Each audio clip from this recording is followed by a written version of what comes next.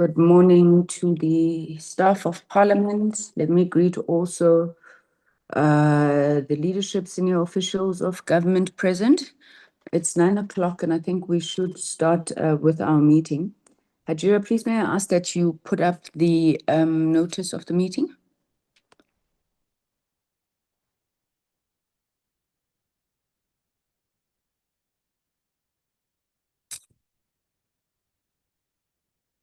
Thank you. May I check if we have a quorum to start the meeting? Morning, Chairperson. To date, we have 5 members, Chair. Thank you. Is that including the chair? That's correct. And to take decisions, we need 6? That's correct, Chairperson. I'll keep monitoring. Okay. Please do alert me as soon as another member joins. Do we have any apologies? Yes, Chairperson, good morning. Chairperson, we have apologies for the Deputy Minister who has a previous commitment. I know Ms. Singh said she'll be late, but she has logged on. And then Mr. Hendricks has requested that he leaves at 11. Thank you. Thank you very much. All right. So there's the agenda of the meeting. It's the consideration and adoption of the second committee program, consideration and adoption of minutes of the 27th, and then the APPs of ICASA, FPB.ZADNA, Broadband, Infraco, and Sentech. Honorable members, we've got a hard stop at 1 o'clock today. So I'm going to really again appeal to the entities to strictly stick to the time limits that they've been given for presentations as well as responses. I see Honorable Nchabeleng, sorry, I'm not sure if Honorable Nchabeleng or Honorable Ngobese, who has since joined us, Hajira.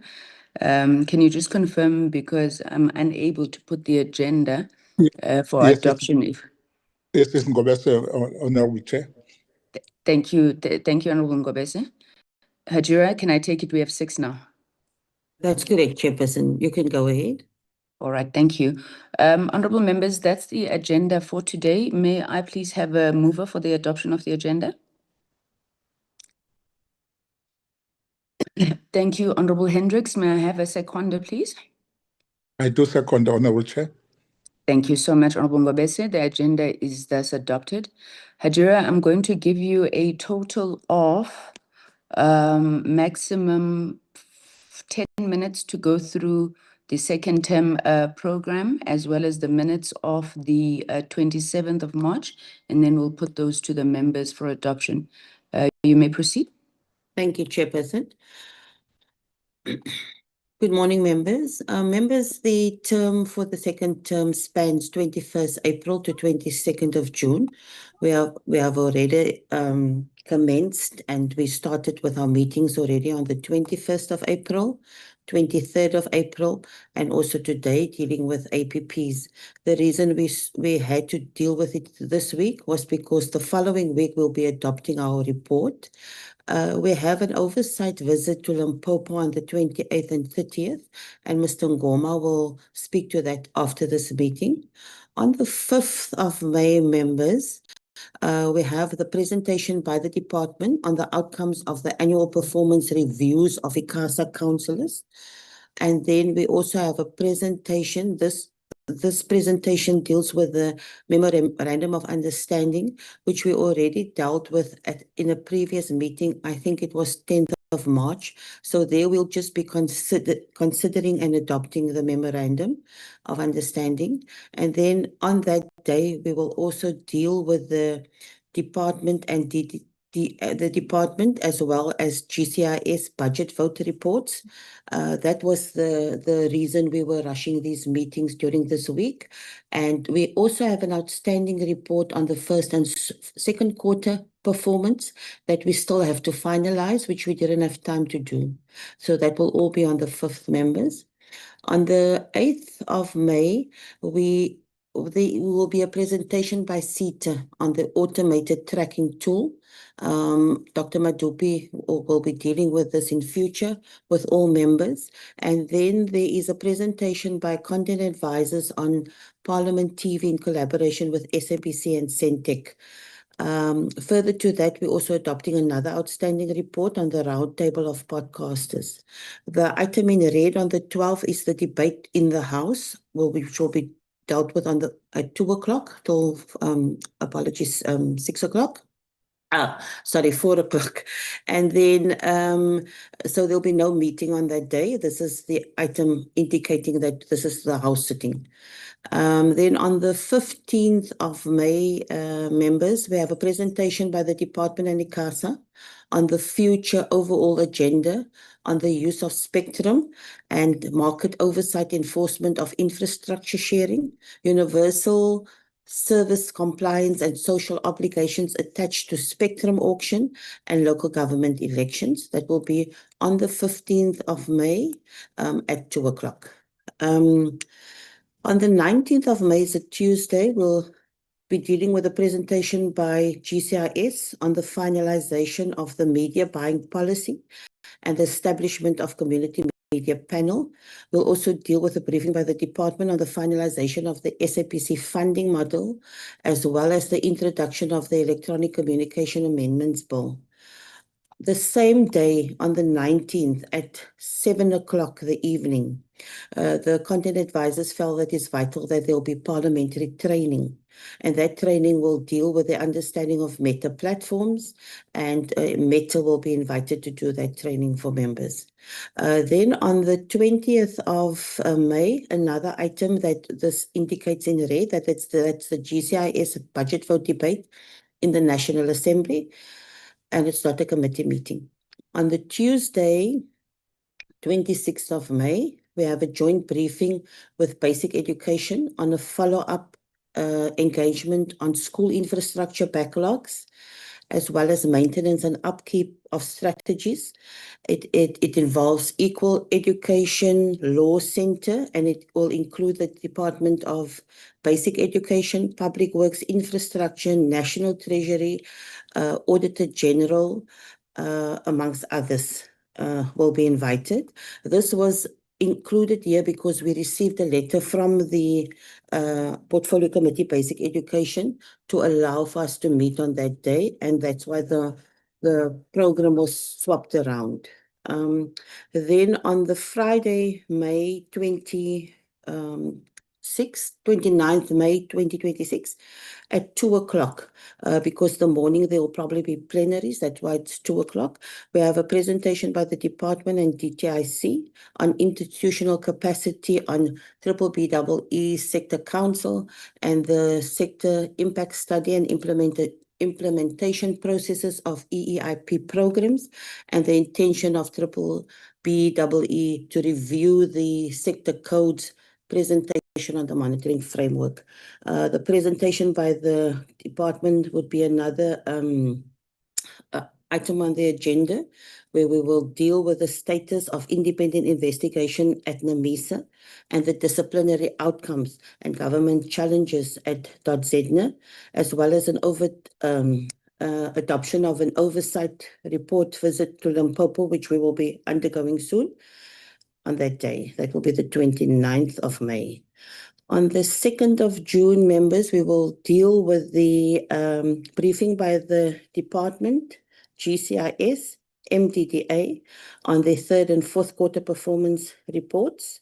And on the 5th of June, it's a similar process where we will involve FBB, ICASA, and some of the other entities mentioned there. On the 9th, same process where we involve further entities, SAPO, USASA, USAF, etc. And then also on that 9th of June in the evening, we have another training session at 7 o'clock till 9 o'clock with TikTok, and this will be for members, and external stakeholders will also be involved. On the 19th, Friday the 19th of June from 9 o'clock, we continue with the third and fourth quarter performance. And on the 23rd of June at 9 o'clock, we will deal with it. This will be a joint committee with social development on the progress made in relation to the swapping of SASSA cards. There has been confirmation verbally of this meeting. We're just waiting for written confirmation. On Friday, the 26th of June, we will be adopting the outstanding reports, which would be dealing with the third and fourth quarter. And then this item is an item dealing with it's a presentation by the department on the determination by the president on the remuneration of public office bearers, including members of independent council institutions for the financial year 25-26 that was tabled. This has been done before, but members must just note that this item is tentative and it's dependent on the finalization of performance reviews. Thank you, Chairperson. That is the program.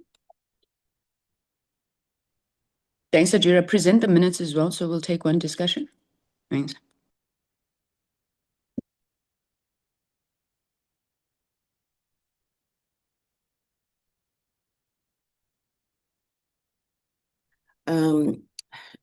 Members, this is the minutes, Friday, the 27th of March. We have two sets outstanding. We have the 17th of March and the 27th. The 17th of March, the content advisors are still looking at it, and we will present it at another day. So this is the first page, where we dealt with the update on SAPO, on its sustainability strategy and its BRP exit timelines. And we had that presentation by CSIR on ICT research, as well as the presentation by the department and ICASA on the future of overall agenda of the use of spectrum. That's the first page, members. We got just attendance. Second page, attendance. Third page, attendance and welcome. And if you can note on the second item, members indicated the members questioned the timelines allocated in the minutes of the 17th. The minutes will therefore stand over. This minutes will be presented at a future meeting. There was opening remarks by the minister, and there were observations on the SAPO future sustainability strategy. And these are the recommendations on the SAPO sustainability strategy, that the minister ensure that the department, SAPO, and business rescue practitioners submit a consolidated and final funding position, clearly confirming the required amount and its intended operational use within 1 month after the adoption of the minutes. Ensure that the department provides a clear written and consolidated timeline indicating milestones for assessing funding, exiting business rescue, and restoring a fully constituted board and executive management within 3 months after the adoption of the minutes. Ensure that any continued business rescue arrangements are justified in writing, supported by clearly defined milestones, deliverables, and parliamentary reporting arrangements every second month after the adoption of the minutes.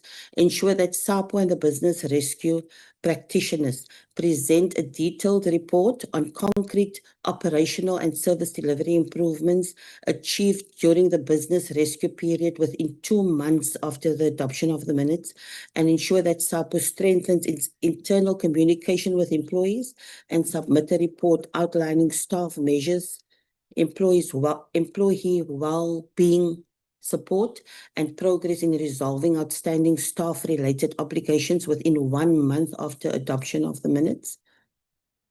Ensure that the department strengthens coordination with the National Treasury and reports on measures to identify and mitigate funding risk to SAPO's operational continuity within 1 month after adoption of this minutes, and ensure that SAPO submits a categorized assessment of partnership proposals arising from the request for information processes, distinguishing immediate, medium-term, and long-term opportunities within 2 months after adoption of this minutes, and ensure that SAPO presents a focus plan prioritizing digital services, logistics, and sustainable revenue streams over declining traditional mail operations within 3 months of adoption of the minutes. Ensure that the department proposes a post-business rescue oversight framework to monitor governance stability, financial sustainability, operational performance, and accountability within 3 months of this minutes, and ensure that the committee conducts a follow-up engagement with SAPO, the department, and National Treasury to assess progress against all recommendations within 4 months of adoption of the minutes. After that, members, we went to the presentation by CSIR and we had observations on that page. And then the recommendations were as follows: ensure that the department working with CSIR present a consolidated plan outlining how CSIR research outputs will be systematically integrated into government programs and service delivery within 3 months of the adoption of the minutes. Ensure that the department, together with CSIR, provides a detailed mechanism to improve communication and awareness of CSIR research capabilities, and to provide a collaboration framework within 3 months after adoption of the minutes. Ensure that the department reports on policy, regulatory, or institutional measures that could strengthen or formalize the utilization of CSIR services, and report back to the committee within 3 months after adoption of the minutes. Ensure that the department, together with CSIR, provides a plan on the initiatives aimed at scaling digital connectivity solutions in rural and underserviced areas within 3 months of adoption of the minutes, and ensure that the department, working with CSIR, provides a report in coordination with the department's state-owned entities and education institutions to support skills development, innovation, technology transfers within 3 months of adoption of this minutes. Ensure that the department, working with CSIR, reports on the protection, management, and commercialization of intellectual property to maximize national economic benefit within 3 months, and the department to ensure follow-up briefing to the committee to present progress on the implementation of all CSIR-related recommendations within 6 months of adoption of the minutes. And that would be the end of the minutes. Thank you, Chairperson. Thank you very much, Hajira. Members, those are the, firstly, the second term program of the committee. I don't know if there are any questions for clarity on the program, except perhaps to just highlight one issue that Hajira raised with regards to the report on the determination of the remuneration of office bearers. Members will remember that when we discussed this matter in relation to ICASA last year, there was a very strong view from the members that it can't be that year after year there's the same complaints that we are approving salary increases while they are not necessarily performance related, and not much is being done by the department to ensure that it finalizes ICASA's performance agreements and that the performance reviews have been done. Hence, we've then put in the program that we will get a presentation that this matter has been finalized, the councillors have signed, the department has signed, before we are able to consider the determination on the remuneration of public office bearers. So I just wanted to highlight that. And then we've tried, and I do apologize, where we still have Wednesdays, and in such a case, it's really because there's absolutely no other day. You'll see our program that a lot of it is really what is, firstly, well, it is aligned to the parliamentary program, but most of it is reporting with very little room that we've been able to have to be either issue-based or program-based. So I do apologize where it clashes with Wednesdays, and then we've utilized Fridays for the days that we've been given as additional days as and when we need to use them. Members, with that having said, may I please call for either any questions on the program or, okay, I see there's hands. Honorable Bodlane. Good morning, Chair. Good morning to the meeting. Chair, I think one of the things that we had agreed that we are going to treat as urgent was the meeting regarding the SABC funding for the elections. But I do appreciate that we already have a packed program, but I still think that is a very important engagement that we should really consider. And in the absence of us being able to squeeze that, is it at all possible to make other interventions, perhaps right into cocktails, just so that at least there is movement on that? I would take guidance from you just to so that there's some movement. I'm worried about us having a meeting on the 19th of June, considering that that is the weekend of the IEC voter registration. Most of us have constituencies that we would need to be attending to, and the question of quorum, having a quorum in the meeting may arise. And I see it's the CETA and BBI, but I'm not sure if it is wise to have a meeting on the eve of the IEC registration weekend because of political activity.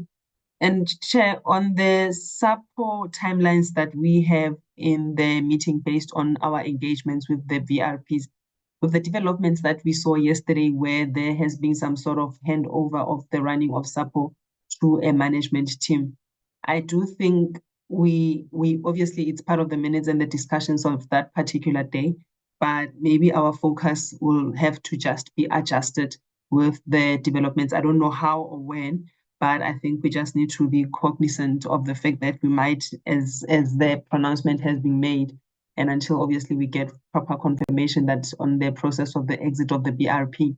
But I think we might need to adjust that. I'm not suggesting in any way that we change the timelines, but just so that we consider. And I'm open to suggestions in terms of what the other members are saying, because when we asked for additional days, the composition of the portfolio committee was different. And we really must be considerate for other MPs that might miss the portfolio committee because they sit on other meetings. So maybe this is the conversation we should be having. But all in all, Chair, I also rise to support the move for the adoption of the minutes and the committee program. Thank you. Thank you very much, Honorable Botlane. Honorable Subrathi.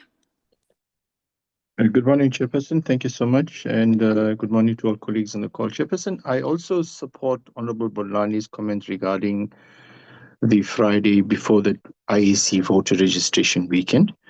I wanted to raise a pointed contribution towards a joint sitting with social development.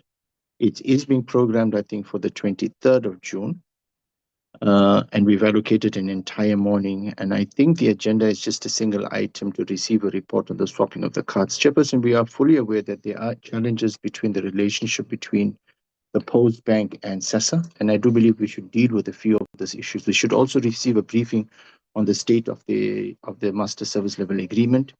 I propose that we also deal with the issue of the debt that is started to accumulate of 100 million. And also, if it's possible, receive a report either from Treasury regarding the funding of the 2 billion or from the Postbank itself of alternative ways of how it can fund it. I know Postbank has alluded that it wants more government business. If it gets more government business, it will be able to manage. And I think we should use this 4 hours on that morning to allow them that platform as well. Those would be my additions. And if that is acceptable to members, Chairperson, I also then second the adoption of both this report and the minutes. Thank you very much, Honorable Subrathi. Honorable Nchabeleng.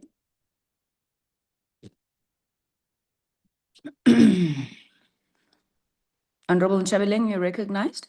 Thanks a lot, Chair. I was just trying to unmute quickly. Chair, thanks a lot for the opportunity to engage. Chair, I noticed that our in-house meeting is attended by everybody, where we are discussing a program as well as minutes of our own in-house meetings.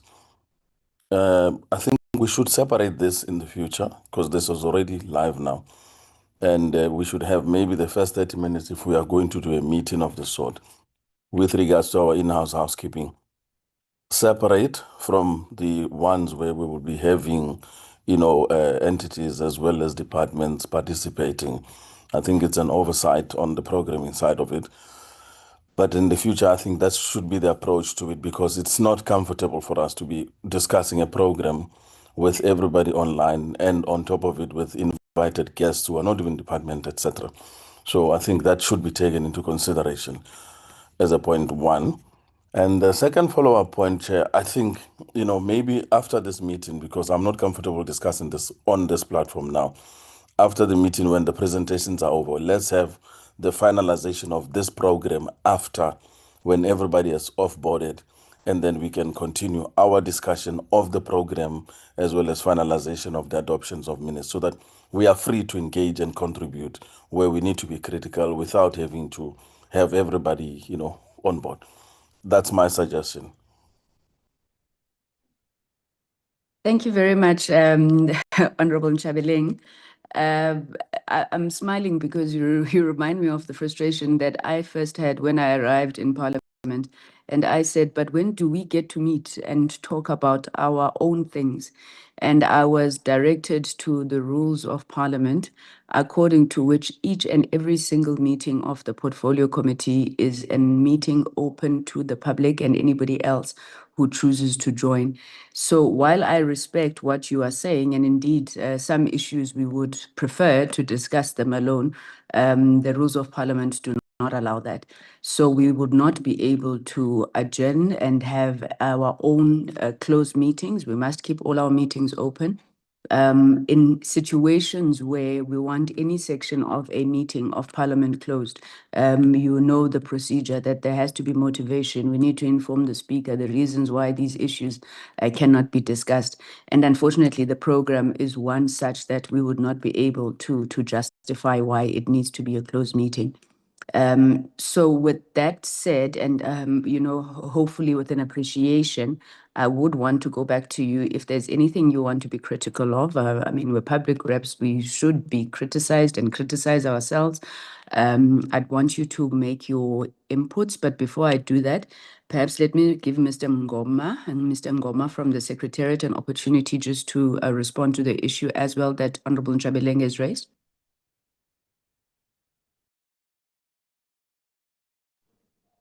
Mr. Ngoma, are you in the meeting from the Secretariat?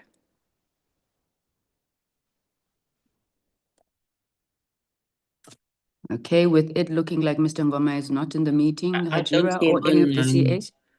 I don't see Okay, him online. Chairperson, you are correct, Chair. Meetings are open to the public and it's dealt with in the manner that you've indicated. Thank you, Chair. thank you very much. Honorable Ntshabeleng, would you like to come back? Chair, yeah, I'm a bit confused because maybe I'm, you know, I don't know what I'm talking about, but I think I do know what I'm talking about. In other committees, when we have minutes as well as other programs, they are usually scheduled after or before, and then the public as well as, for instance, entities and departments are actually, asked to exit the meeting so that we can have our meeting to finalize. That's the practice I'm used to in other committees. I don't know the rules of this committee. It seems we have a special rules for this committee only. But other committees do that as a practice and they've never had an issue. We're not talking about a closed briefing where there is something secretive. We're talking about our own finalizing of our own internal issues where we don't have entities on board. And it has been a practice, and I don't know why it is not common in this committee that this is how it is done. So I just want to maybe get clarity on that. I'm not so sure why we are insisting on that particular practice. Thank you, Honorable Ntshabeleng. I want to make a proposal because of the time issue. We've already taken 30 minutes. So the finalization of, well, the two items have been moved and seconded, but I'm well aware that this is an objection, so I want us to treat it as such. I'm going to request that we defer this item. While we are doing that, can the Secretariat also just go back and confirm? I do know that this was an issue that was discussed right at the beginning of the committee, and we have always then held our meetings in this manner. But in the interest of not wasting any further time, members, we can't spend half an hour discussing this matter, but I see hands, so let me take them quickly, and then hopefully, if you agree, we will come back to this item. Honorable Subrathi, then followed by Honorable Bodlani. Chairperson, I would just like to indicate, because Honorable Ntshabeleng has raised this on a public platform, so fellow South Africans are aware, we do have a WhatsApp group in which all information and all proposed programs are shared well in advance and any amendments. And we have operated in a very open and democratic process where members are most welcome to engage each other in that group there. So there is that process, and we've had instances where input was made. For example, I made inputs both in this committee and in the group that Friday may conflict with prayer times, and there was a move to move the Friday afternoon starting at 2 o'clock so it does not conflict. So there is a democratic process. We do have an ability to ventilate and to express in ourselves. And I think in the interest of being a democratic society, I do see nothing wrong in the way we have dealt and we have been dealing with the adoption of these programs and the minutes, etc., on this open platform. Thank you, Chairperson. Thank you very much, Honorable Subrathi. Honorable Botlani, you'll be followed by Honorable Ngubane. Thank you so much, Chair. Chair, I have been covered by Honorable Subrathi, but I'm questioning that you do not misrepresent Honorable Nchabeleng. I did not hear him saying he's objecting. He was just questioning the process. So if it could just be clarified, so we do not represent the honorable member. Thank you very much, Honorable Botlani. Well noted. Honorable Ngubane. Yeah, good morning, Chair, and good morning, colleagues. I'd like to concur as well with the Honorable Nchabeleng. If there is an urgent need, if it's been happening on other committees, I sit on many other committees, especially Home Affairs committees, when there are pressing issues that a committee needs to have in committee meetings and discuss mostly sensitive issues that pertains specifically to the committee, it's allowed. So it's been happening on other committees, not the first request, and other committees are doing it when there is that pressing need for only members to discuss some critical issues and sensitive issues. So it's allowed, Chair. Yeah. Thank you, Chair. Thank you very much. Honorable members, maybe let me go back to Honorable Nchabeleng to clarify whether indeed I misrepresented, as Honorable Botlani was saying. Given the fact that the agenda has been moved and adopted, are you comfortable that it's adopted, or are you objecting to its adoption until your issues have been clarified? No, Chair, I was of the opinion that we would park this discussion of the agenda, including the program, to the last end so that we can clarify that processes, as I was explaining. So to say it must be adopted, it means then I'm being overridden and I'm treated literally as an objection, which is not correct. This is not an objection. It is a request to say, let's move these items so that we can discuss them properly ourselves. Like as my, colleague has concurred on Ngwanda, this is a practice, in other committees. I don't know why it's treated as a sensitive issue here when it is common within Parliament that we exit non-committee members off the platform, then we discuss issues of in-house. Okay, the committee advisors as well as the secretariat has heard the discussions. I am requesting that you come back to us before the conclusion of the meeting. The things that we are saying, as I indicated, had been deliberated in this committee before. I know that, for example, in another committee that I serve on, we do meet, we do have housekeeping meetings. Anybody can join those meetings. We have never had in-committee meetings. So it may be a lack of understanding on my part, but it's also based on the guidance that we've received from parliamentary staff. So if we could have that before we close the meeting. And may I request that when we come back to this item, the items that were raised by Honorable Botlani and Honorable Subrathi have also been factored in, specifically the rescheduling of the meeting of the 19th, consideration given to the addition of a meeting relating to the funding of the SABC for elections, as well as the additional items on the SASA agenda. Thank you very much, honorable members. I think let's then move to the first presentation of the day, which is the APP of the Independent Communications Authority of South Africa. They will be followed, if I'm not mistaken, by the Film and Publication Board. We'll take two presentations at a time. Each presentation, chairperson of the Council of ICASA, is a maximum of 20 minutes. Maximum is not a target. You can come below 20 minutes, but there's a hard stop at 20 minutes. May I invite the DG if you have any open remarks, and then we can hand over to ICASA.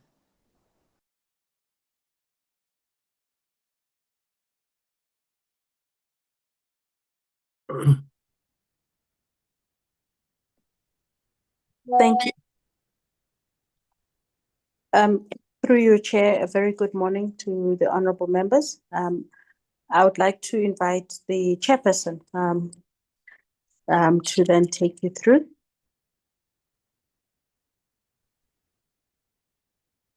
Thank you very much, and good morning to the Honorable Chairperson and members of the committee, my colleagues from ICASA, councillors, and the general public.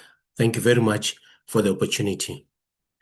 Well, Chair and honorable members, it is my privilege on behalf of the Council of ICASA to present the annual performance plan of the authority for the year 2026-2027. I must state that this presentation takes place at the moment of profound transformation in the communication sector, one defined by rapid technology changes, growing high demand for digital services in our country, and an increasing expectation that regulations must be both firm in principle and agile in practice.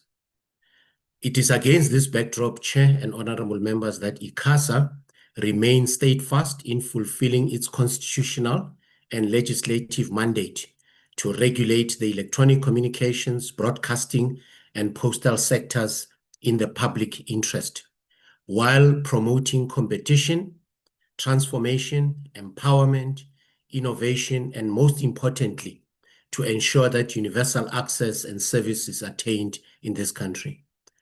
I would like to reassure the Chair and honorable members that our plan is firmly aligned with the National Development Plan, government priorities, and the medium-term strategic framework. It reflects our continued commitment to ensuring that communications infrastructure and services serves as a catalyst for inclusive economic growth, social cohesion, and digital empowerment, and noting that initiatives that have started unfolding from previous years, such as the Digital Transformation Roadmap, Operation Vulindlela, and others. So in preparing this annual plan, the Council of ICASA has placed strong emphasis on some of the strategic outcomes. Firstly, Chair and members, it's improving and strengthening relationship with our staff members and recognizing the value that they provide in ensuring that we run the organization professionally. Strengthening of the regulatory certainty and market effectiveness. As we know, it's our mandate to make sure that we attract investment in this country. And as such, it's important to make sure that whatever regulations that we develop talks to the current and the future. And again, we're ensuring compliance by licenses. I think this is going to be one of our biggest focus for the year, to make sure that all the licenses, in terms of their terms and conditions, they comply, and ensuring that access to communication services and broadcasting diversity is expanded, not only in urban, but even in rural. And lastly, advancing digital transformation and the efficient use of spectrum. I think we know that, Chair and honorable members, one of the best assets that we still have as an authority is spectrum, and is going to be one of the focal areas to ensure that spectrum is used effectively and efficiently by those that have been assigned. And strengthening our institutional capacity, most importantly, governance and accountability.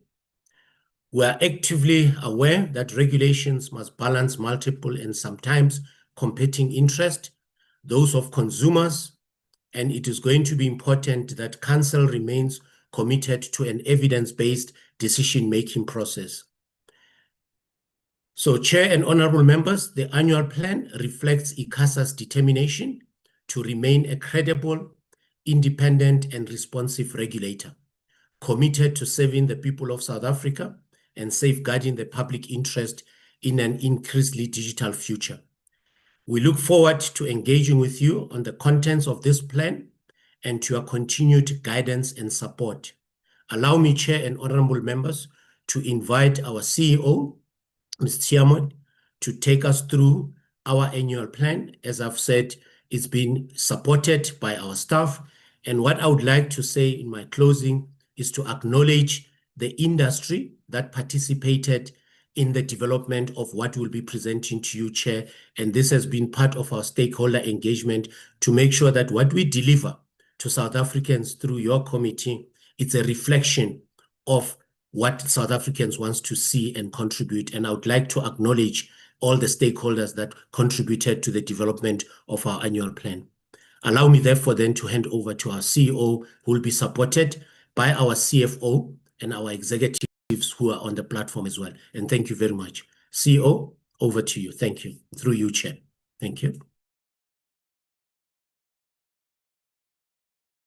Good morning, Chairperson of the committee. Good morning, honorable members. Good morning, DG, the leadership of respective institutions. Good morning, councillors. Good morning, colleagues. Chairperson, I have taken your directive and I'm going to try my best to really run through the presentation and not read through the presentation. I will do my best, Chair.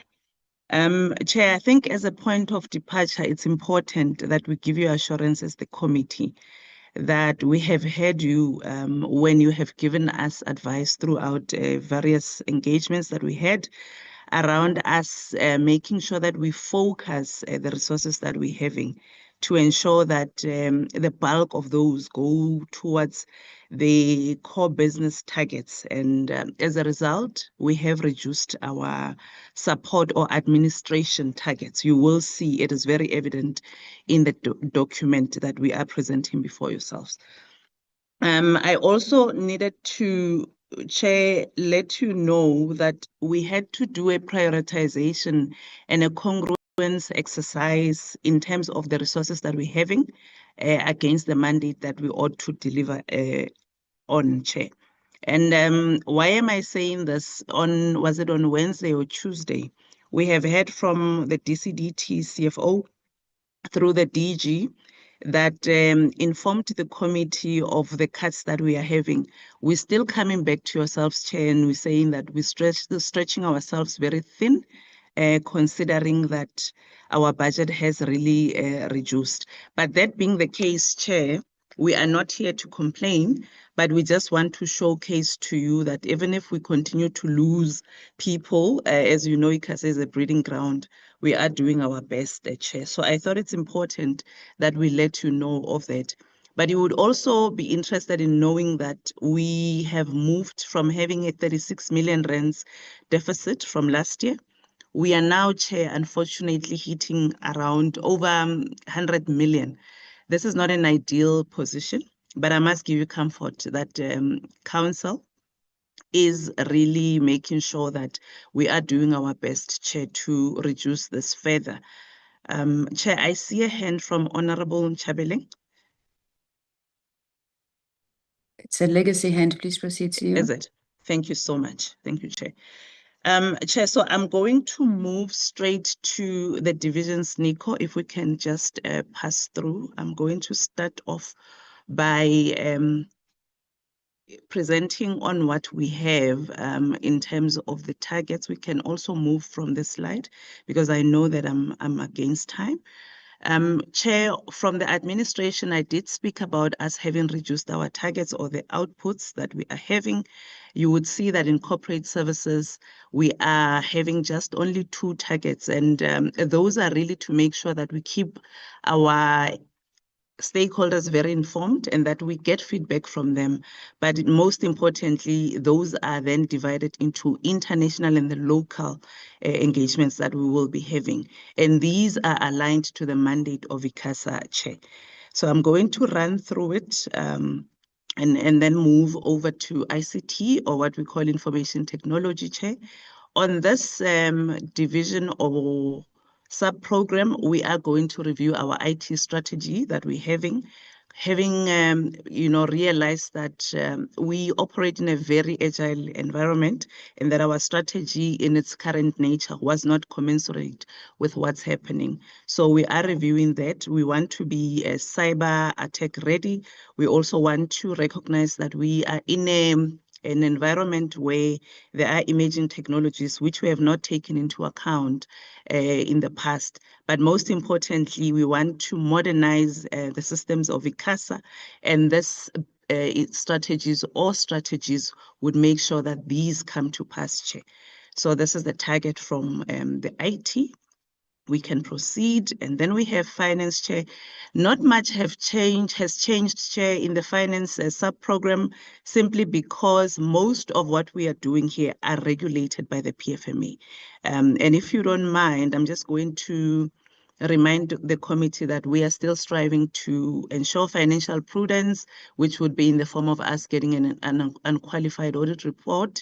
We also are going to make sure that our efforts are continuing to make sure, Chair, that we pay the invoices within the timelines that are stipulated, and that we also collect the licensing fees or license fees that we are mandated to collect for the fiscus. From the procurement side, Chair, these are the targets that we got from the Department of Women, and these are as per the government's directive. We still have those and are pursuing those with Chair, a commitment from ourselves that we are going to be very aggressive, and we continue to do that, Chair, to make sure that these designated groups are not left behind as we procure. We can proceed. We are now in HR, Chair. I've spoken about us being lean on the resources side, but what we want to do is still maintain the skills that we're having internally, as well as the warm bodies that we're having. We have a target of maintaining 7% vacancy rate, and we're doing quite well in terms of this. Again, I must indicate that this is calculated only based on the funded positions that we're having, because we recognize we also have the unfunded positions in our structure, Chair. We are also elevating the recruitment of women in the professional occupation level as per the EE targets that we are having, Chair. We may move, thank you. We also are having designated groups, accordingly youth and persons with disabilities, that we are going to make sure that we align in terms of our recruitment strategy, Chair. On internal audit, Chair, we are a creature of statute, as you know. We are also held to account internally and externally, and we have internal audit that would be making sure that whatever we do not only is risk-averse, Chair, but also to ensure that it is congruent to the laws that we're having, and where there are risks, we are alerted and we can then monitor those and mitigate accordingly. I also need to indicate that we're working very closely with AG, and as a result, they've also given us assurance on this APP that we are bringing before yourselves. Next one, on legal, Chair, what I would want to elevate, maybe it's an issue, two cases here, or two issues. One being around the Complaints and Compliance Committee, which serves as our tribunal, which will continue to keep the licensees accountable in terms of the license terms and conditions as per the issued licenses. Where there are non-compliance cases or complaints, this is the committee that would independently preside over these issues, Chair. The last issue on legal is around disaster management, Chair. As per government's directive, we have put this in our APP just to make sure that we manage any potential disaster that may arise, and that we are very, very alert in our operations as we proceed, Chair. Thank you. And Chair, I will spend a bit of more time in the core divisions, because I gather the committee's interest is also on these ones, not meaning that the other ones are not important, Chair. On licensing and compliance, Chair, if I were to start off with the digital community television broadcasting services, Chair, we aim to, in this year, make sure, Chair, that we are going to do some work. As you recall, last year we did have a program around community sound broadcasting, and we have done some work. In this year, we are going to concentrate on the process of licensing the digital community TV broadcasting services, Chair. So this is what the work that we are going to do. Chair, we're saying it's going to be 50% that we are concentrating on, because we are cognizant that this is a process, and we are going to issue the ITPR. In fact, we have issued the ITPR that closes in June, the 30th of June, and we are going to be assessing the applicants that we receive from that invitation to apply that we've issued, Chair. The findings document for the IECNS, Chair, we are then going to conduct an inquiry in this instance and produce the findings document just to assess whether there is a need, and if so, what is it that ought to be taken into account. And again, we would say 50% because again, we are cognizant that this is a process that has different layers, Chair, and milestones. For licensing of broadband spectrum completed, which is commonly known as the IMT, Chair, we are then going to do some work. And as we said in the past, that we were conducting benchmarks. We were also, en route to appoint the service provider that's going to assist us with this project. So in this financial year, we are going to be then proceeding to make sure that we have some milestones, either in the form of the information memorandum or such, Chair, just to ensure that we then proceed with the licensing of the IMT or high demand spectrum.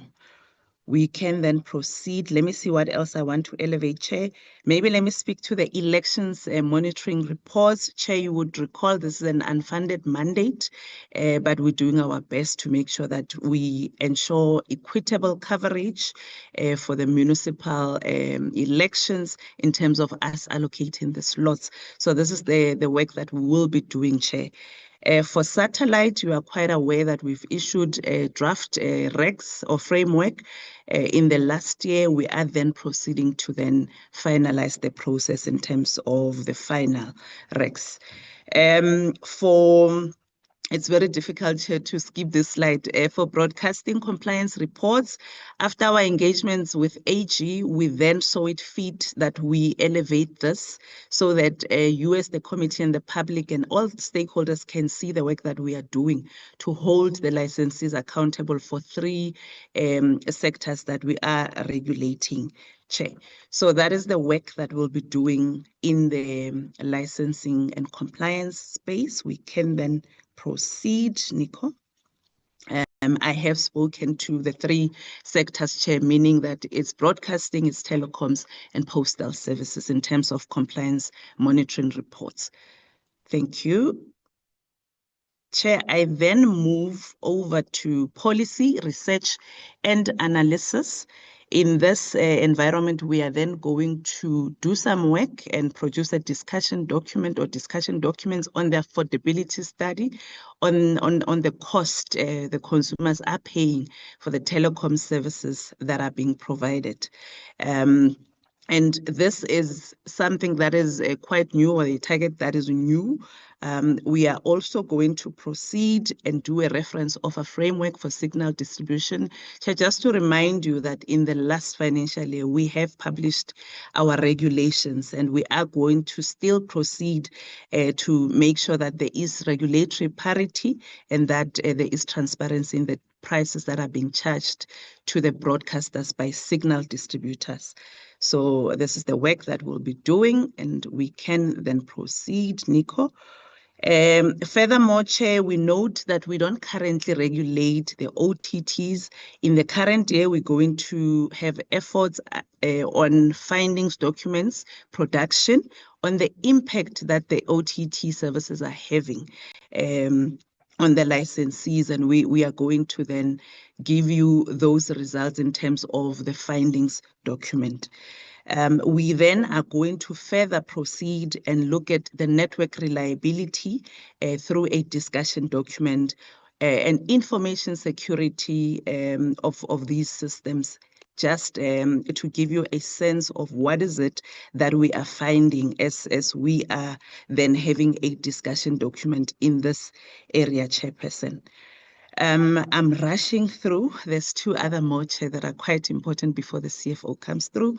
We can then proceed, Nico, to engineering and technology. Thank you. Chair, maybe here, let me talk to the long-term spectrum outlook and also give you a sense of what we will be doing in the project. Just to say that for the 10-year plan and the 20 years, we are going to therefore be giving you a sense of how the spectrum is going to be used and what, especially in the long term. Coupled to this, we are also going to, and I think it's in the next page, we are going to look at the dynamic use of the spectrum. As we know, it's a finite resource. Chairperson, you would recognize that there's already work that we have been doing in this instance, and we want to then ensure that there is efficiency in the use of spectrum. And the chairperson has gone to town in talking about this issue. But most importantly, we also want to make sure that there is alignment in our IMT roadmap that we develop together with the acts that are being given or published by the ITU itself, and to ensure that we go back and make sure that the National Radio Frequency Plan is aligned accordingly, Chairperson. So I can then move and also just maybe touch a bit on the digital broadcasting regulations, just to say that we are going to do some work on this. We've already started in the prior year, but an area again that may be of interest to yourselves as the committee is the quality of service that we are monitoring through this division or engineering and technology. And we are then going to, in this current year, make sure that we monitor the 6 provinces. And when we say the 6 provinces, Chair, we are cognizant of the resources that we're having and the tools that we are employing. You would note that unfortunately we still are reliant on the drive tests that we are using, whereas we are then looking at making sure that we procure other enabling tools to ensure that whatever results that we are having are not just fragmented and sporadic, as was the case, Chair, in the last year or so. We can then proceed. Nico, then the last program, Chairperson, is around... CEO, please wrap up and hand over to the CEO. Thank you I mean, so to the much, Chair. CFO. Thank Chair, you. 2 minutes, I promise. Thank you. Chair, Regions and Consumer Affairs. Let me just here elevate maybe one issue or two around consumer complaints. Chair, you note that this is a big pillar that informs the work that we do, especially through the CCC or the tribunal. We are still saying that we are going to, have 89% of these resolved within the regulated turnaround times that we're having. We can move, Nico. Most importantly, Chair, we want to also review the code of conduct for ECS and ECNS licensees, just to make sure that we hold them to account. And lastly, ensure that there is adequate stakeholder engagement through our consumer advisory panel, Chair, that is appointed independently. Chair, let me stop here and ask the CFO to just come in with the financial resources and considerations, Chair. Thank you. Good morning, Chair. Good morning, members and colleagues and the public at large. Chair, I'll be short, Chair. Majority of what we are looking at for Chair or at Chair is that we going to be receiving about 506 million from the state as an allocation. We are looking maybe to generate about 65 million again on interest. Chair, you will note that the shortfall will have increased significantly, Chair. The budget is shortfall to 132 or 33 million, Chair. This is to cover initiatives that the organization plans to put in place and support the targets that we have been discussing or the CEO has discussed, Chair. So from for the percentage that you see, Chair, there, you will note that they could be alarming. It has to be noted that, Chair, is basically comparing this budget against the preliminary or the projected numbers that we had around, I think it will have been February or so, Chairperson. So it's not based on the actual figures that we're going to be producing as we go through the audit itself, Chairperson. You also note, Chair, that we are trying, and the reason for the increase in this, Chair, is that we have to sort of like utilize the amount that we have been carrying forward for years, Chairperson. Now we are putting to use. One of it we had put aside for one project, Chair, that we are not going to be able to fund for now. So we decided the money could be best utilized, Chair, to further other initiative of the organization. Part of it, Chair, is SAPC and election monitoring, Chair, that will be doing and appointing colleagues to assist us in that space, Chair, because we didn't have adequate resources to do that. The other one is to look at issues that will do with the strategy, Chair. Every year when before we put we put in place the annual performance plan, we do have to engage stakeholders. So we have put some money aside for that, and also to develop the document that talks to the ICASA of the future, if I can use that word, Chair. We have also tried to increase the amount that we allocate to IT, Chair, and also training, so that we are able to improve our colleagues. The other one, Chair, there were areas where we didn't have proper representation, or in some provinces. What we are looking to, Chair, is to target that majority of the provinces we do have offices before the end of the year. So far, I think there are about 2 that are close to finalization. We are busy with it. I think it will have the remaining 3 chairpersons. So that is what will lead to significant increase in the deficit, Chair. Chair, I'll end there for now, Chair. Thank you. Thank you. Thank you very much, CFO, CEO, and the chairperson. Let's immediately go into the next presentation. Am I correct that it's the Film and Publication Board who follows? That's correct, Chairperson. Thank you very much. May I welcome the Film and Publication Board, and over to you.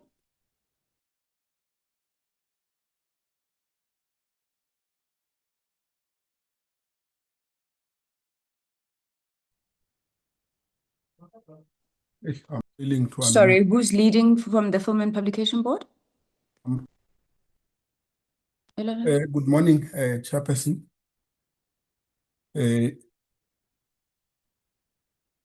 My name is Lufuno Tokyo Nevondwe.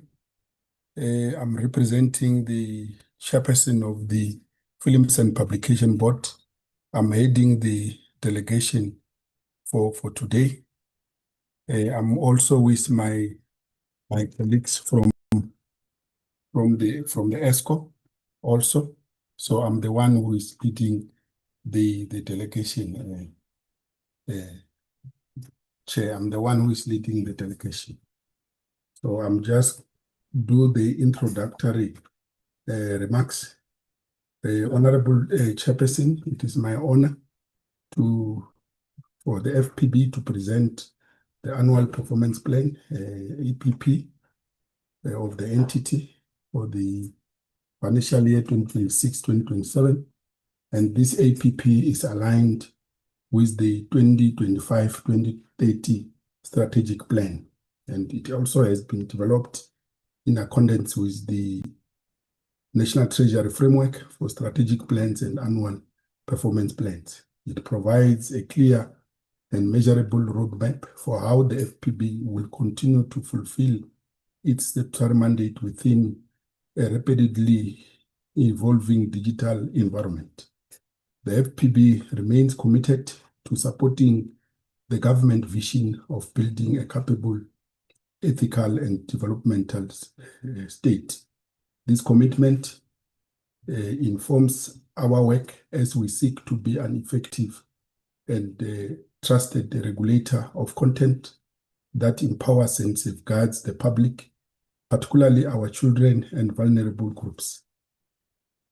And in terms of our Films and Publication Amendment Act of 2019, which significantly expanded the mandate of the FPB to include the regulation of the creation, production, and distribution of films, games, and certain publication, including online content.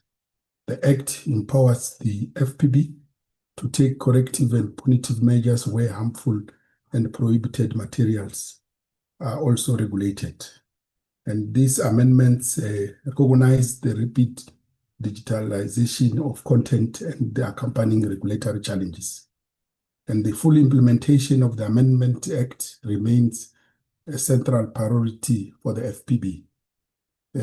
But the whole presentation, Honorable Chairperson, it will be done by our CEO. I was just giving you the introductory remarks. I'm not alone. I'm with the CEO and also the CFO, Ulisani Ramugadi, and also Beveli Nkumanda, who is the Corporate Services Executive, Ephraim Shako, who is the Technology and Platform Monitoring Executive, and also Advocate Makosazana Lindost, who is the Regulatory Development and Enforcement Executive. So this is the team from the FPB. I'll just hand it over to the CEO and also respect the time limit of 20 minutes, which you have given to us. Thank you, Chairperson. Thank you very much, Advocate Nevondo. Good morning, Honorable Chairperson, honorable members of the committee, and the DG and colleagues. It is my honor to present the annual performance plan for the Films and Publication Board for 2026-2027 financial year.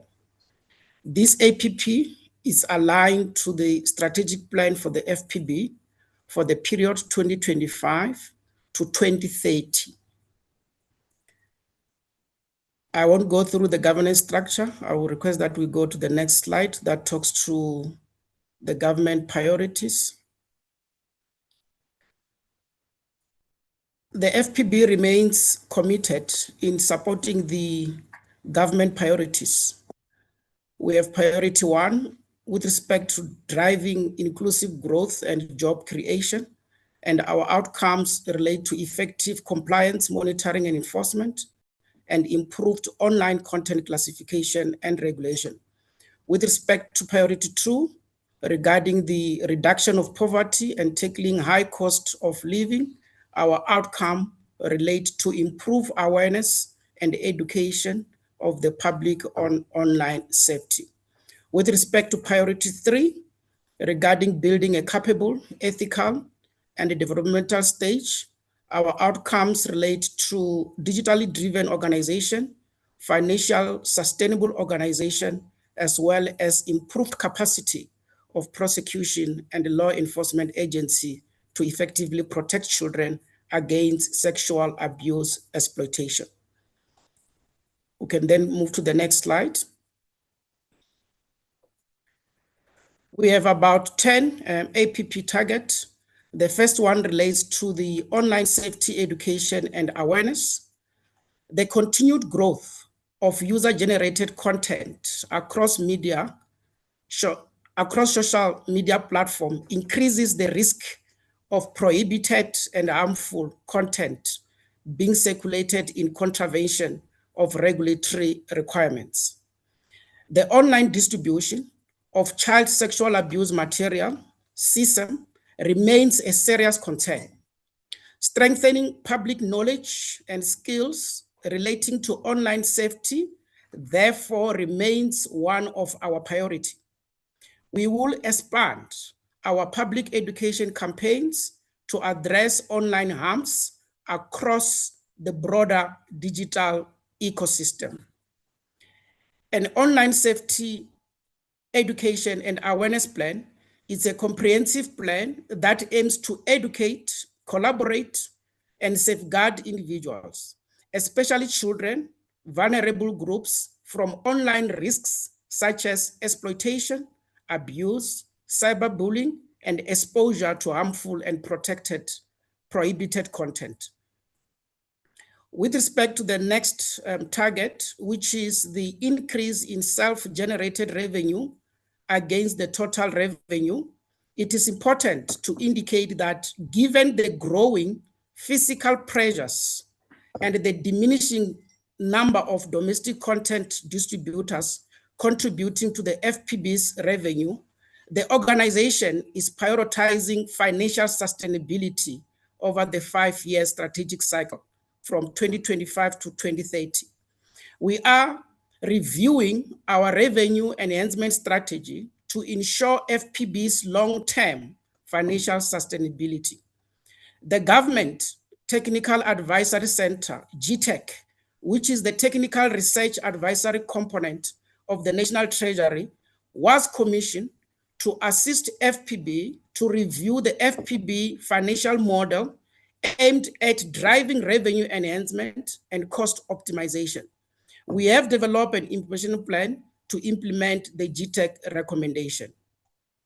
We will continue to explore new revenue streams and optimize our existing income sources, as well as to ensure compliance from a broader base of distributors and enforce penalties where necessary to meet our operational needs.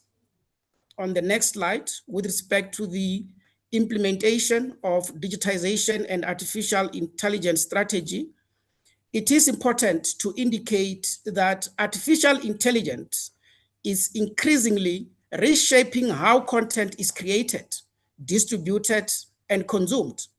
As a regulatory body, we are embracing AI as an enabler, ensuring that we remain a trusted authority in the content regulation. The phased rollout of our online content regulation system has already enabled us to respond to the industry needs by significantly improving the turnaround time for age rating decision. This has strengthened both the service delivery and the organizational efficiency. With respect to the target relating to the classification decision issued within 7 working days, it is important to highlight that the FPB's core mandate is to prevent the premature exposure of children to age-inappropriate content and to provide consumer advice to enable adults to make informed viewing, reading, and gaming choices, both for themselves and for the children in their care. We classify material and content received from the distributors, and we issue classification ratings. On the next slide, relating to the quality assurance auditing conducted on new self-classified content from commercial online distributor. In terms of the Films and Publication Amendment Act 2019, it provides for the establishment of core regulation system that allows the accreditation of independent commercial online distributors by FPB to classify their own digital films and games. This has extended the compliance obligations of the Films and Publication Act, and the Films and Publications Act's compliance and the monitoring function with respect to the online distributors. We conclude online distribution agreements with online commercial distributor of films and games, and online commercial distributors are permitted to self-classify the content using the FPB's classification guidelines. We then audit the self-classified content from the commercial online distributor. With respect to the target relating to the child sexual abuse and exploitation material, it is important to indicate that the FPB's core mandate is to prevent the premature exposure of children to age-inappropriate content and to combat the creation, possession, and distribution of child sexual abuse material. We will continue to collaborate with law enforcement agencies to address these crimes. On the next slide, that talks to the research conducted to support the mandate. It is critical to indicate that in the research domain, we remain committed to producing evidence-based studies that support the effective execution of the FPB mandate and contribute to the organizational excellence. Our membership to the Global Online Safety Regulators Network also enhances our ability to benchmark and collaborate with international peers. With respect to the application for registration, the FPB registers distributors and exhibitors of games and films on all platforms, including digital platforms, and ensures compliance with the Films and Publications Act. We also register the Internet Service and Access Service Providers in terms of the Films and Publications Act. On the next slide, regarding the implementation of regulatory compliance plan, it is important to indicate that the Films and Publication Amendment Act has extended the compliance obligation of the Films and Publications Act and the compliance and the monitoring function of the films and publication to online distributors. Our commitment to the regulatory compliance is reflected in our target of achieving 80% implementation of our annual compliance plan. This takes into account the capacity and the financial constraints. With respect to the enforcement actions, the Films and Publications Act has provided for the establishment of the Enforcement Committee. And there are enforcement functions that are then taken by the institution.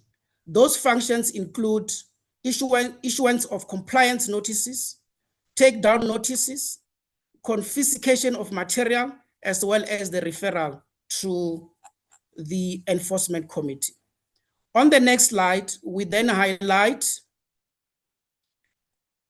our budget for 26-27, which is 132 million.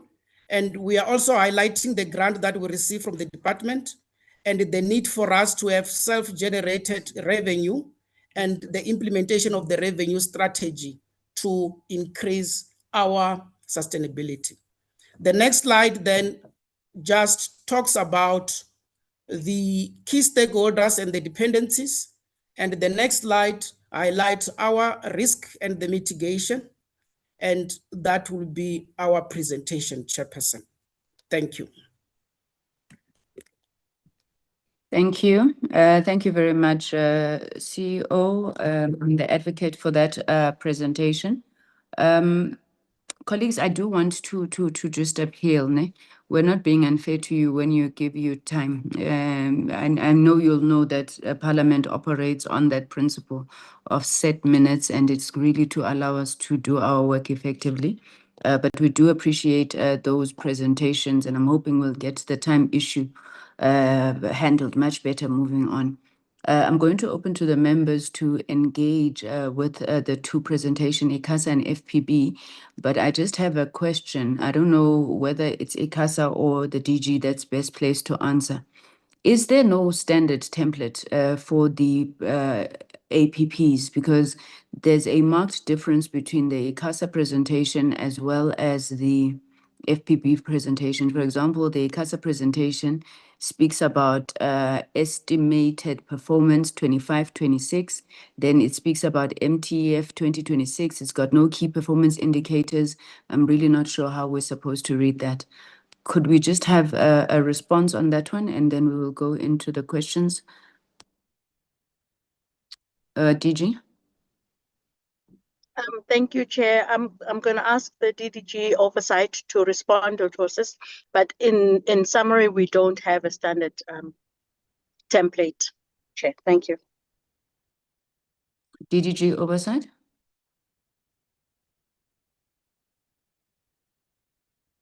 Is that Mr. Shelem? Yes, Chair.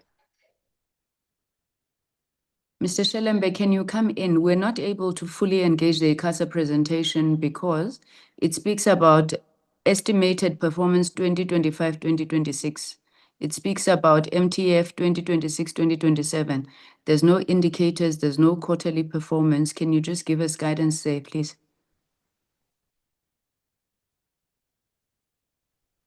Good morning, Chairperson and honorable members.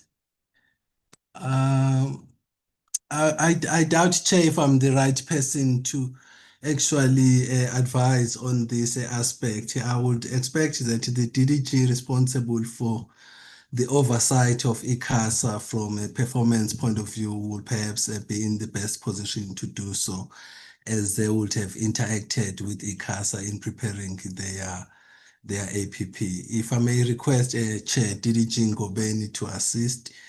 Thank you very much.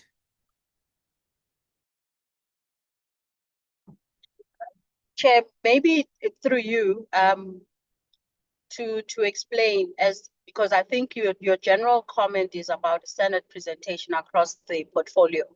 The response was that we don't have. However, in terms of the analysis for each entity, the department does do that, and obviously making sure that it aligns in terms of the MTDP as well as the department's APP. With regards to, I think what you're asking is a standard presentation so that from portfolio committee, you are able to see and match each one following obviously a similar template. We can look into that going forward, but we don't have a standard presentation with regards to the targets. But what we do analyze and look at the issues in response to what is required. Thank you. Thank you very much. Honorable members, please may I invite your comments, discussions, questions on the presentation by ICASA and FPB. Honorable Matafa, you will be first. And then I'll take Honorable Bodlani thereafter. Honorable Matafa. Thank you very much, Chair. Good morning to you, DG, members, and all other guests on the call. Chair, I'm just switching my video on for proof of life. If you allow me, can I turn it off because my connection is unstable? Thank you, Honorable Matafa. Please call ICASA to do a drive-by test there at your house to make sure it's stable. Thank you. You may proceed, sir. Thank you very much, Chair. I will do so. Chair, let me start by appreciating the presentation and thanking those that have put effort into putting them together. But Chair, also underscore the point that you have raised about standardization of planning, especially around various targets. In the meeting that took place 2 days ago, you had apologized. I raised a similar point in terms of maybe in future having cross-cutting indicators where there are overlaps or where they are complementary. And the example that I used was on infrastructure rollout, which lies between ESCOM, BBI, and other role players. So my point is to support your case and maybe request that the department assist the entities to move in a direction where the APPs follow a similar pattern. Because my follow-up question in that meeting was to say, can the department confirm if these entities' APPs are aligned with national objectives and the NDP in particular? And I'm happy that the presenters today did indicate supporting the view of the department that indeed their APPs are aligned with national objectives. And I think if we have a standardized reporting way, we should then be able, out of our own observations, be able to see that indeed there is alignment. Chair, let me ask maybe 2 questions to ICASA, and I'll ask maybe 2 to FBP. And the first one is on the issue of the spectrum licensing by ICASA. Now, my question is, how would ICASA leverage the spectrum allocation to support Black-owned enterprises, SMMEs, because the party that I represent speaks about digital industrialization agenda, which speaks to industrial development, but also which must be inclusive in the ICT sector. So in the past, we have heard, we're not sure how accurate the inputs are, that the big players are mainly the ones that participate in the auction of the spectrum processes. So my question is, how then do we open up for those emerging enterprises? And the second one is also on the issue of inclusion, but on this one is on including those in the marginal areas as well as in the rural areas in terms of affordability of data, which then affects cost of living, because data has become a permanent feature in our lives. And we all agree. Honorable Kilisha will come and speak about the importance of lowering data costs, and we agree with that view. So my question to ICASA is there any study that maybe they are engaged in or would want to engage in trying to see how best we can reach a stage where data affordability becomes something that is realized maybe in our lifetime? Chair, for FPB, it's on the issue of, again, digital transformation and how will that lead to inclusive growth and participation by the marginalized. Now, there is a commitment of implementation of digitization and artificial intelligence strategy at 60% for the year.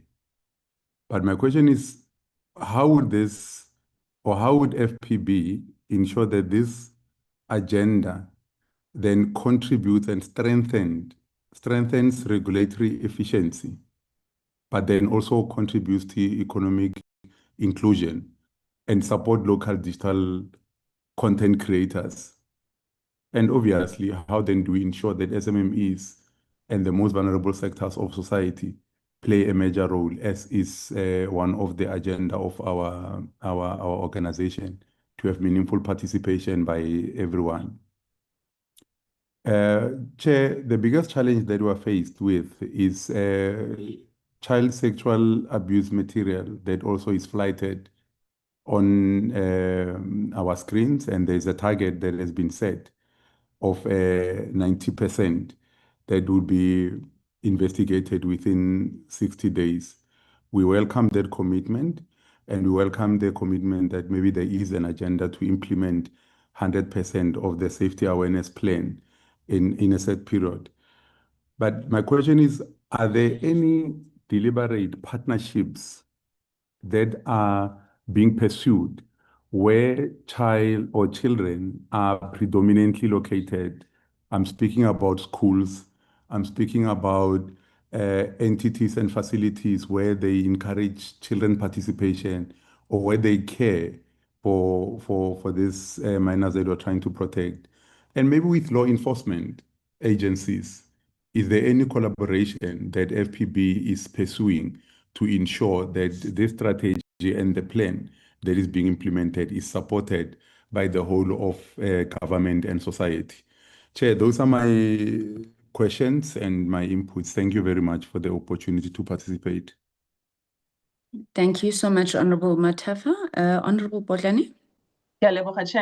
Chair, I will limit my questions to ICASA and ask that on their subcommittee programs, they have outcomes as skills for the economy produced by ICASA. What does that really mean, and how do they measure that?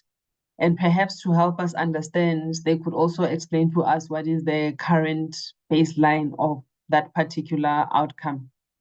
And tied to that, Chair, if they could just confirm if there is an independent audit of that outcome when they talk about issues such as social cohesion. How measurable is that? And who measures it, in what methodologies are used to measure something like social cohesion, if at all? Thank you. And on program 4, they talk about the long-term spectrum outlook development. Again, what does that mean?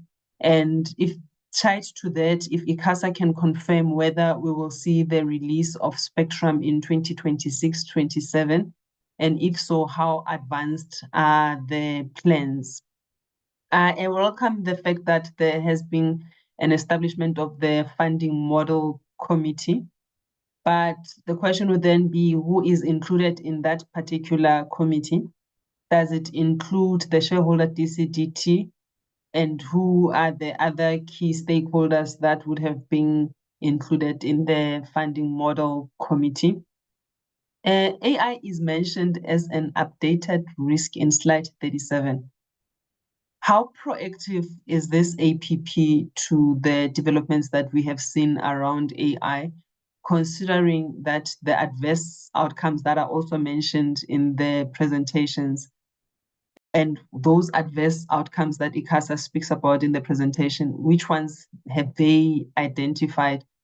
I get a sense that you read about AI very late in the presentation, slide 37, when AI really is the buzzword for everything and everything happening in the world. So I'm not sure how far ICASA is involved with dealing with that development. And again, Chair, we are aware that the terms of the councillors are coming to an end. What plans and processes are being put in place to manage that transition, especially considering, again, we are going into an election year. We are going to need ICASA to really be ready to facilitate a seamless operations for the local government elections. Thank you so much, Chair. Thank you, Honorable Bolane. Honorable Singh. Thank you, Chair. Good morning to you and to everyone else on the platform. Chair, please allow me to keep my video off for this particular input as I'm traveling. Chair, I want to just start by agreeing with you in certain respects. So whilst there isn't a standard template, I do find a thread running across almost all of the entities where there are weak measurement frameworks. There's a limited focus on real consumer outcomes. There's capacity and funding constraints, and there's a risk that I raised yesterday as well of paper compliance versus real impact. And Chair, before I get into the specific questions that I do want to raise, I also want to just find out, I think I'd raised this before. Does ICASA actually oversee the post office as well? And now that the post office will be, if that is correct, then now that the post office will be, the BRPs will be exiting, I just want to know how ICASA will be have oversight over the post office, because it's going to become crucial now. So the second thing is that regarding ICASA specifically, they've identified the risks, but the concern that I have is, like I said, is the targets are not really measurable for us to have oversight. So you have things like level of service delivery, level of consumer rights protection. Now, we cannot objectively measure that. So they need to put some kind of measurable metrics into this so that we can actually measure them against identified targets. So we also have the over-reliance on process outputs, like I said yesterday, for another entity, because many of the targets are focused on documents produced, frameworks developed, engagements facilitated, whilst the actual real-world outcomes, like reduced data costs, improved service quality, or increased competition, is not being measured. So ICASA may be measuring activity, but not the impact. So there's also the issue of funding constraints, and the The mitigation measures are quite weak.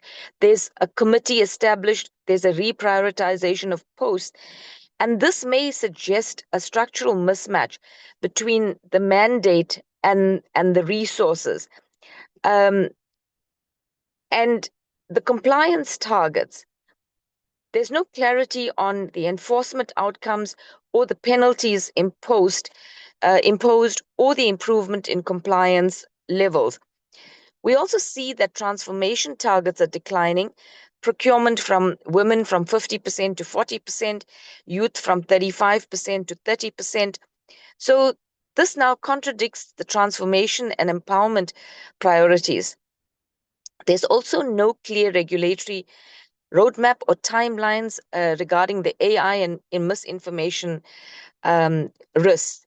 So I do concede that the APP has a strong alignment to the NDP, to SA Connect, and the MDTP priorities, but there are serious issues that I have raised. Chair, regarding the the Film and Publication Board, I have a problem that it takes 60 days for matters to be resolved when it comes to the content, the turnaround times for the harmful content. I really do think that 60 days is way too long. There's also the financial sustainability concerns, because there's limited financial independence, and it doesn't seem that the revenue model is not keeping it, that the revenue model is keeping pace with the expanding mandate. The oversight concern that I have is there's no clarity on the type of enforcement, like warnings versus prosecutions, and the outcomes, which is the fines, the shutdowns, and the convictions. Also, the entity does not control SAPS or NPA capacity, and the risk of mandate overreach without delivery power is a problem, because the FPB says that it aims to improve capacity of prosecution and law enforcement. So I'm not sure how that will actually work. Chair, there's quite a few other concerns, but I think I'm going to just stop at one thing, and that's the financial sustainability. So the target is 15% self-generated revenue. I would just like to know, what was the self-generated revenue in the previous year, and what's going to happen if they don't generate this 15%? Because I'm assuming this has been taken into account when they have presented their financials to us. Thank you, Chair.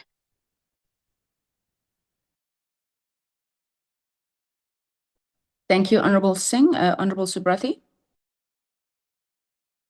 Thank you, Chairperson. Chairperson, let me welcome the two presentations and also echo your sentiments for maybe a call for standardization of APPs across all entities. Clearly, we can't have a scenario where some overperform and some would be underperforming, and key areas are not being covered.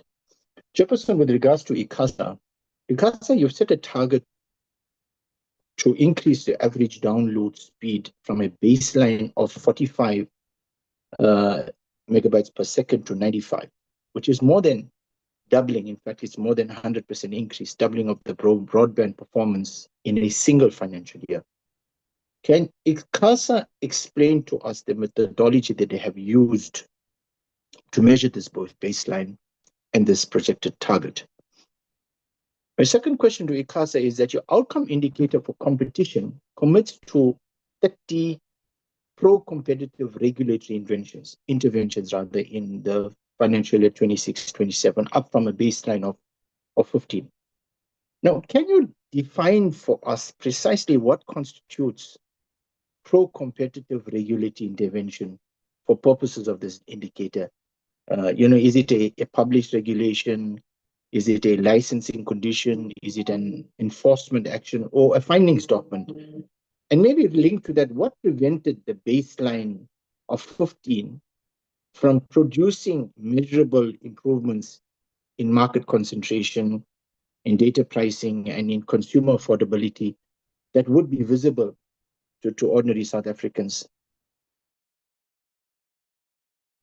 The finance sub-program targets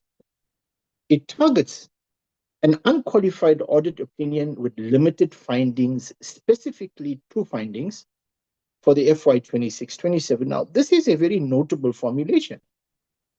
ICASA is planning for findings rather than committing itself to a clean audit. I find that an anomaly. Now, can ICASA identify what are the 2 anticipating findings relate to? What are these findings that they anticipate? What material misstatements in the financials are being acknowledged in advance?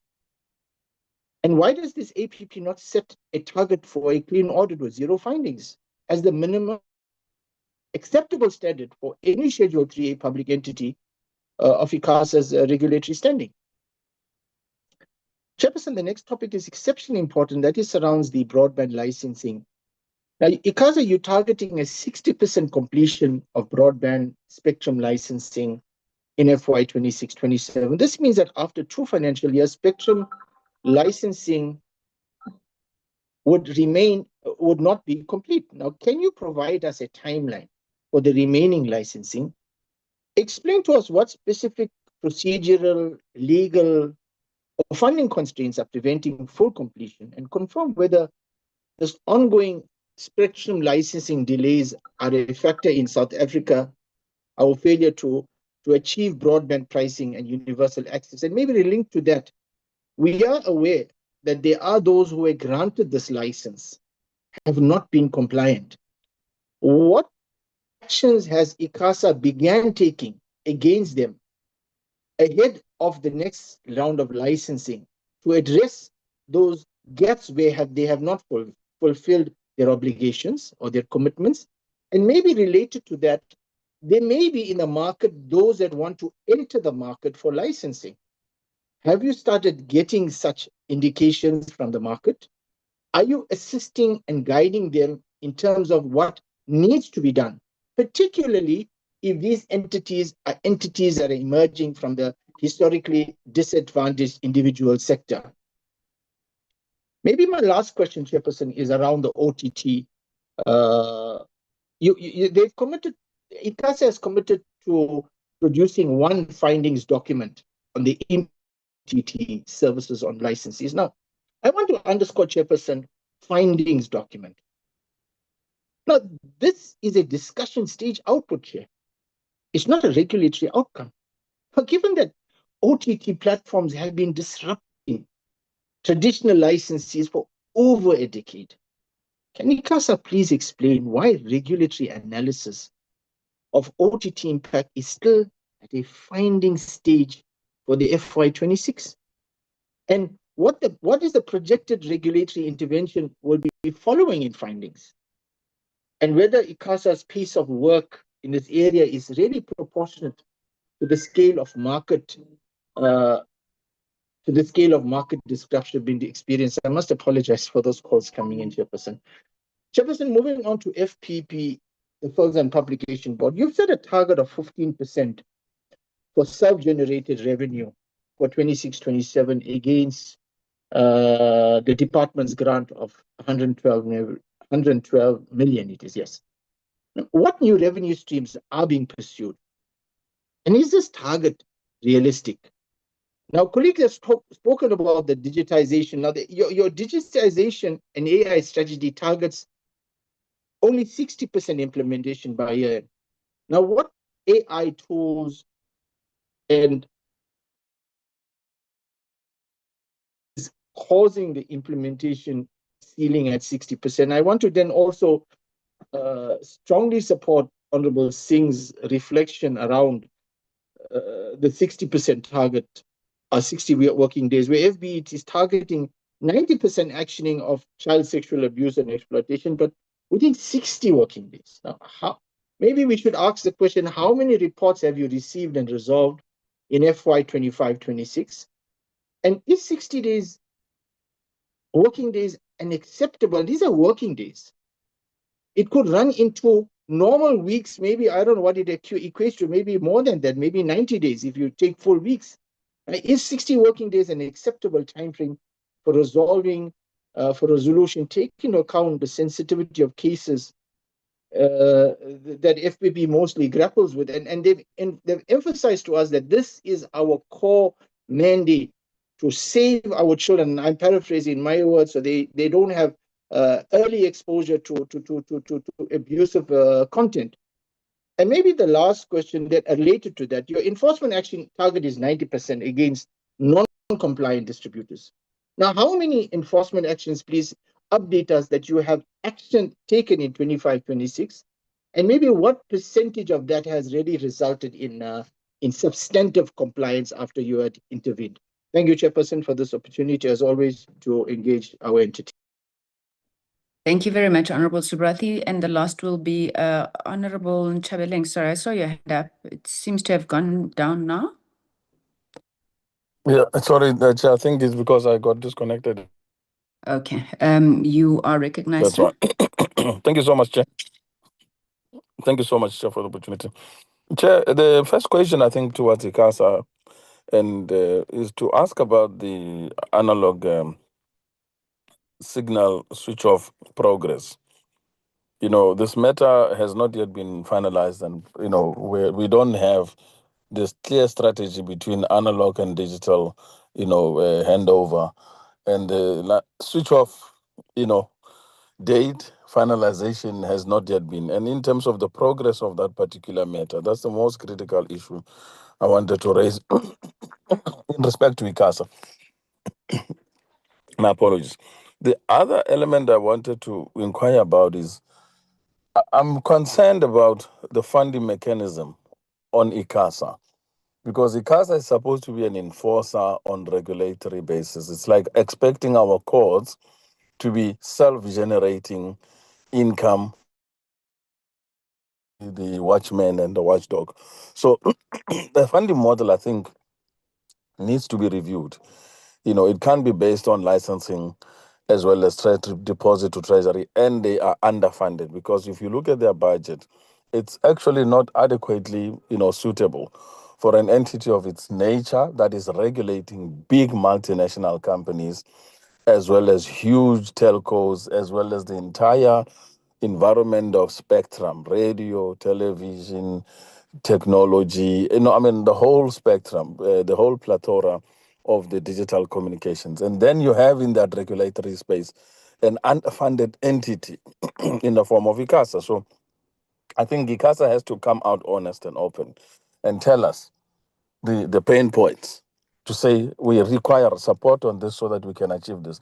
Right now, we have heard already, in respect from the presentation, that ICASA has moved from, you know, just that below 100 million now to over 1 million in terms of, you know, its budget issues, where there's been an increased deficit over 100 plus million.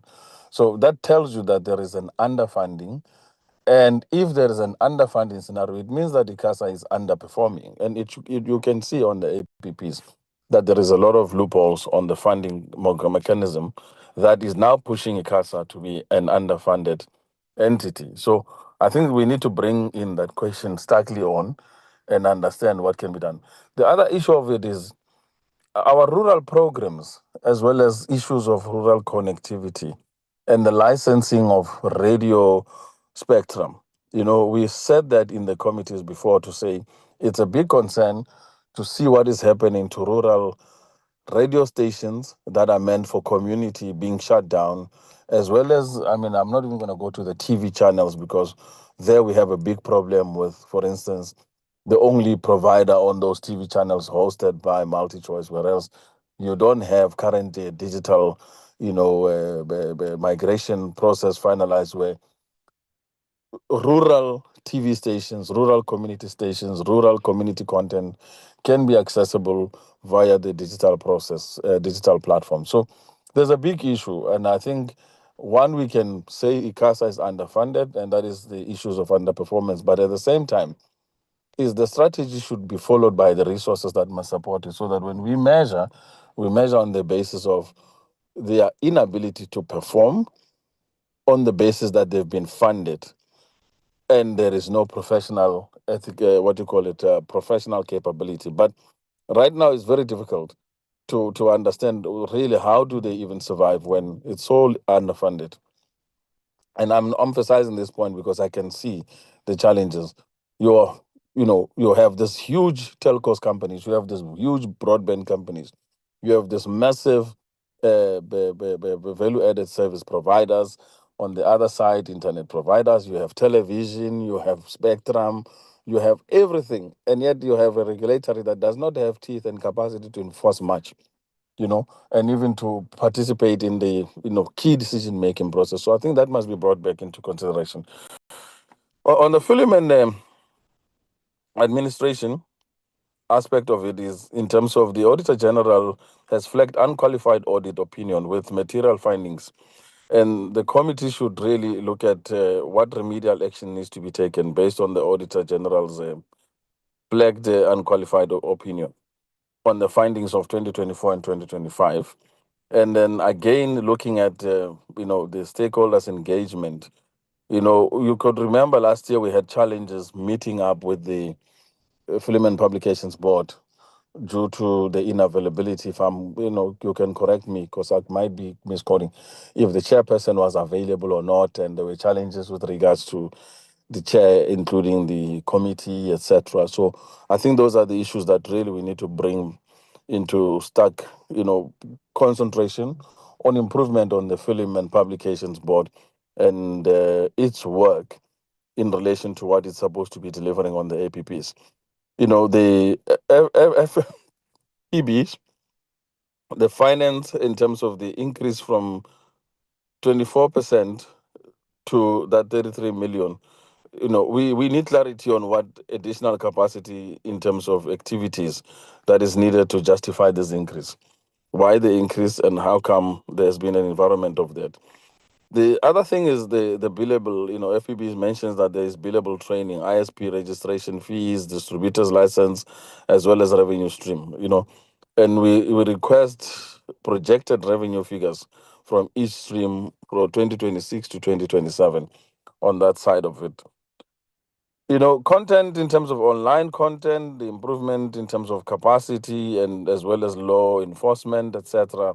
Those are things that I think the FPB is their domain and they specialize in that, and we need to just understand, on the aspect of platform monitoring as well as the 7-day turnaround, where they have shown that, the issues that they're dealing with, the committee should request a baseline data in terms of assessment whether this represents an improvement in maintenance of the current performance. So I just wanted to highlight on that one to say, we should just be holding the entity, ICASA, as well as Film Publications Board, accountable to the, public mandate. We are here to represent our, public interest and then to protect the interest of the public in terms of public spend. When these entities are going about their job, they are using public funds, and we should be able to see that return of investment. But at the same time, they cannot be spending every year and underperforming and not producing the value that they have actually set out to be, which is actually a common, trend across all the APPs. People have been paid. Nobody's salaries have been cut. Nobody's taken into penalization. People are continuing normal life, but little value is derived for public's, return on investment. And that's what I wanted to raise. And thank you so much on the opportunity. Thank you. Thank you very much, Honorable Ntshabeleng, all honorable members for your inputs. I think I'm actually fully covered on the issues that you've raised. I just want to request that when ICASA and the department respond, please also just comment on our the issue that we raised regarding the performance agreements between the ICASA councillors and the department. Can I then hand over to yourselves? We will take responses until 11:30. Kindly share the time amongst yourselves. Thank you so much. Yeah, Thank thank you you, very Chair. much. Yeah, thank you very much. Chairperson, ICASA, if I may just quickly, I sorry. will help you to save some of the issues there. Chair, we take note and want to thank the honourable members for their comments and their contributions. And I was hoping, Chair, that at least we would have said there is a level of alignment or response on some of the issues that I think the Portfolio Committee and the public have raised over the years, Chair. You know, when you look at the ICASA, I'm going to quickly speak on both of them. And I wanted to also make this reference earlier. When we presented our APP, the presentation itself, it has annexures, honourable members. And in those annexures, it does show you the analysis that we have done as a department to really show the response, as I said, not only to the NDP as well as the MTDP and our DCDT's priorities, but we also talk about the issues related to connectivity and access, affordability and digital skills. And I think specifically on the ICASA strategic outcomes, the focus with regards to the increased broadband access is quite key. As you know, we need to make sure, and I think Honourable Chabaleng as well as Honourable Singh and also Honourable Matafa raised this, that we really need to make sure that we promote broadband access to the public. If Honourable Felicia was here, we would also talk about the issues of the data cost as well, which is quite important, as well as promotion of competition. And I want to pause here, Chair, that we've noted, and I think ICASA will come in, and they've said it in the past, the limitations that they've had with not so much limitations, but the process that it has had. I think with the introduction of the Electronic Communications Amendment Bill, I see that the ATC tabled this on the 22nd this week, so I'm looking forward to that. It's the first item in that particular report. And I'm hoping that with that, we can quickly move in as far as making sure that we empower our regulator to really look at the issues of regulating the sector effectively, looking at the issues of competition and anti-competition, addressing again the issues of data cost, all for the intent of consumer protection. And making sure that as a country, we're really moving forward towards achieving this universal connectivity, as well as reducing the cost, as I said, of communication. So we've done that, and we've looked at the issues with regards to the audit outcomes, and making sure that ICASA addresses the issues that the auditor, the AG, raised in the previous financial year. And we do those quarterly assessment through our integrated audit committee that is spearheaded by our chairperson of our audit committee, as well as our internal audit in the department. And then on the FPB, Chair, similarly, I think there are obviously resource constraints, but nonetheless, we've also looked at the alignment of the FPB against the DCDT's priorities and the MTDP. And I think the emphasis that was highlighted by both Honourable Subrati as well as Honourable Singh of ensuring an inclusive, safe, as well as a digital society, and especially when you look at the most vulnerable, which is your women and your children, it begs the fact that you know they need to be really supported. I've said this previously, Chair, and I just want to emphasize, because I think you also say to us that we must also bring the challenges that we have and where you can assist. It's always been about the resourcing. FPB had an expanded mandate. We approved the revised FPB Act, but you would also then find that up until then they have not been properly capacitated and then been given the adequate resources and tools for them to be able to effectively discharge their mandate and responsibility. We are working with regards to engaging National Treasury, but we understand that the fiscals are constrained. And as such, honourable members, what we are then doing is what was presented here. We've had to go to them to say, you must therefore look for alternative funding. Now, what becomes very difficult in this instance, and I think Honourable Chabaleng was raising it as well, is looking at the fact that whatever monies that they are able to raise, both FPB as well as ICASA, we need to find a mechanism that they will be able to retain those funds.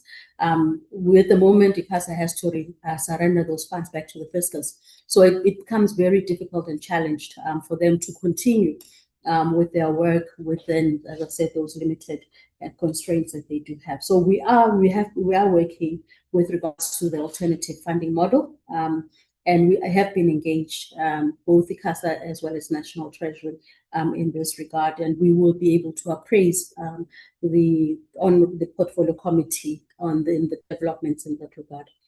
So with that, Chair, I'd like to, Chair, you asked about the question with regards to the ICASA performance review assessment. I would like to hand over to, if with your permission, I would like to invite my colleague DDG Shelland at this time. I'm certain it is in his quarter, that he will be able to respond just very quickly. I noted that you were expecting us to come back on the week of the 7th of May in this regard, but maybe he can just briefly indicate where we're at in that. Thank you very much. Thank you very much, DG, and thank you, Chairperson, again for the opportunity. Chairperson, I can respond and indicate that the ICASA councillors have indeed submitted their performance agreements to the Minister for the year 2025-2026, and we are now working on the agreements for year 26-27.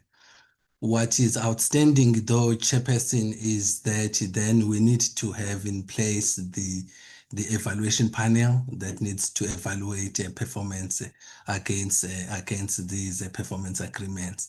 That needs to coincide with the time of the publication of the annual report for ICASA, which will take place in around August or September, when those reports will be tabled in Parliament. And the evaluation panel will then review the extent to which each councillor individually has performed against the targets in the performance agreement.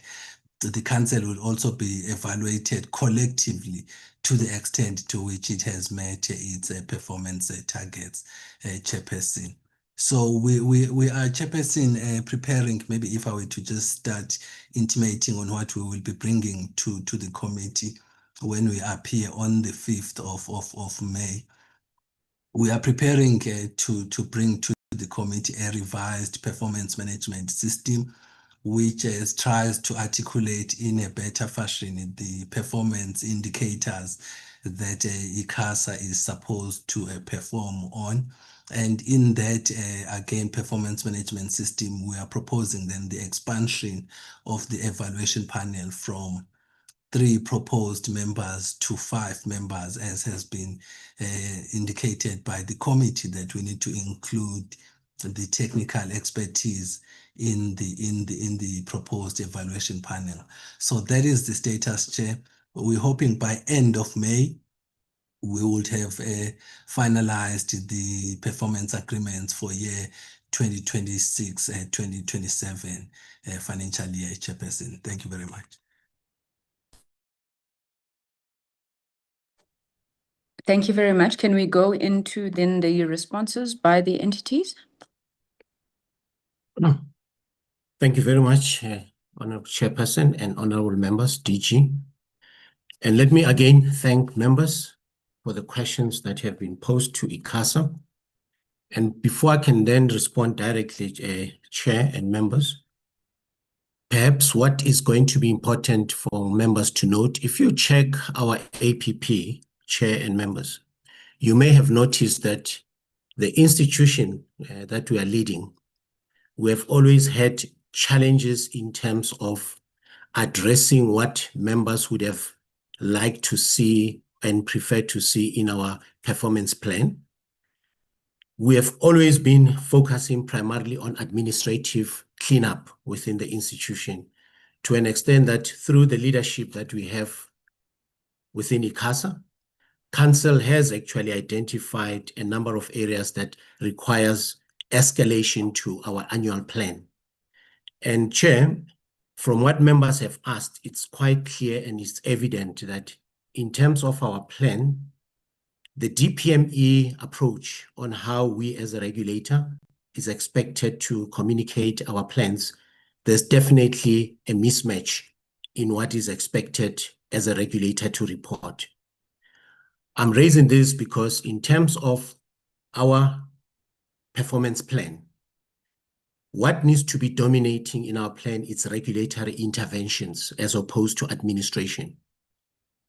As council, I have led a process just to do a quick assessment to find out what could have been the pain points in this country in relation to what ICASA is expected to deliver. And for the better part of our institution, we've been focusing primarily inward in terms of cleaning up our institution. Now, with regards to regulatory intervention, it's quite evident from the questions that have been asked that focus should be more in terms of the mandate as enshrined in our ICASA Act and the ECA. And I'm glad, Chair and members, to inform and confirm to you that if you look at our APP, we have now elevated all regulatory interventions that needs to talk to the needs of the industry, the needs to South Africans. Now, in response to the questions, Honorable Matafa, in terms of data reduction, we've made strides. I think the latest announcement that you have provided to South Africans was that the journey in terms of data reduction, we've pronounced and committed to the data reduction in terms of, firstly, if you look at the rollovers that we have communicated in terms of how data will be managed henceforth, I think strides have been made.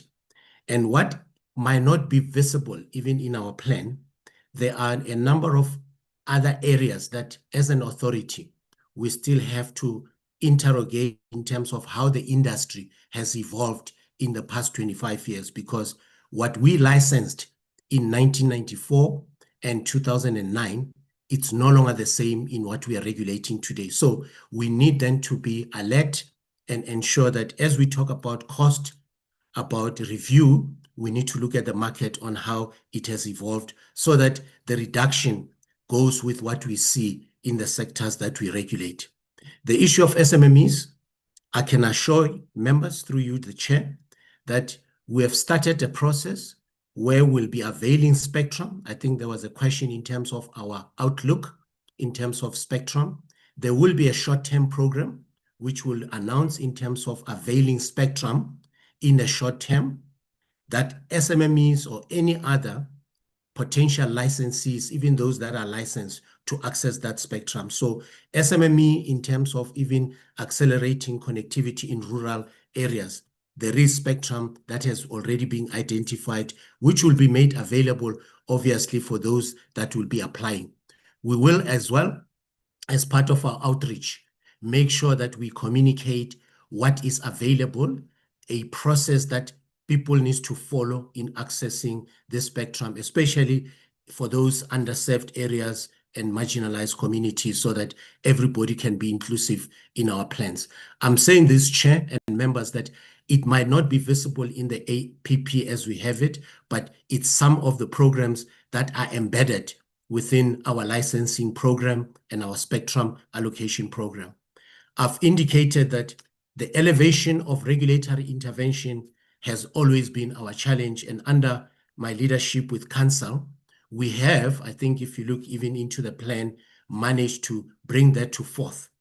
On the issue of skills issues, Honorable Budlani, I can attest that on that area as well, the baseline that we talk about, you'll see that even from the previous APPs, as I've indicated, the issue around the type of skill set that we have internally, given where we are going in terms of the emerging trends and the requisite skills, as an institution, yes, we have conducted an audit internally.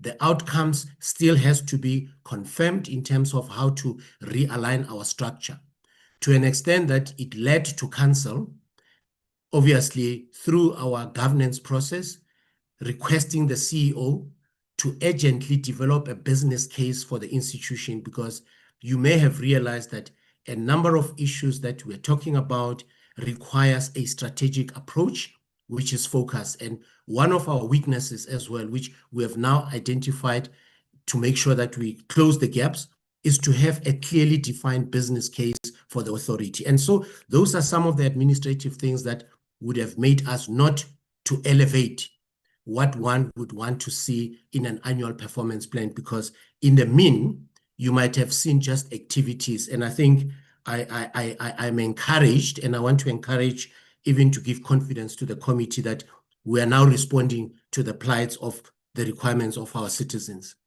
With regards to the issue of the long-term spectrum, I did indicate it's an outlook, not only for short, but for long-term. But within the short-term, spectrum will be made available to the SMMEs and those that qualifies to apply.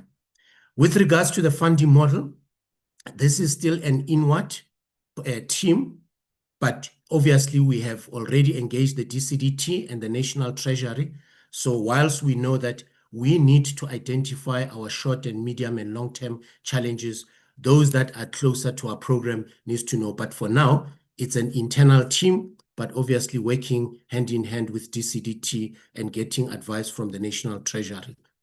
Then with Honorable Shubatri, the issue around the baseline in terms of the markets, we have indicated that one of the immediate intervention with our studies, you may have seen again in our APP, and I want to emphasize this, Chair, because I wouldn't want to leave an impression to the committee and to South Africans that as a regulator, if we have not been focusing primarily on the pain points of the industry, what have we been doing in the past years? I think you might have seen that the bulk of what we did was to put together on the front there, on yours.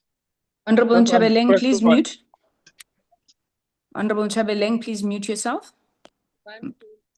Yeah, I'll be wrapping out now. So I was still saying, Chair, thank you very much, that in terms of what members might have identified in our annual plans is to ensure that in the past, our plan has always been to develop baseline documents so that whatever we do, we've got a foundation to kick off from the areas that we might have done through our research.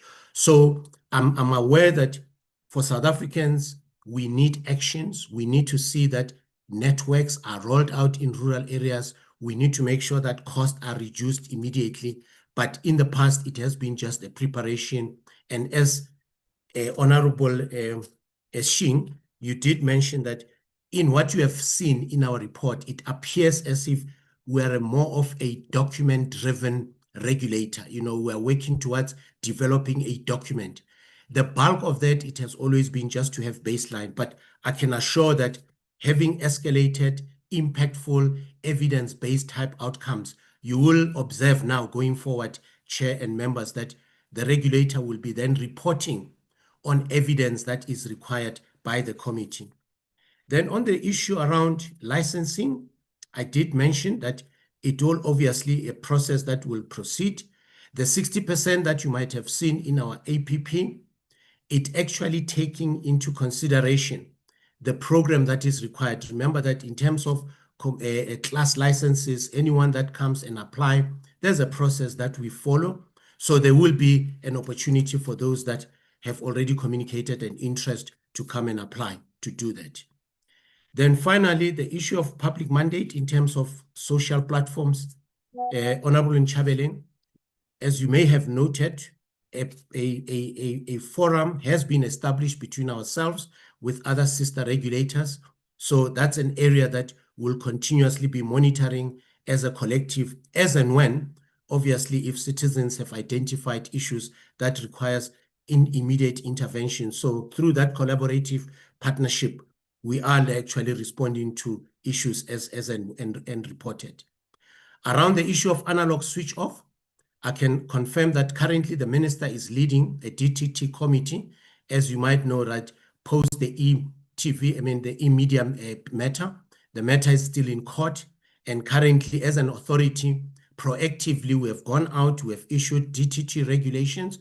Obviously, this is in preparation for what we anticipate that a positive outcome will come in that process. From us as an authority, it's always to make sure that from a spectrum management and spectrum allocation, we cannot allow process of this nature to delay long, because it does obviously have a negative impact for those that might have identified that spectrum to provide services. So it's an area that we are watching, but proactively as an authority, we have taken a step to make sure that we don't wait for any other activities to happen, as we know the matter is still in court. And lastly, on the issue of the OTT, as part of our research, as I've indicated, we have elevated what one would have seen as immediate interventions that can bring change and economic activities in South Africa. So where we are right now, the next reporting cycle, Chairperson and honorable members, it's going to be more evidence-based. As you might have known, that our weakest link in the past years has been the issue around funding, having appropriate tools to make sure that we provide evidence that is required by members, and obviously the issue of resources. Now, having said to members through you, Chair, that a business case that will come back to you, that should then identify our short, medium, and long term. I think it will then begin to address some of the issues that they've already observed. And the issues that we're dealing with, as you might have known, it's multi-year projects.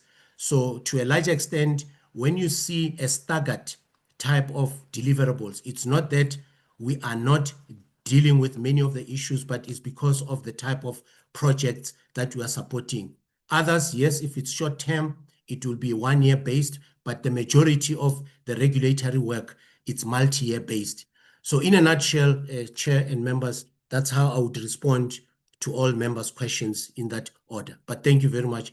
Unless if colleagues, CEO, if I've missed something, I would ask the CFO just to come quickly on the issue of finance, because there was an issue of an audit. Why are we having an audit outcome with the findings, so that we close that matter? But thank you very much, Chair. CFO, through you.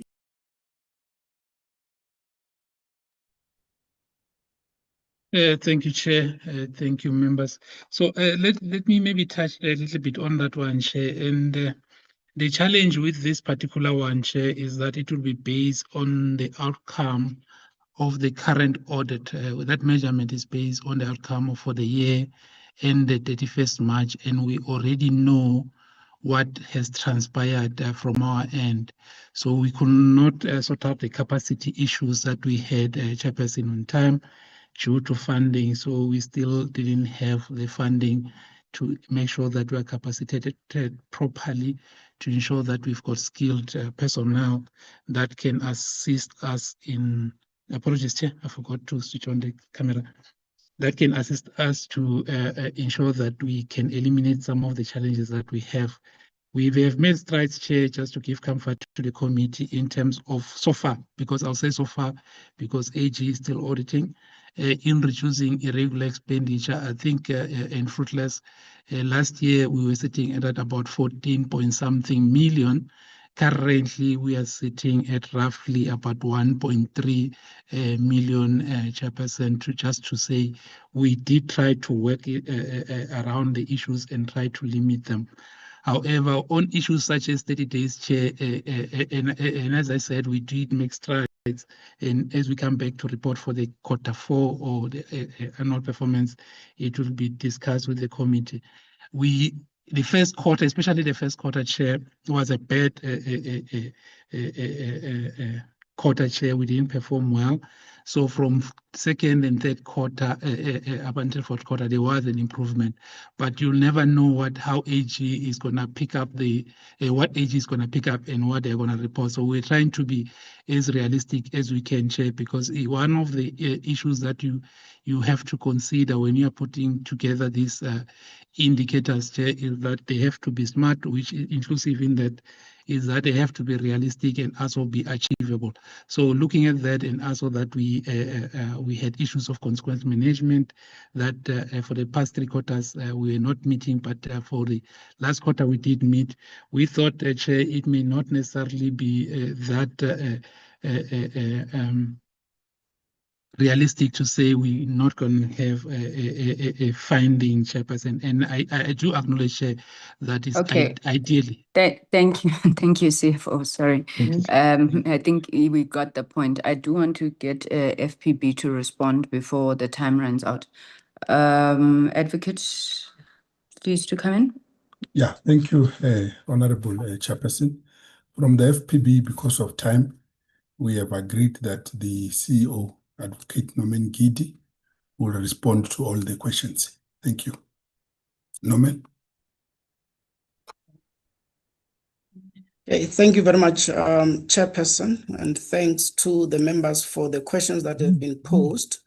I have grouped the questions in terms of the theme.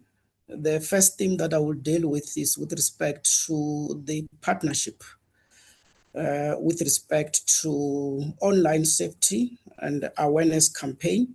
Yes, we can confirm that the online safety plan fully relies on collaboration, especially with the law enforcement agencies, Department of Education, civil society, parents, and communities at a provincial level.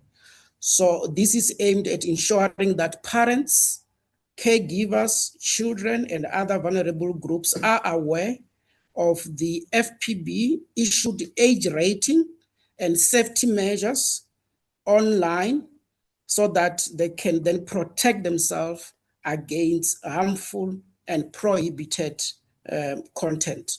The awareness that we conduct, they also include awareness on the FPB hotline for public complaints and reporting of the public of the harmful content for enforcement measures that then gets taken by the FPB, which include the takedown notices. Chairperson, the second theme relates to the CSAM, or the child sexual abuse material, and the timelines for the FPB to analyze or investigate the CSAM cases.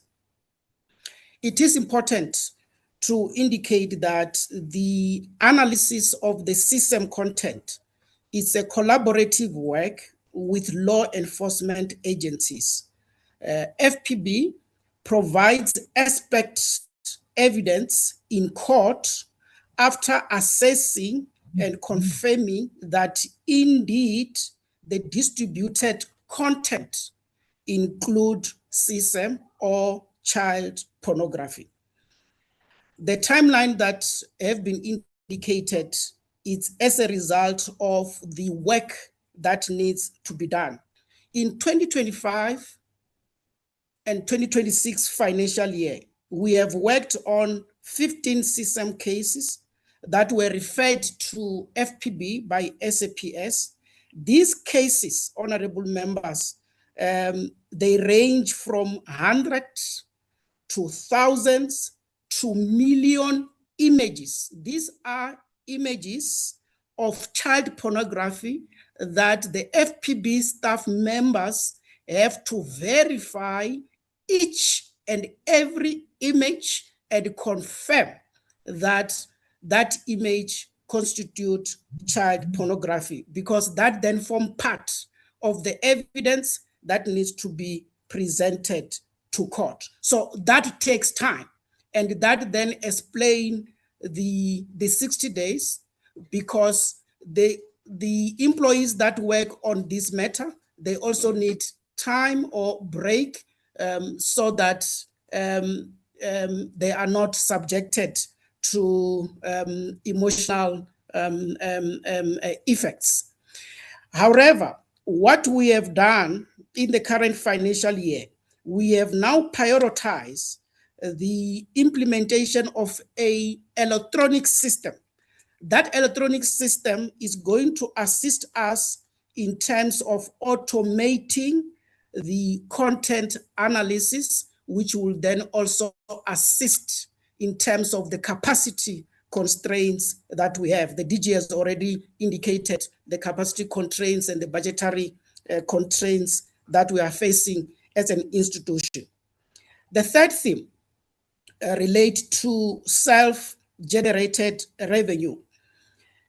There was a question as to how much was generated in the previous financial year. I can confirm that in the previous financial year, we have generated 18.9 million from self-generated revenue. And this revenue is derived from classification fees. Classification fees, these are the fees that we then levy the distributors with respect to the films and the games that are supposed to be classified. We also generate revenue from the online license fee with respect to the permits that we issue to the commercial online distributors, wherein we permit them to do self-classification. The fifth theme relates to the enforcement actions, as to what enforcement action have been taken and what are we seeing as the outcome with respect to those enforcement action. Insofar as the enforcement action is concerned, we conduct compliance inspection. And in the previous financial year, there were 580 compliance inspections that were conducted. We also issue compliance notices. There were 111 compliance notices that were issued. We also conduct raids, and there were 10 raids that were conducted. And we also refer the non-compliance matters to the enforcement committee. This is the enforcement committee of the Films and Publication Board, which then adjudicates on non-compliance matters. And the matters which were then referred were 33. Moving now to the third theme, to the next theme rather, which talks to the digital transformation. The aim of the digital transformation is to improve regulatory efficiencies, especially in relation to proactively protecting children from harmful content online. The 60% target that we have indicated with respect to the digital strategy is a continuing target from the previous financial year, and it is aligned to our 5-year strategy. In our view, the 60% is a realistic target. It takes into account the resource limitation and the capacity, because as an institution, we need to have or to procure systems, and we also need to have human capacity that then assist us in terms of implementing the digital strategy. There was a point that was raised regarding the AG remedial action. I can indicate that as part of the management and the governance, we have developed the AG audit implementation plan. And that AG audit implementation plan is being monitored on a regular basis, and it is submitted to the governance structure for purposes of reporting. I should indicate that more work has been done. The issues that still remain in terms of the plan, those issues will then be covered when the AG conducts the final audit. They relate to the issues of the AFS. So those issues will then be resolved when the AG then conducts their audit with respect to the AFS. Lastly, I think there was a question about the AI system or the tools that we use. I should indicate that we have implemented an online monitoring system which proactively monitor harmful content online, and it enables us to then issue the takedown notices, more especially with respect to the social media platform. Thank you, Chair.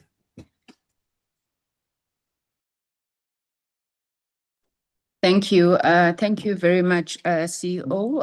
Let's thank ICASA as well as the Film Publication Board, as well as the department for those inputs. We will be considering whether all of the issues have been responded to and whether we need to write to you as we seek to finalize this process. DG, it's not for a response now, but I noticed that there were some questions that were not answered, particularly as it relates to matters of the analog switch off and so forth. And I've just gone through your presentation that you would have tabled on Monday. I had an apology for that meeting, but I noticed that nobody seems to be taking full responsibility. So who is responsible for ensuring that coordination happens across the board? The analog switch off is finalized, the licensing of spectrum at a high level, because I would assume that once some of these issues involve multiple entities, we should be able to see the department leading the coordination and taking full responsibility. But we can come back to that matter. I want to thank the colleagues from ICASA and FPB. You may, if you wish, be excused from the meeting, and we truly appreciate you engaging with us today. Honorable members, I'm going to suggest that we take the next three presentations together, which will be ZADNA and Sentech and Broadband Infraco, not necessarily in that order. Yeah. That will take us. Yes, somebody's calling. Yeah, Chair, sorry, man. I just wanted to raise a hand. I'm struggling here. Yes, Can I Honorable go? Nthabile. Yes. A quick one, Chair. There's a continuous complaint that this issue of data, where the data was supposed to have actually been rolled over, is not been rolled over by networks, where people are still losing their data as well as their airtime issue. So can we just maybe get a clarity quickly on that before you release them? I saw ICASA leave. I'm not sure if they're still here, but also, if I'm not mistaken, the start date was meant to be November of this year. But can I check? Do we still have any colleagues from ICASA present? Violet ran away as soon as you asked that question. Councillor Mushi, do you want to come in? Yes, Chair. Indeed, the last day for compliance is for all licenses to be compliant by January 27, but that does not mean it is not happening. So if it is possible that we can get such complaints forwarded to ICASA, so we can address them directly and just see what is in the complaint. Thank you, Chairperson. Thank you, Councillor. Honorable Nthabile, are you covered? Okay, let's move in the event that perhaps he didn't Thanks, Chair. hear. I'm covered, yeah. Okay, thank you so much. So let's take the three presentations. They'll take us to 12:30, which will give us an hour for deliberations. With your indulgence, members, we're just asking for an extra half hour. We request that the entities strictly adhere to the 20-minute limit for their presentations. May I then invite ZADNA? Good morning, Chairperson, committee members, chairpersons of entities. Sawubona zodwa. Yeah, Honorable Chair, yeah, the DG and everyone on the platform. The APP for the financial year 2026-27 will be focusing mainly on the core mandate of ZADNA, which is to ensure that, the namespace, which is the South African identifier online, remains robust, resilient, and secure and accessible at all times. Also taking into account the MDDP priorities and ensuring that we align with that. I think there are three main priorities. But also maybe what I would want to raise and make the committee aware of is that, that ZADNA is self-funded. So we are currently, under a lot of financial, constraints, and that's why we would want to really focus on the mandate as it were. And you know that the money, the funding for ZADNA comes from the domain name fees, and sometimes we find that there is a gap in terms of how much we receive as an entity. But in terms of this, we have developed a diverse revenue diversification strategy to try and curtail the gaps that we have in terms of funding as ZADNA. So we are trying to do as much as possible with the little that we have. I think you will see through our when the acting CEO presents the APP that we have tried to do the best that we can given the financial status that we are in. Without wasting any more time, I will hand over to the acting CEO, Mr. Madavu, to take us through the presentation, and also the Executive Manager Finance, Ms. Ndlovu, to take us through the finances. Mr. Madavu, over to you.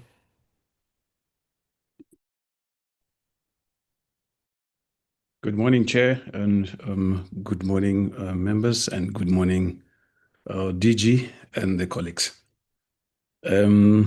May I be given the right to present, please? It's not showing, Ms. Sally. You can go also switch your video on, Mr. Mdavu.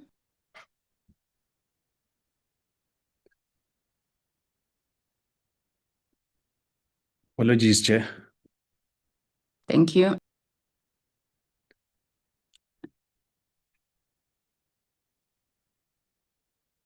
You can go ahead. Oh, okay, all right.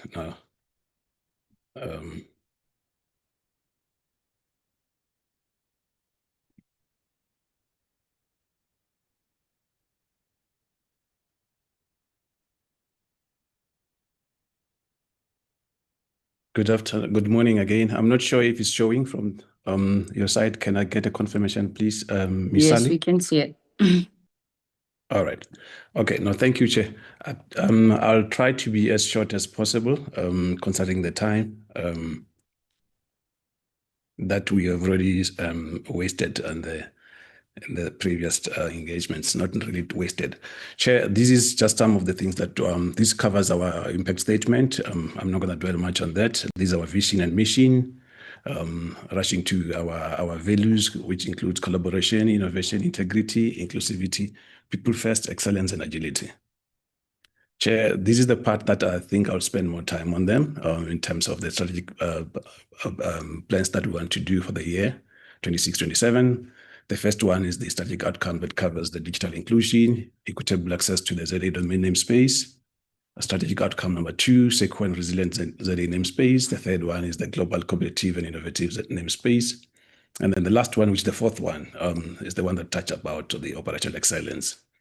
On the digital and inclusion, Chair, we felt we need to ensure that all South Africans, regardless of background or location, can access and benefits from the ZA domain namespace. And we also try to explain why is it necessary to have that, to say that this bridges the gap between the digital divide and also empower individuals to participate in the digital economy. This also touches on the alignment of the strategic number 2, which is to reduce poverty and tackle the high cost of living. The second one, Chair, which is the secure and resilient namespace.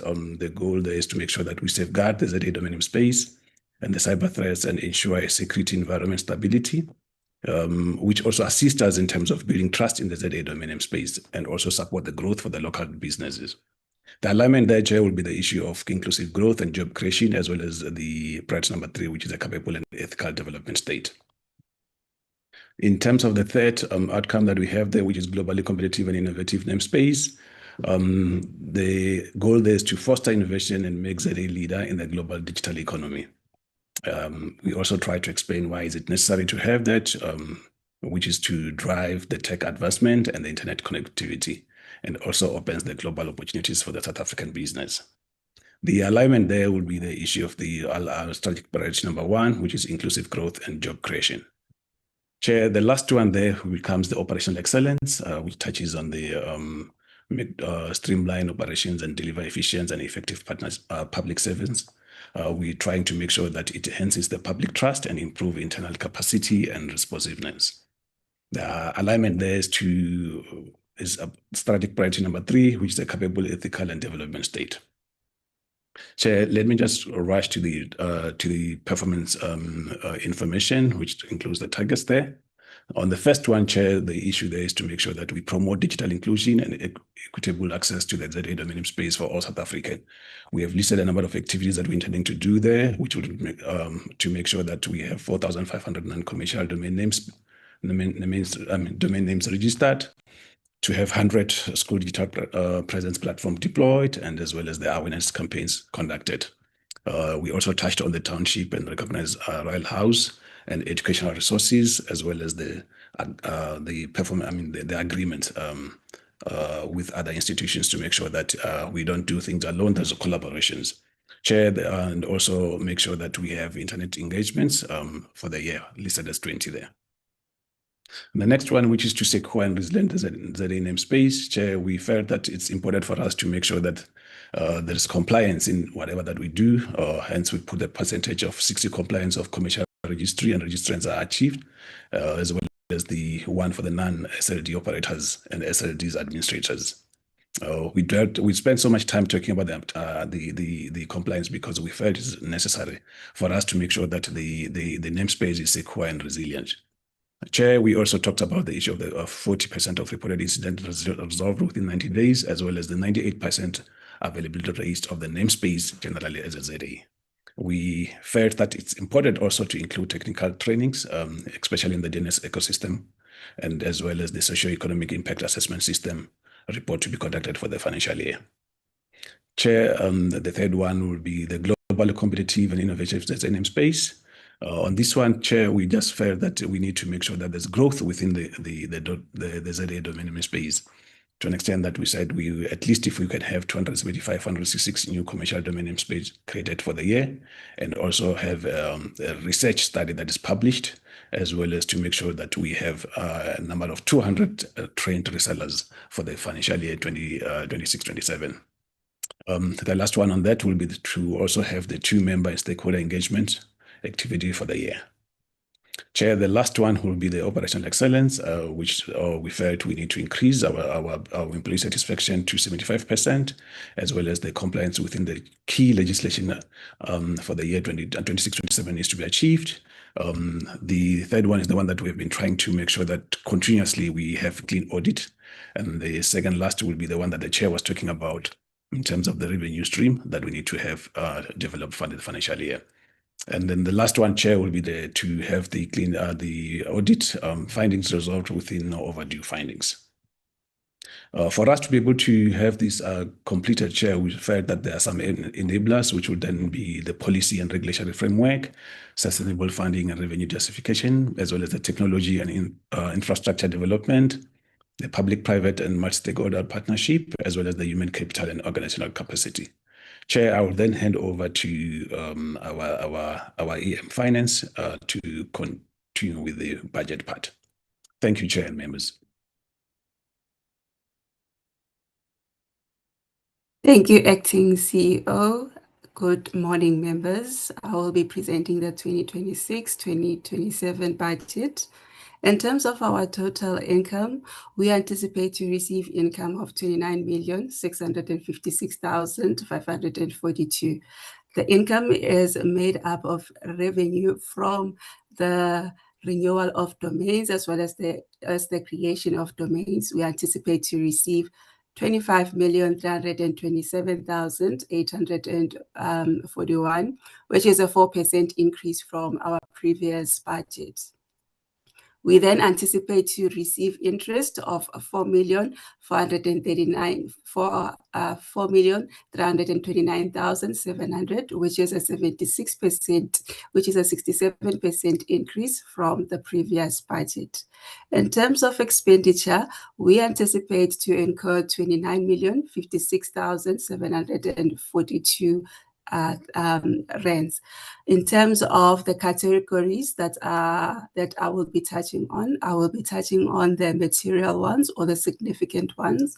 I will start with the basic operational costs, which will amount to 3,616,451 rands. This is a 14% increase from the previous budget. In terms of the line item that is going to take up much of the allocated amount, we have the rent, which is going to take up 51% of the allocated expenditure. We then have board meetings and conferences. The amount that we anticipate to incur is 2,542,536 rands, which is a decrease of 10% compared to the previous budget.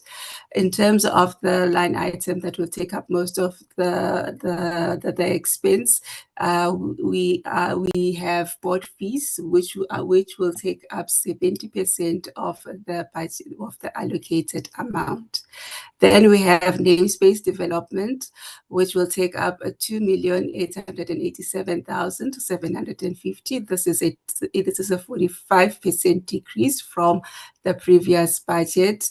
In terms of the expense that will take up most of the amount, we have a public.za awareness that will take about 35% of the allocated amount. Please scroll down to the next, or go down to the next slide. Thank you. Then we have the stakeholder engagement, which we anticipate to spend 1,518,400. This is a 5% increase from the previous budget. ICANN will take up 35% of the allocated amount. Then we have employee costs, which are costs that will take up majority of our expenses. We anticipate that we will spend 15,343,000 on this item, which is a 7% increase from the previous budget. Salaries will take up 89% of the allocated amount. In terms of CAPEX, we have allocated only 500,000 to CAPEX. Items like TDS servers will take up most of the allocated amount. In terms of the surplus that we anticipate to make for the 2026-2027 financial year, we anticipate to make a surplus of 100,799 rands. Chair, that's it from my side. I'll hand back to you. Thank you. Thank you. Thank you very much. Sorry, there was somebody who wanted to come in? No, we wanted to confirm that we're done, Chair. Thank you. Okay, thank you, Chairperson, Acting CEO and CFO. Let us move to the presentation by Broadband Infraco, and thereafter Sentech, and then we'll engage all three presentations together. Who is representing Broadband Infraco? Thank you, Chairperson. I am leading the delegation from Broadband Infraco. Chairperson, Good morning, Chairperson. Can we see your face, Chair? I'm not Sorry? going to be able, I'm not in a position to show my face because I'm a little bit under the weather. With your indulgence, Chair, may I proceed? Chairperson, you know that we have people who are in court for having impersonated other people in court proceedings. Yes, I know. And that's my homeboy, by the way. It's all I really right. apologize for this. You may proceed, Chair. Okay, thank you very much for allowing me to do so. Good morning, Honorable Chairperson, or honorable members of the Portfolio Committee, DG, team, DCDT, colleagues on the platform. On behalf of BBI Board, I welcome you to this presentation for the FY 2027 Annual Performance Plan. As the company, our mandate remains very clear and it's urgent to bridge digital divide and accelerate national connectivity.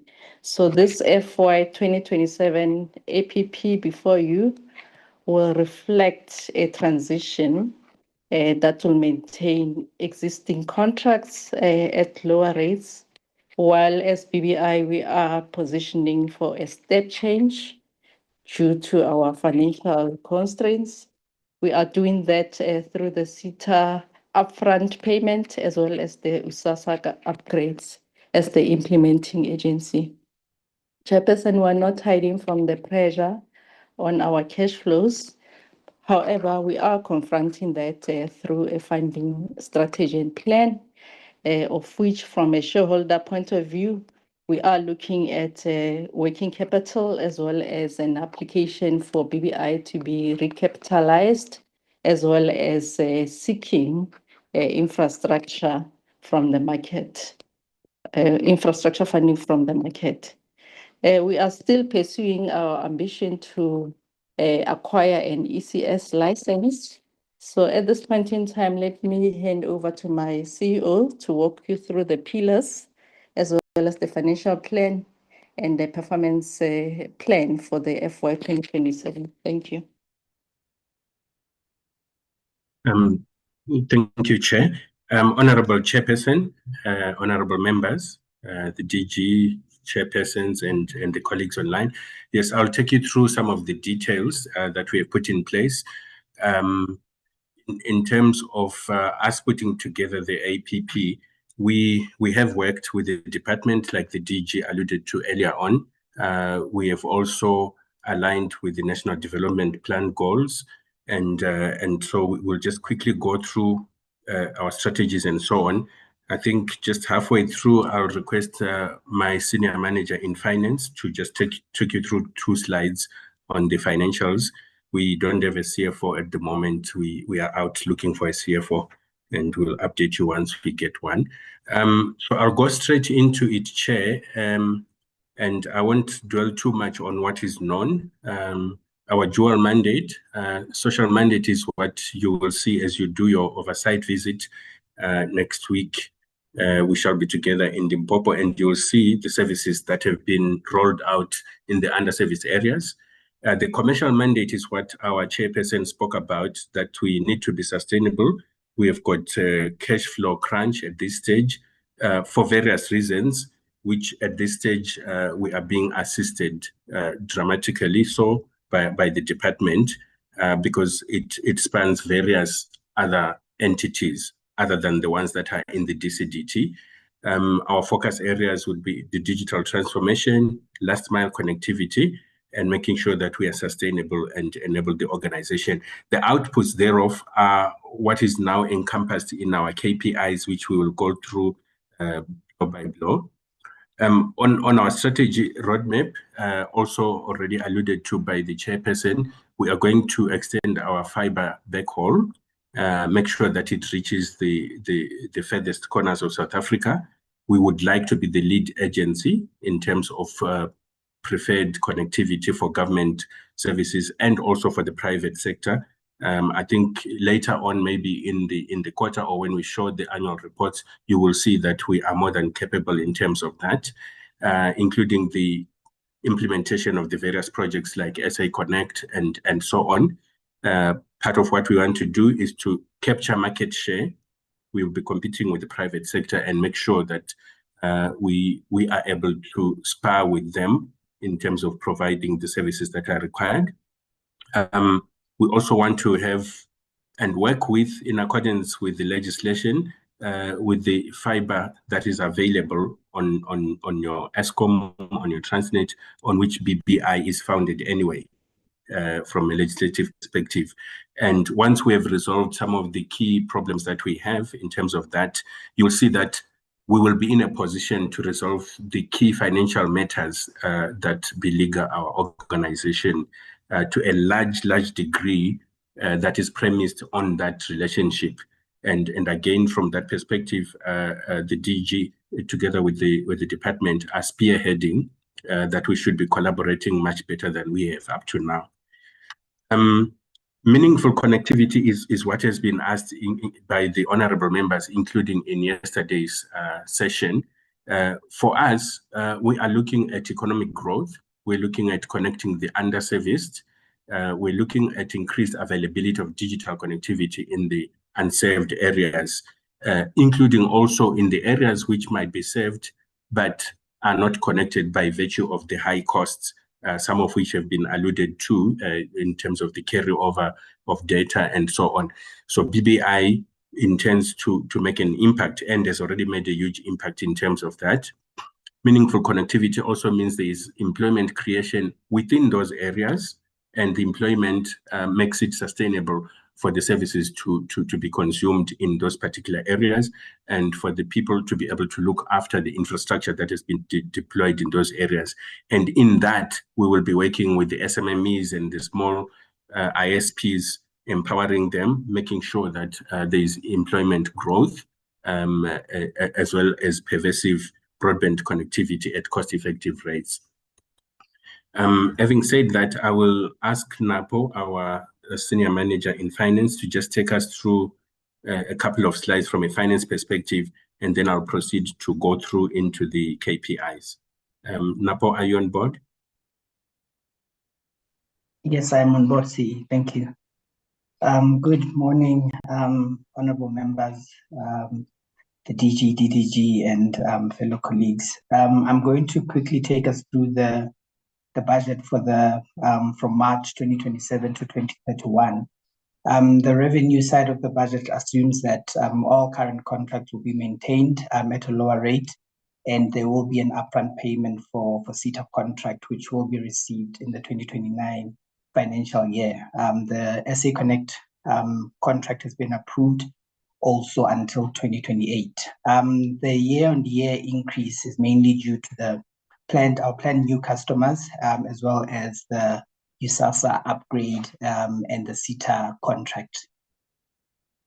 Both of these deals are anticipated to be landed in 2027. Actually, the ICASA one was finalized late in the last financial year, and the CETA is anticipated to come through in 2027 financial year.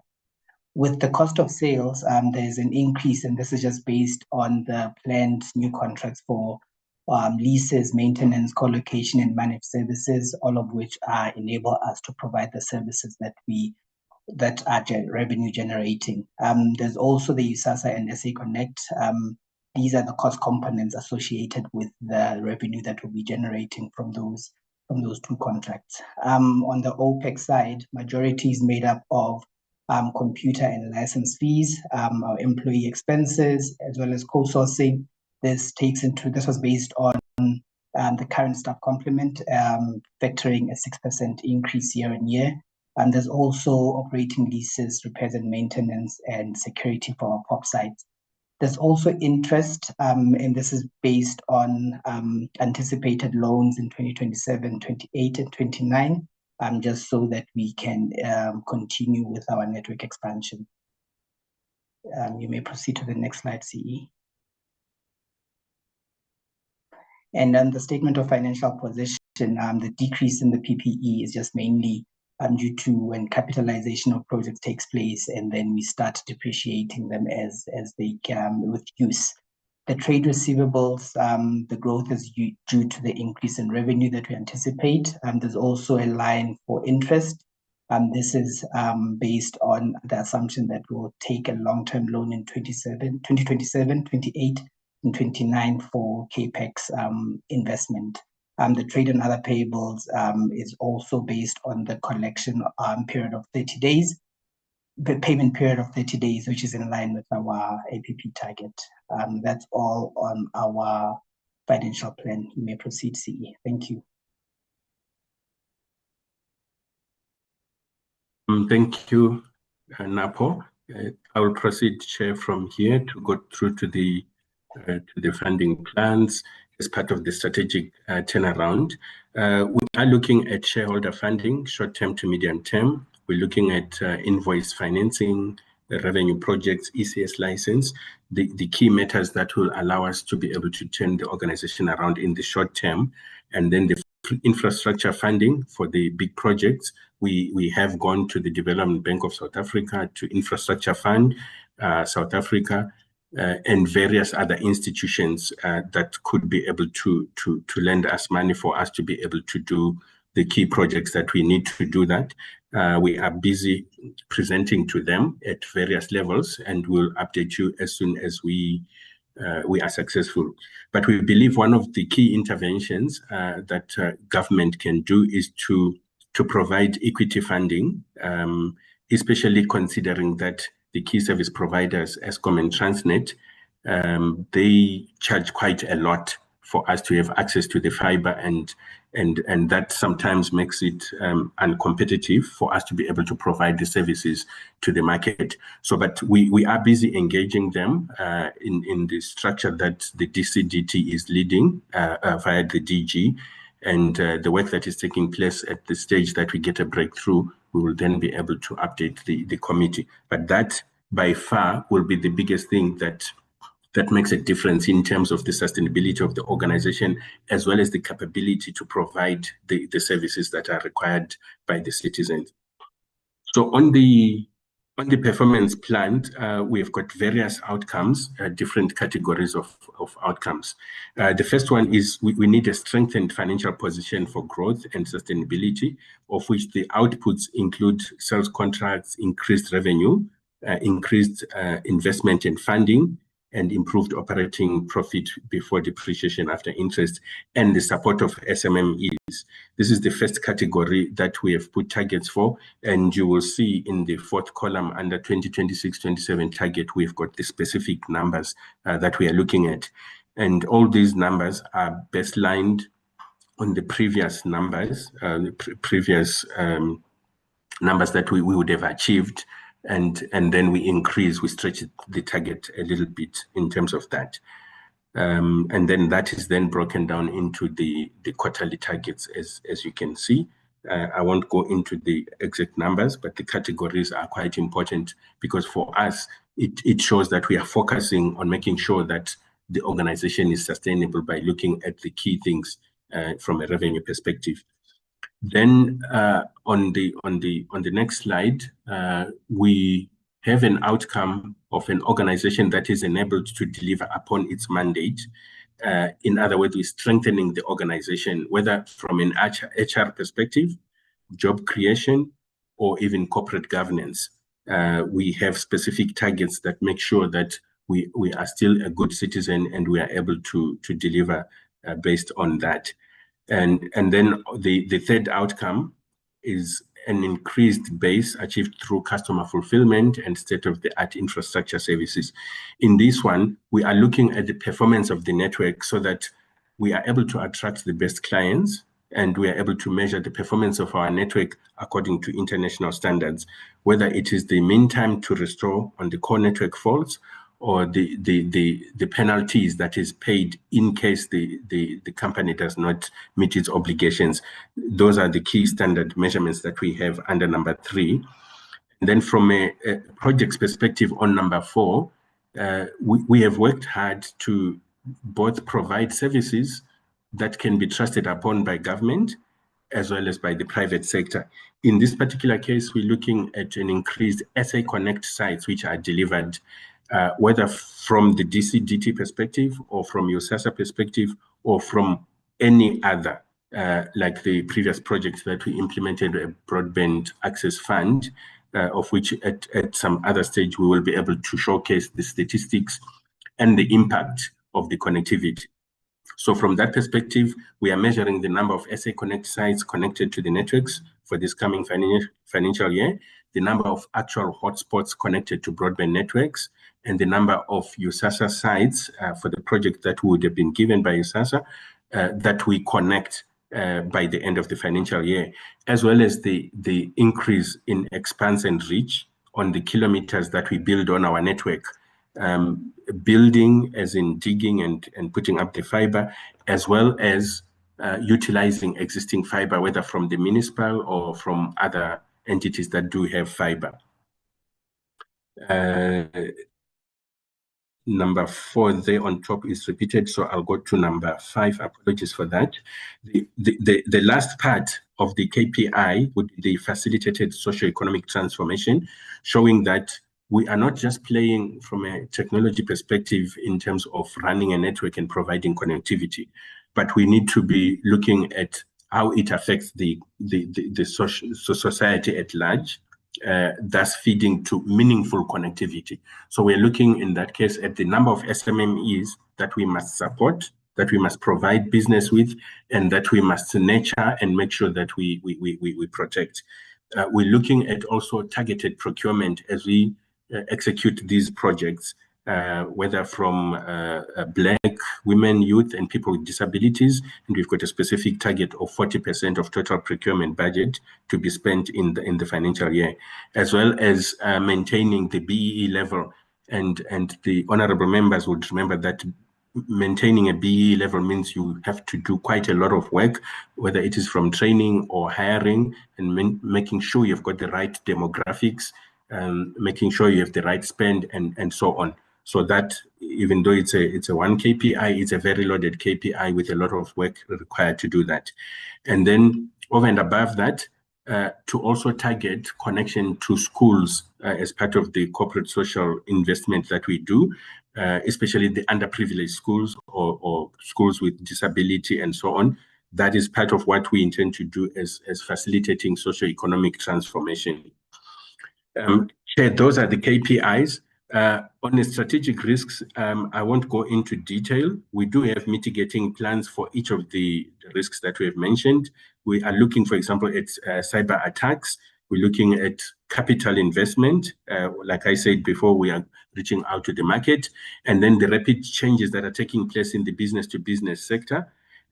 We'll be looking at increased intra-governmental competition in spite of the provision of the Broadband Infraco Act.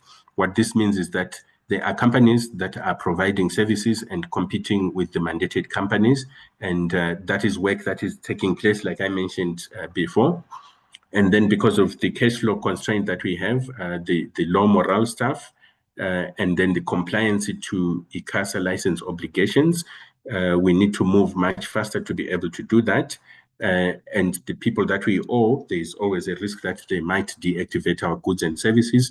And again, for all these, I won't go through the mitigating plans, but we do have that, and we have got teams that are focused on working on that.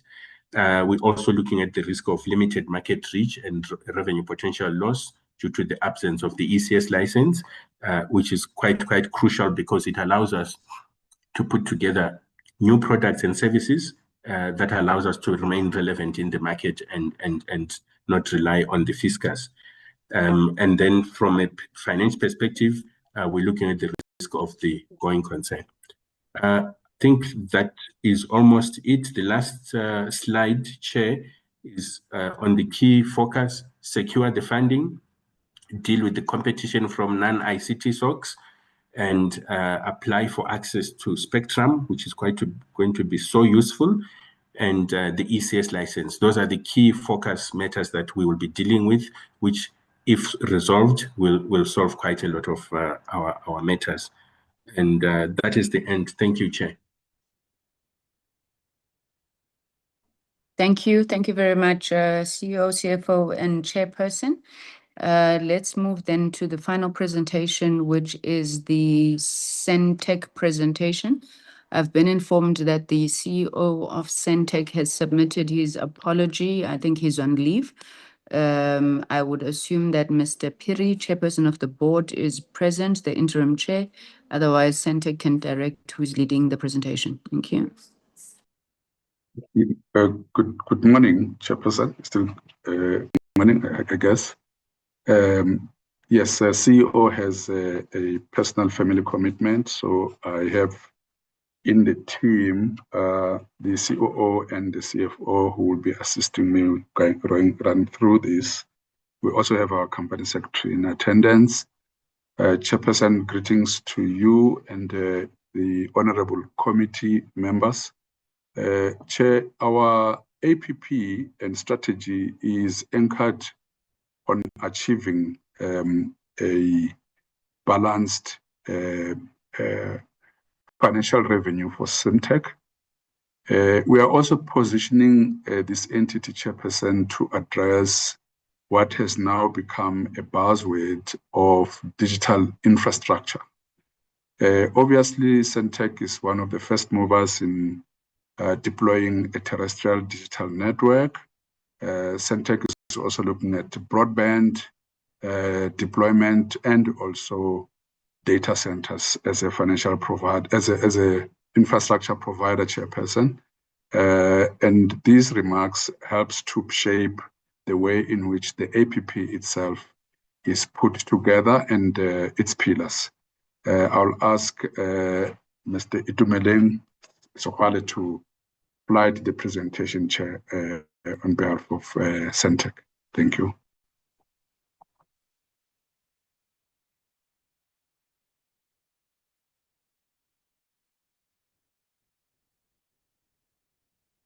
Over to you, Itu.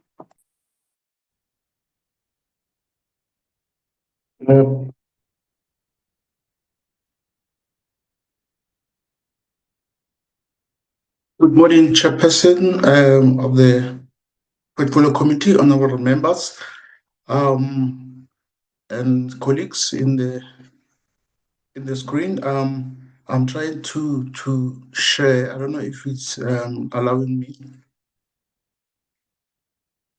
We can see you, sir. I'm in the presentation itself.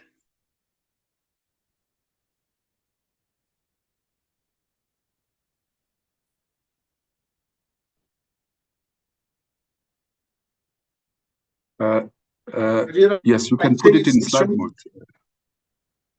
Oh. And I see it on my side. All right. Is it fine, Chair? Absolutely, sir. Thank you. Okay, thank you very much. Sorry about that. As I greeted, Chair, I will be presenting the Sentech APPs. The contents will include the strategic intent and also the measuring of our performance, which will focus more on the annual performance plan and also the financial plan by the CFO. In terms of our strategic intent, this is our strategic purpose, our purpose being universal connectivity for digital inclusion, our vision being African leader in digital infrastructure, and our mission being providing reliable digital infrastructure that connects people and machines to enable smart and connected environments. You could see the shift here that we are moving more as a digital infrastructure company, not necessarily just a signal distributor. So this outlines our intent going forward. And in terms of these values, we have the ICARE as an acronym for the values for innovation, customer-centric, agile, accountable, reliable, and ethical. And these are the values that we always try to inculcate in our Sentech environment. In terms of our strategic goals, we have the first goal on, I don't know if you're able to see that, drive sustainable growth. Here we understand the environment that Sentech is faced with in terms of diversification becomes very key. Diversifying our portfolio in terms of towers, in terms of data center, in terms of satellite, cloud, and international outlook. So this is where we want to really drive our business away from just signal distribution, but to look at other opportunities. We already have our tower business, our broadband business ongoing, and also our satellite businesses, and exploring opportunities outside the boundaries of the country. The second strategic objective is to deliver reliable customer-centric services. Here we're looking at ensuring that we have a resilient and secure infrastructure that meets quality and performance expectations. We've been part of the SA Connect, and also in terms of our infrastructure, fiber, our satellite broadcast modernization. So that is where we want to really focus in terms of our infrastructure. And then the third one is build a future-ready and trusted organization. Here we want to strengthen our brand. In the past years, we've been doing quite well in terms of our brand and reputation, which was above the threshold of 76%. We've been achieving above 80% of our brand equity and reputation score. And also we are delivering on ESG commitments in terms of the environment, social, and governance. Start moving now. Okay. So we have crafted a strategy that we use the acronym DEEPer strategy, which is D for diversify for growth. So diversification for us is very key. Diversifying our customer base offerings and markets to unlock revenue and profitability. And then the E1 would be the engage our stakeholders. This has been one of our intention to continue engaging all our material stakeholders to address their consent and also make an impact. And then the ESG, which is the environmental, social, and governance impact that we are leading. We have a specific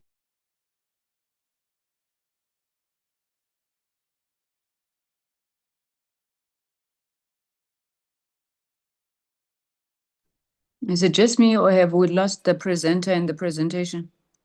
We lost the presenter, Chairperson.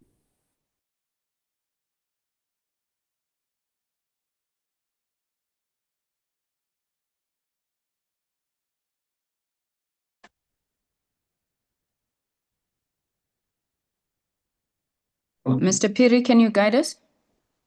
Oh, you back? He's back, Chair. Thank please you. proceed, Mrs. Kwal. Okay, sorry for, I think I had the unstable network. Is it fine now? Yes, you're fine, sir. Please proceed and sorry about just that. save time as well. Okay, thank you very much. A partner for scale and also AI-driven innovation. This is our guiding strategy in terms of what we call the DEEPer strategy that will guide all our endeavors. And in terms of the measuring the performance, we are aligning our APP with the shareholder priorities. The four priorities: connectivity and access, digital skills, productive use of the internet, and supporting environment. And our intervention in terms of that, I won't go into detail into that. And also on the corporate plan itself, Chair, we have a detailed corporate plan in terms of the 5-year, the 3-year, and the annual. So in the comprehensive corporate plan, but we want to focus mainly on this one. This is we have 10 KPIs or targets. The first one, look at expansion of digital infrastructure and network access. So for 2026, we are planning to have 1,500 network access points and devices connected, and also 7 customers onboarded on digital platforms, especially our OTT platforms, which has already started.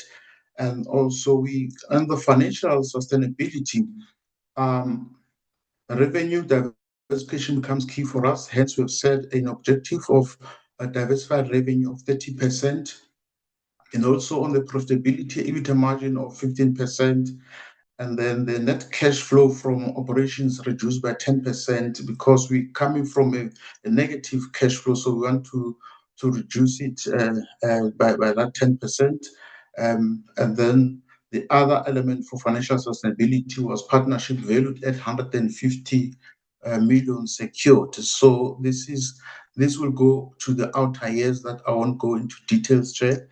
And around the stakeholder trust and governance credibility, customer satisfaction score of 79% achieved.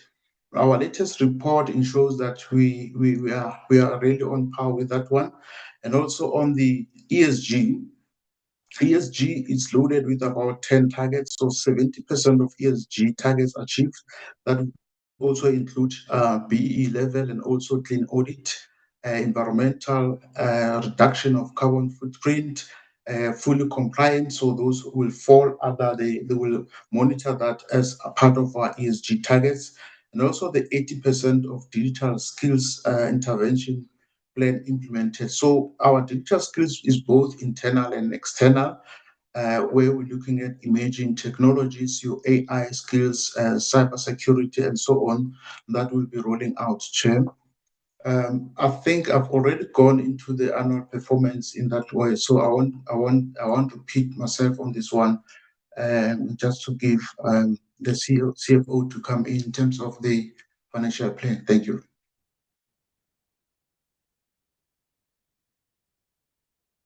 CFO.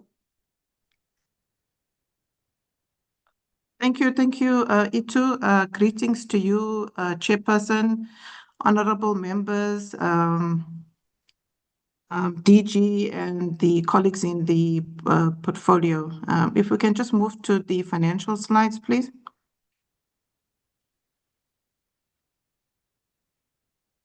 Okay, thank you, Chairperson. We start with the budget for the 2027 financial year.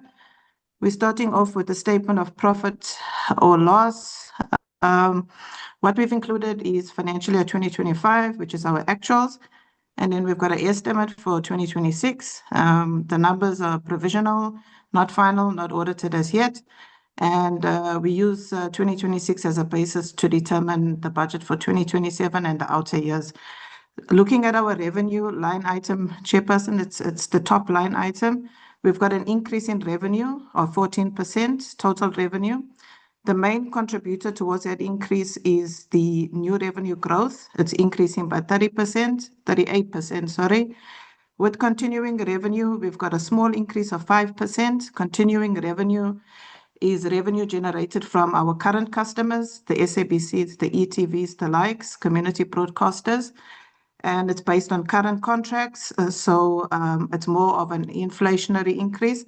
With new growth or new revenue, we've got that 38%, and there we're looking at new opportunities for Sentech around the increase in the BDM project, in particular phase 4, and then also we're trying to secure partnerships to the value of 150 million. So that gives rise to the 38% when you look at the 471 million for new revenue against the 342 million estimated for 2026. Dual elimination, Chair, until ASO takes place, we budget for it annually.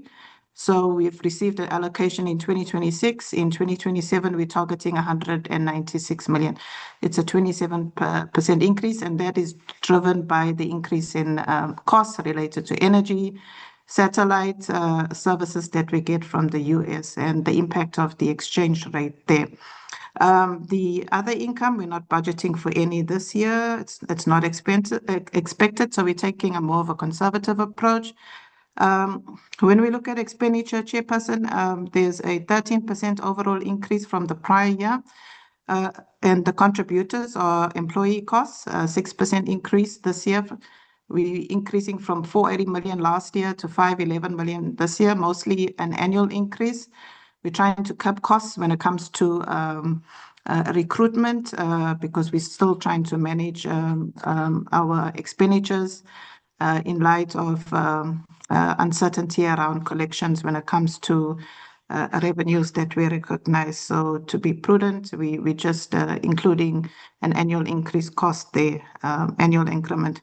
And then movement in credit loss allowance, we haven't budgeted for that for 2027.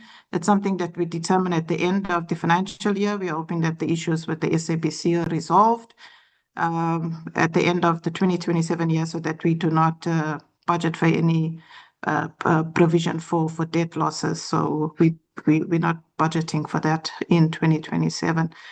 Lease expenses, Chairperson, there's an increase there of 365%. That is a huge increase. It's leases related to our sites, to SA Connect projects under broadband, and also our satellite leases. The huge increase is also linked to the exchange rate fluctuations. So it's not good at the moment, so hence the huge increase there. So we have had an increase in our site rentals, which are contributing towards that 365% increase. Direct expenses is our cost of sales. So the cost of sales has increased, driven by the BDM project and other similar projects that we've identified under new revenue growth. So direct expenses has increased by 16% in line with the increase in the new revenue. And then our operating expenses, the increase is predominantly related to the support services that we need to render for our BDM projects, SA Connect, and other support costs related to our sites and maintenance thereof. So that has increased by 57%. So when you look at it overall, our EBITDA is looking good. It's increasing by 15% from 277 million to 320 for the 2027 financial year. Then depreciation is increasing because our property, plant and equipment is increasing. I'll touch on our additional acquisitions on PPE when I get to the cash flow statement. So depreciation and amortization is increasing by 8% from the prior year, from 200 million to 216 million. So operating profit loss is looking good at the 35% increase before we come to our other income and expenditure items before we get to profit loss before tax. So just the operating profit is increasing from 76 million to 103 million in the 2027 year. Finance income, conservative approach there because of our bank balances not being very healthy. We haven't provided or provisioned for finance income, and then that would be interest, etc., on our bank balances. Finance costs would relate to our accounting treatment for our leases. So they treat it as finance leases.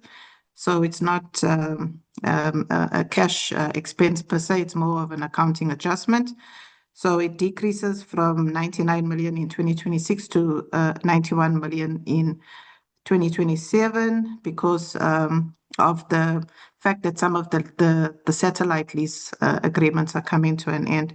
Our other gains and losses, what's usually included in that line item is the forex gains or losses on our USD denominated contracts, in particular the satellite rent lease agreements. So already for 2026, we've got a 93 million gain there on our forex exchange for the satellite leases. And then we are uncertain at this point what will transpire in 2027. So we have not budgeted for any other gains and losses. Conservative approach there as well. Profit loss before taxation as compared to the 26 financial year, it's increasing by 86%, or rather decreasing, my apologies, from 89 million down to the 12 million. And then the taxation would be lower because of the decrease in the profit from the prior year. And then the profit or loss for the year decreases as well from 65 million in 2026 financial year to 8 million in 2027. If you can just move to the next slide. The next slide, Chairperson, is the statement of financial position, which we call the balance sheet. So our balance sheet is very static in terms of the major line items where there's movement. It's usually our trade receivables. And if we're revaluing assets, then we will have a revaluation adjustment on our property, plant and equipment.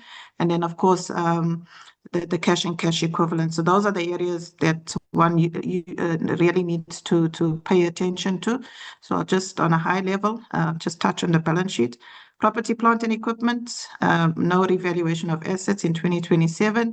And then there are just small budgeted additions related to computer equipment, additional motor vehicles, etc., which accounts for the 14% increase from the 2026 financial year to 1.2 billion in 2027 financial year.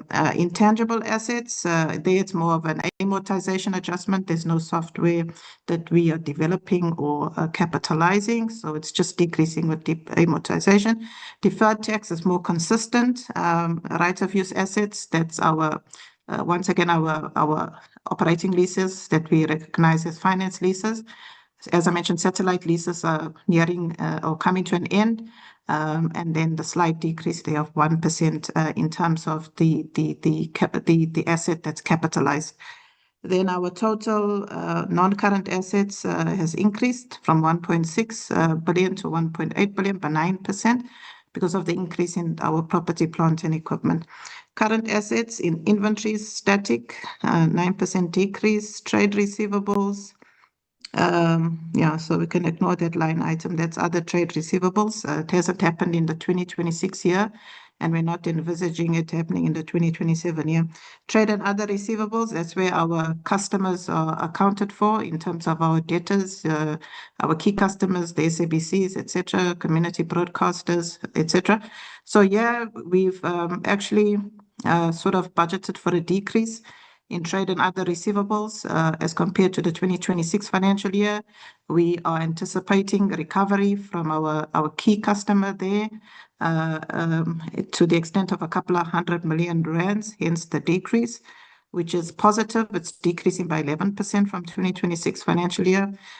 Financial assets at fair value through profit or loss, there's an increase there. That is our grant-funded projects, your SA Connect, etc. We've budgeted an increase there as those projects continue. Cash and cash equivalents, it's a combination of grant-funded projects, cash related to those projects, as well as Sentech owned cash. And because we are utilizing our cash for our operating activities, we have budgeted for a decrease from the 26 financial year to the 27 financial year by 46%. So we will be withdrawing some cash there to fund our operational activities and our CapEx acquisitions. So when you look at it, the current assets from the 26 financial year to the 27 financial year, there's a decrease. The main contributors there, decrease in trade receivables, recovery from customers, and then a decrease in cash and cash equivalents because we're utilizing our cash reserves. Total assets, 3.7 billion in 26 financial year to 3.6 billion in 27 financial year, budgeted for 3% decrease there. We can go to the next slide. With this one, Chair, no movements here as well. Share capital stays the same. Non-distributable reserve stays the same. It's when we're revaluing assets, when the revaluation is positive, that line item will increase. We revalue every 3 years, hence no movement for the 27 financial year. Accumulated profit deficits, the deficit will increase depending on the bottom line in the income statement. So it's a budgeted increase in accumulated profit there, or deficit currently. Please move to conclusion, CFO. Yes, Chair, I'm almost done. And then on the other line items, Chair, nothing significant to report. Trade and other payables, consistent as well. Deferred income utilizing those government grants, a decrease there. If we move to the next slide. So if you look at your total equity and liabilities, Chair, fairly consistent to the prior year. If we look at cash flow, Chair, an increase in cash generated from operating activities as compared to the 2026 financial year, and also cash from investing activities is more or less consistent as compared to the prior year. Let's go to the next slide. And then here, Chair, cash flow from financing activities, it's an increase, it's a positive increase, which also contributes towards our bottom line, which is the cash and cash equivalents at the end of the year. So we are budgeting for a slight decrease in cash and cash equivalents from 371 million in 26 to 199 million in 27, because we will be withdrawing funds and basically deploying them towards settling our operating activity expenditures. Thank you, Chair. I think that brings me to the end of the presentation.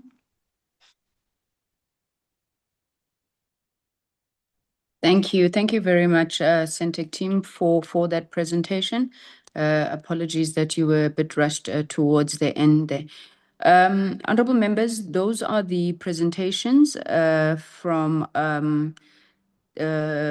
ZADNA, Broadband, Infraco, and Sentech. So we will take discussions on those presentations. Thank you, Honorable Subrathi. We've noted your request to be excused for prayer sessions. May I see by a show of hands who would like to contribute to this particular discussion?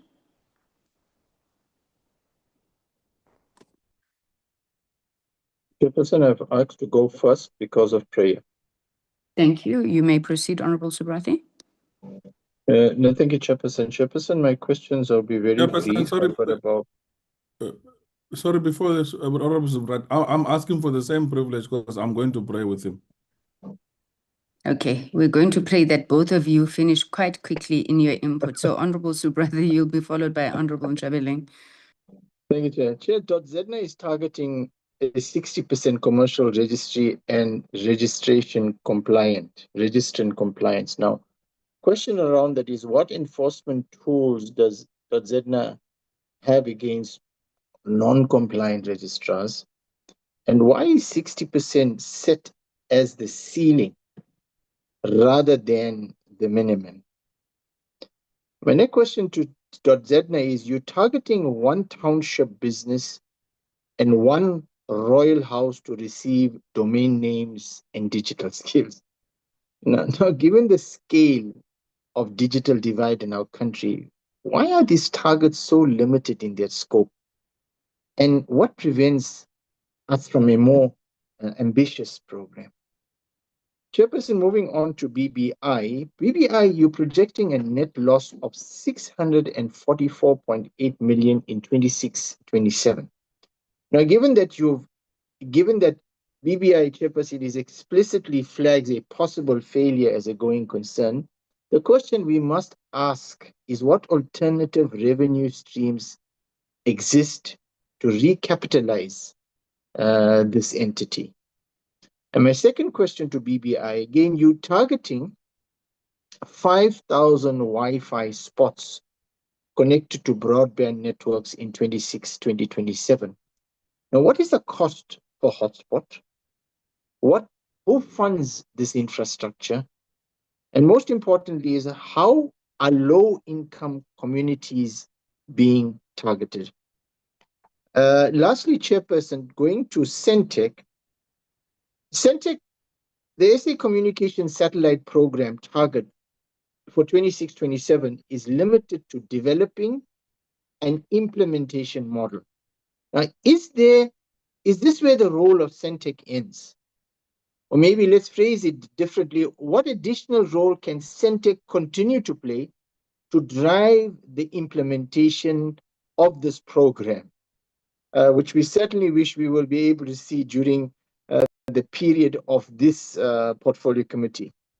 Sentech, you're targeting 1,500 networks, access points, and devices connected in 26-27, the same target as in 2027, and the same target in 2028-29. Now, why is there no growth trajectory in this indicator over the MTEF period? And my last question, Chairperson, is a question on all of our minds, is what is the current exposure of Sentech regarding the SABC debt?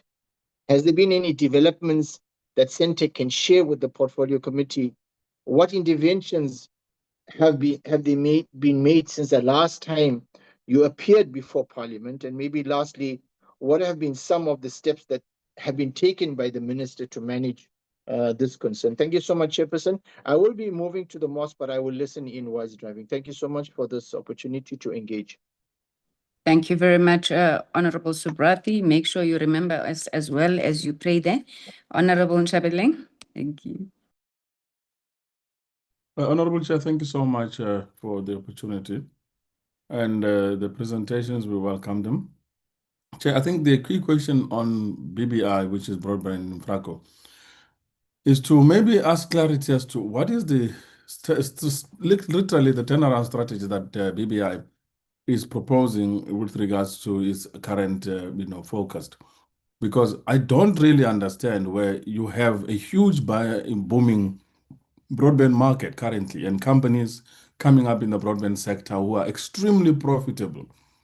And some of them don't even have infrastructure such as Infraco, and yet you have the BBI with so much infrastructure and the privilege of having been pre-funded, from scratch, yet not been able to become profitable and actually show that they are really doing their job. Is it an issue of a misplaced in terms of executives or strategy on the element of the organizational strategy?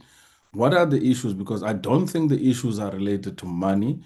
It's related to organizational management, because we see how many companies in the broadband space, even service providers who are doing last mile connectivity through using the ECNA licenses, as well as just making sure that they can do fiber to home, are doing extremely well with major customers. But here we see broadband, BBI failing to meet this basic standard mandate of connectivity, and they are playing in a very exclusive market, which is the wholesale market, and unable to roll out infrastructure to the most needed communities, townships, villages, rural areas, areas with densification in terms of utilization.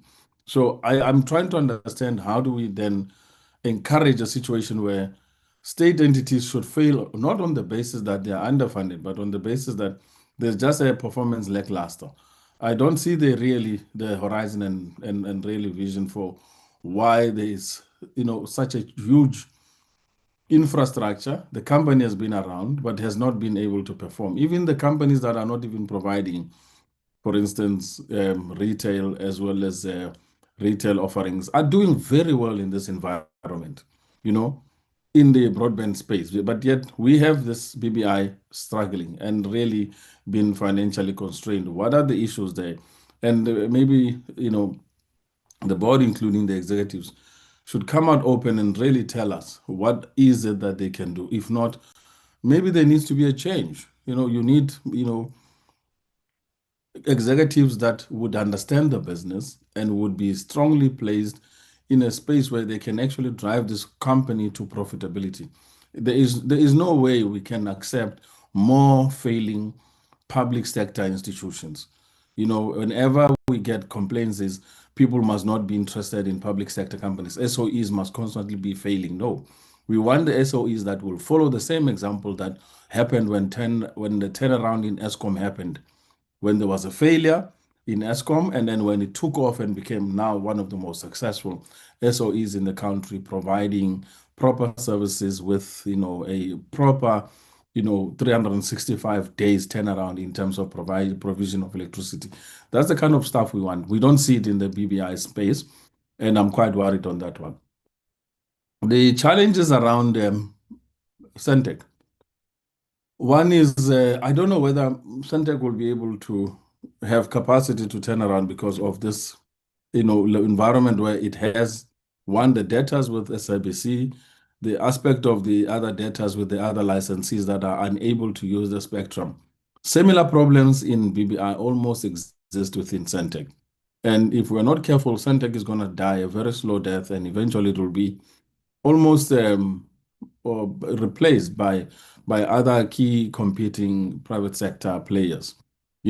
Sentech should have been doing more than what it's doing today, even playing in the retail market as well, whereby it's got a signal, it's got a provision whereby it's got full access nationally, it's got radio, it's got television signaling, it's got all these other platforms. But the same challenge, there seem to be no direction as to what Sentech can be transformed into. And we want to see our SOEs succeed and perform better and be actually prioritized in terms of being the last mile for the poor and the most marginalized to get literally either cheap, free, and at times subsidized grant-based services and solutions.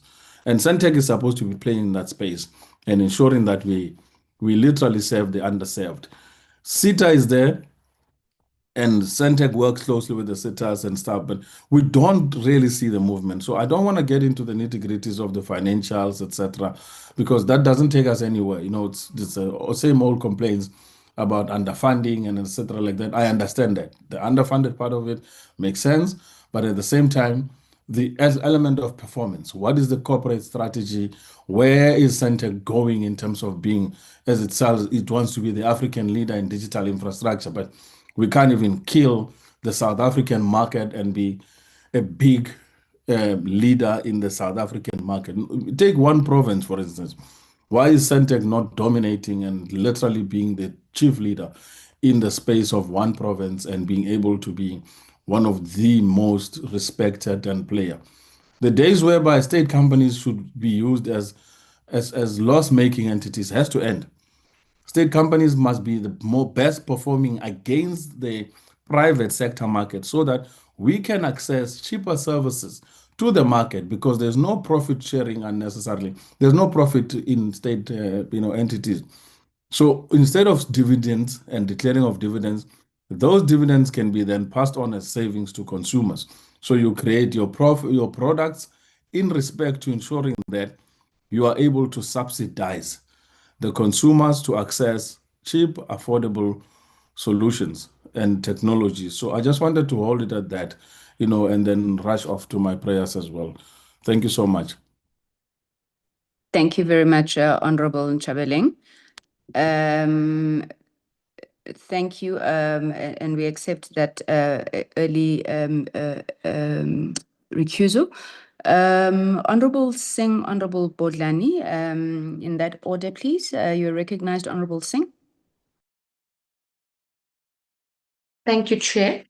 Chair, I'm not going to repeat Sorry, concerns Honorable raised. Singh. Sorry, I'm so sorry. I'm so sorry to interrupt you. Please do forgive me.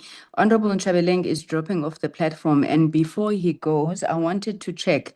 The committee secretariat have sent the legal opinion that had been sourced regarding the closed meetings, and I just wanted to check whether, having read that, can we now proceed and confirm that he's not objecting to us adopting the committee program and those minutes? My sincere apologies, Honorable Singh. Honorable Ntshabeleng? Oh, you want the confirmation? Yeah, I'll be back already by then, I think. All right. You may proceed, Thank you. Honorable Singh. Thank you. Thank you, Chair, no problem. Chair, yes, so some of the concerns that were raised already in terms of the targets for only one township business to be supported, one royal house and 100 schools, because these targets do seem extremely small relative to our national need. Chair, the second thing on ZADNA is that we have a target of 4,500 non-commercial domains that were registered, but I don't see any clarity on the total potential market and what percentage increase there is year on year, because this could mean that the impact on digital inclusion may be minimal. The issue of the 60% compliance target was raised. So my concern there is that we are now saying that 30 to 40% non-compliance is acceptable. I think this is unacceptable for a regulator. And I really do think that the compliance percentage should be much higher. Chair, the other thing was that the slow incident resolution timelines, only 40% of incidents are resolved within 90 days. And considering we're now operating in a digital environment, I really think that 90 days is too slow to resolve these incidents. And that tells me that a lot of incidents may just remain unresolved or delayed. And I want to know what is being done to improve these timelines. There's also an over-reliance on awareness activities. Chair, the targets stated that there would be 30 awareness campaigns and 20 internet engagements. However, there's no focus on what we can measure in terms of the reach or the impact or what behavioral change these campaigns would actually result in. So those are concerns. And my last two concerns on this entity is that 53% of the expenditure is on employee costs, which then leaves limited spending for the actual infrastructure, the innovation, and the program delivery. So I would like to know why the employee costs are that high. And my last point on this one is that the capex is only 500,000 Rand. Chair, with the capex of 500,000 Rand, this is never going to be sufficient for modern DNS infrastructure or cybersecurity resilience. That's my input on ZADNA. Chair, on the BBI, there's serious concerns regarding this entity, regarding financial sustainability. So there's persistent losses across multiple years. They're not going concern. It is struggling to compete with the fiber providers. We have a duplication and fragmentation with the overlap with Sentech. So I think we need to really deal with this BBI rationalization issue. There's also a very slow delivery on SA Connect.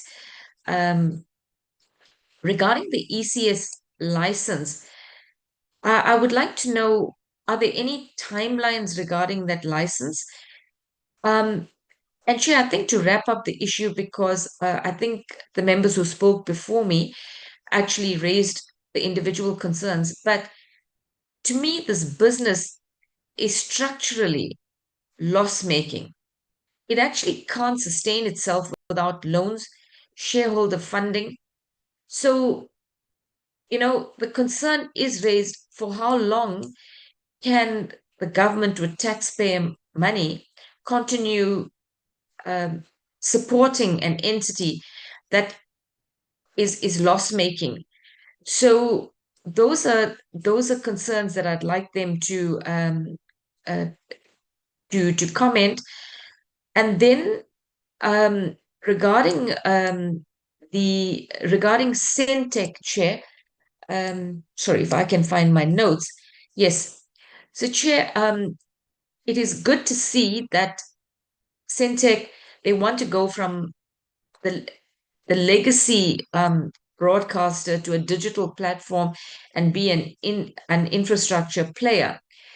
But we can see there are some serious structural challenges, because they are also showing declining profitability over the MTEF. Their cash reserves are decreasing significantly, and they seem to be still relying on legacy revenue streams. So the digital services like the cloud CDN and the 5G are still emerging, and they are competing with private sector players like your MTNs and Vodacom, your fiber providers, your fiber providers. So they're not actually upscaling and competing in that space. So with the APP that has been put before us, there's still serious cash flow constraints. The profitability is not being sustained, but the business still seems vulnerable to cost increases and market competition. So whilst they are operationally improving, but financially they're still very fragile, and they are not yet fully sustainable, I think, as a commercial entity. Part of that problem is also the high debtors book, and there doesn't seem to be a clear resolution as to how they will recover this debt from entities like the SABC and that kind of thing. Chair, regarding the 150 million rand partnership that is assumed annually, I'd like to find out what was the prior year's a target for that, and how much of that was achieved, because this is a big amount that they rely on in terms of the plans, and I wonder what will happen if they actually don't secure this amount of funding from their partnerships. So Sentech strategy is ambitious, but Chair, in my opinion, the APP raises serious concerns about its financial sustainability, its slow growth, and the unclear impact.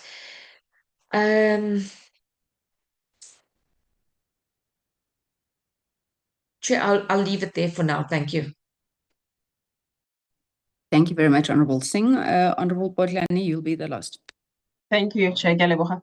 Chair, I think for me, the BBI and Sentech presentations really are a reminder of the work that really still lies ahead for us as a portfolio committee for the ministry, for the department. I think for me, the need for urgent and drastic decision-making has really been painted by both presentations. The sustainability of both BBI and Sentech independently remains in question. And without immediate and drastic intervention, we will be sitting at the next financial year with an even dire situation. So I don't even think I have the answers to that, but I really, like all the other members, and am sounding the alarm.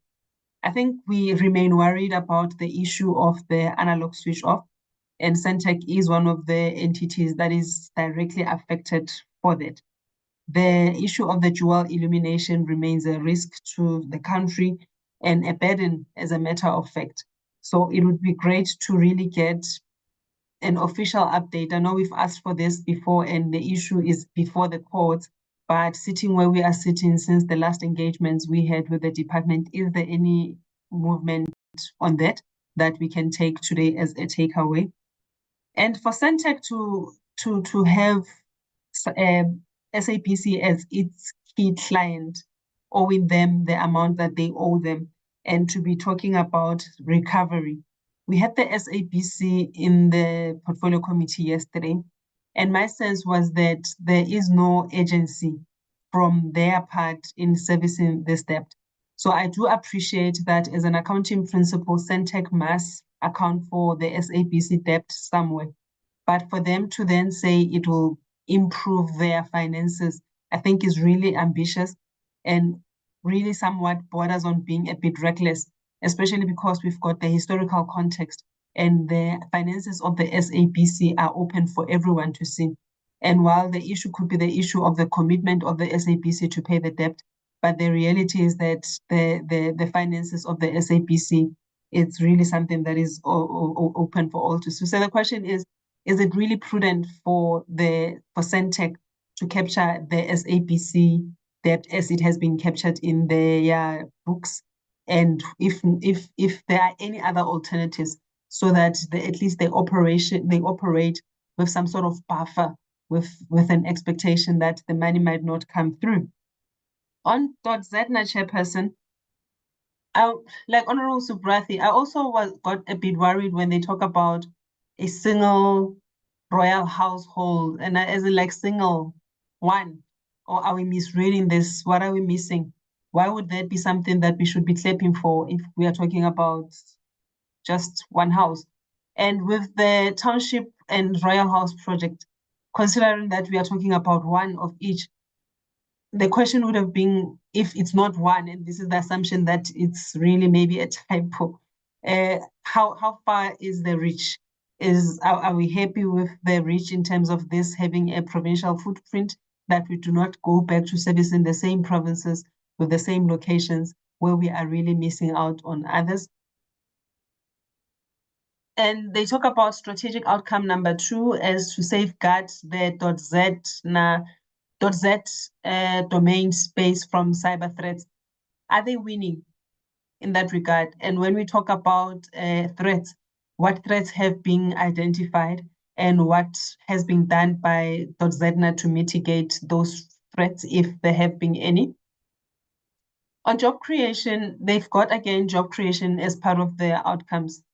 The question is, again, it's really nice to have these sort of platitudes in the presentation, but do they have that as a measure? Because if you're going to tell us that this is part as an outcome of job creation for the country, and I do not think it is something that is within their direct control, at which point do they say we have achieved this outcome? How do they measure that? And ZADNA talks about wanting to be innovative. Can they give us an example of if at least 1 or 2 things that they can say this is innovative, and in the same breath, it also then sets them apart from their global competitors? What is it that they can say they've really innovated, or they think that it will really change the space of the business that they operate on? Because it will also give us a sense and a better understanding of the work that they do. Again, they talk about 100 schools. Does it cover all the areas? We also have a problem with the coverage of rural schools. So what is the coverage on that? Chair, I'm really worried when you contrast between 2.5 million rands versus the 1.5 million rands on conference and board meetings and the 1.5 on stakeholder engagements. And they also talk about board members and board member conference and events. Why is it depicted as two different things? And also, why would your expense for conferences and board meetings be sitting at 2.2 million versus stakeholder engagement at 1.5 million? What is the rationale there? What is the benefit of having such an imbalance? Because with where you think we understand your business to be going, your investment should be more on the stakeholder engagement and less with yourself speaking to yourself, as in being in conferences and being in board meetings. Or are your board fees high? And from the 2.5 million, how much of that is the board fees, just so that at least it provide context? We do not leave this meeting with the idea that there is such a huge expense on board meetings and even less on stakeholder engagements, and why the differentiation between stakeholder engagements and events, if you could just clarify that for me. And please, I don't expect an answer now, but if you could just please perhaps in writing provide a breakdown of the legal cases costing 1.2 million rands, and especially because we've always understood that there shouldn't be a lot of litigation within your space.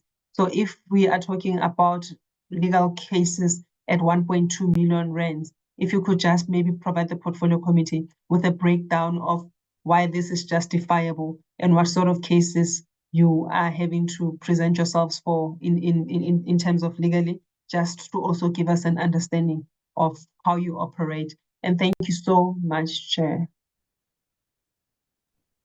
Thank you. Thank you very much, Honorable Bodlani, all honorable members for your inputs. I'm not going to repeat any questions that have been asked. I just want to find out on the schools, what is the progress to date? I see the targets for the current financial year, but can we have a sense how many schools have been connected to date? Linked to that, was there no court case that was pending on this matter? I just don't remember. I think there was an inter-entity dispute. Please do advise. I may be getting my facts wrong. The members have already asked about the license, but I just want to find out, has the minister given any reason for why he has not directed the transference of the dormant Sentech license to BBI? Can you also just speak to progress that you have made in the discussions with Eskom, Transnet, I'm assuming PRASA as well, on the consolidation of the fiber assets? And then, sorry, that's to BBI. On the ICASA sites, I see that you have targets around them. Do those targets also speak to the quality of connectivity, or is it just the quantities as outlined in your APP? I think it was Honorable Nchabeleng who asked you about, no, it was Honorable Singh, I think, who asked you about the SABC debt. I am also interested to find out what informs the projected decrease on this to Sentech.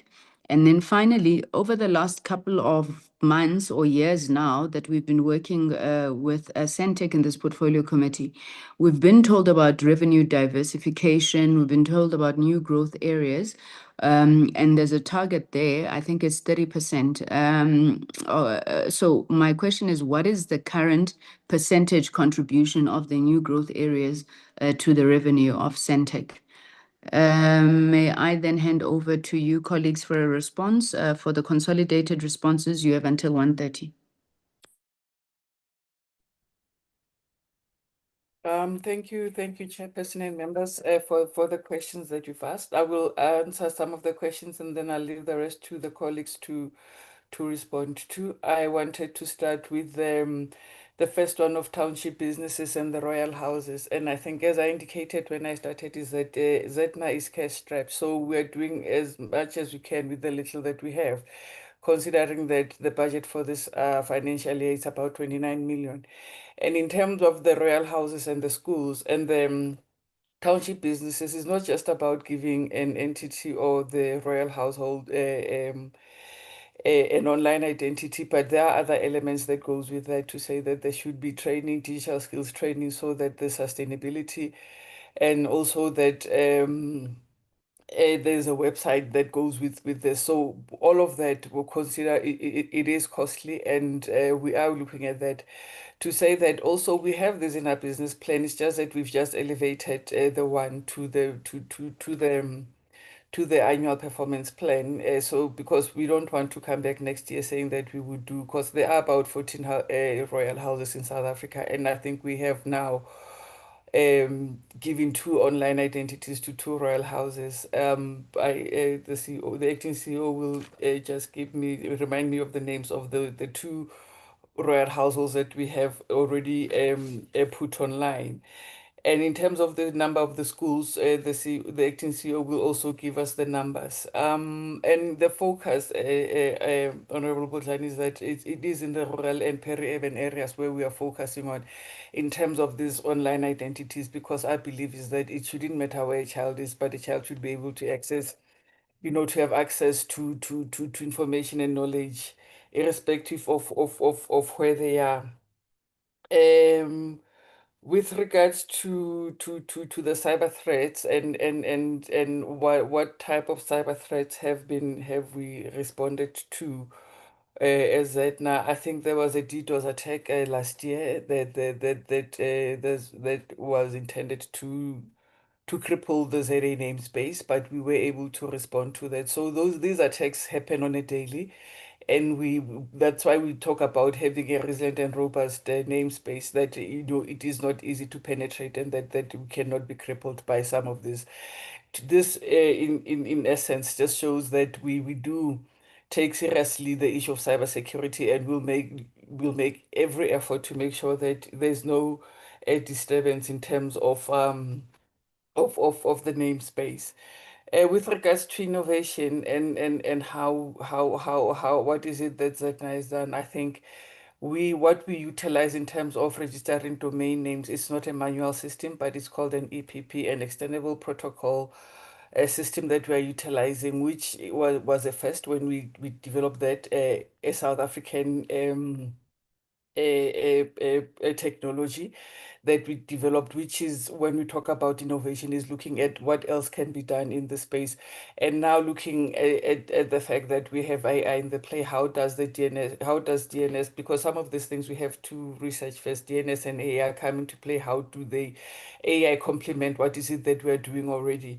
So I would say so that is what we are doing in terms of that. And with regards to, let me see what other questions. I think I will hand over the rest of the questions to my colleagues, the finance manager and the CEO, to respond to the ones that I didn't respond to. Mr. Matavu and Ms. Ndlovu. Thank you, Chair, and thank you, Chair, and members and DG and colleagues. There was a question about the number of the 4,500 non-commercials. Chair and members, the total number that we have for the period of 5 years is it's a total of 14,600. We had to divide it into 5 years, starting with 5,142, and for this year we said it's 4,500. 27, 28 we had 2,500, and 28, 29 will be 1,500, and the last financial year, which is 29/30, that's when we'll have 1,000. So that's how we divided, because of the total number of 14,500. We couldn't do that at the same time. Chair, there was also a question in terms of the awareness.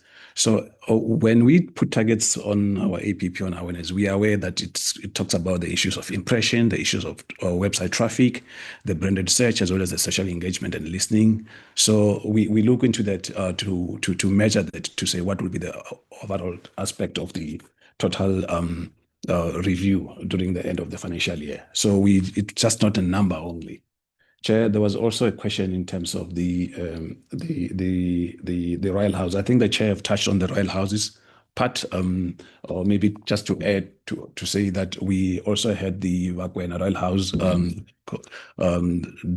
from our side, and then there was a question in relation to the schools. I think the chair touched on that we're not only looking at the urban schools, we're looking at the rural schools as well, because majority of the schools that don't have infrastructure are from the rural area. So we are inclusive when we look at that. Chair, there was also a question in terms of the 60% of the compliance rate. This is not our base. We started last year with 50%, and then what we do there, we don't just matter of ticking the box. There's a template that we use that talks about the compliance of each and every registry, which then had its own point of scales. Starting from whether if there's something outstanding, start from 5, exceeding 4, meet expectation is 3, and needs improvement becomes 2, and below expectation becomes 1. So that is the process that we use, and we are using it internally. We also look at that matter of the issue of the charters of those so that we should see if whether they are in compliance or not. Chair, there was a question as well that talks about the cost for the legal fees. I think the finance will then deal with that. There was a question again in terms of the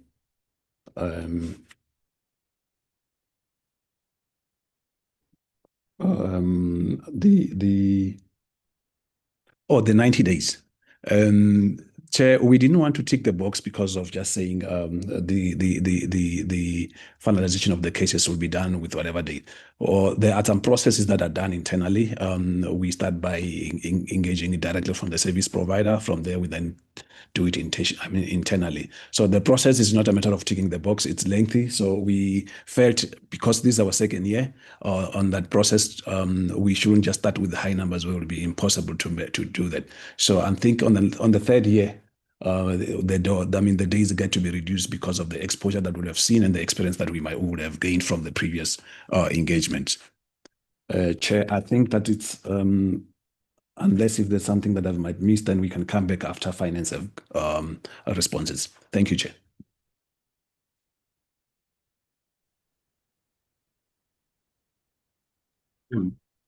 Chair, shall I proceed from BBI? Just 1 second, CEO. I think there were some finance questions to ZADNA. Thank you, Chair. In terms of the question relating to salaries, the budgeted salary amount was actually adjusted for 1% from the previous budget. So it's not a huge increase in terms of the percentage. The employee cost, the reason why the employee cost is the highest is because that line item includes things like bonuses, provision for leave, and recruitment costs. In terms of the CAPEX question, what we did was we first assessed the current infrastructure or the equipment that we have in place while compiling the budget. And based on that assessment, we concluded that we will not need a lot of equipment, taking into account the fact that we currently facing financial challenges. So we decided that the 500,000 will be sufficient to cater for all our CAPEX needs.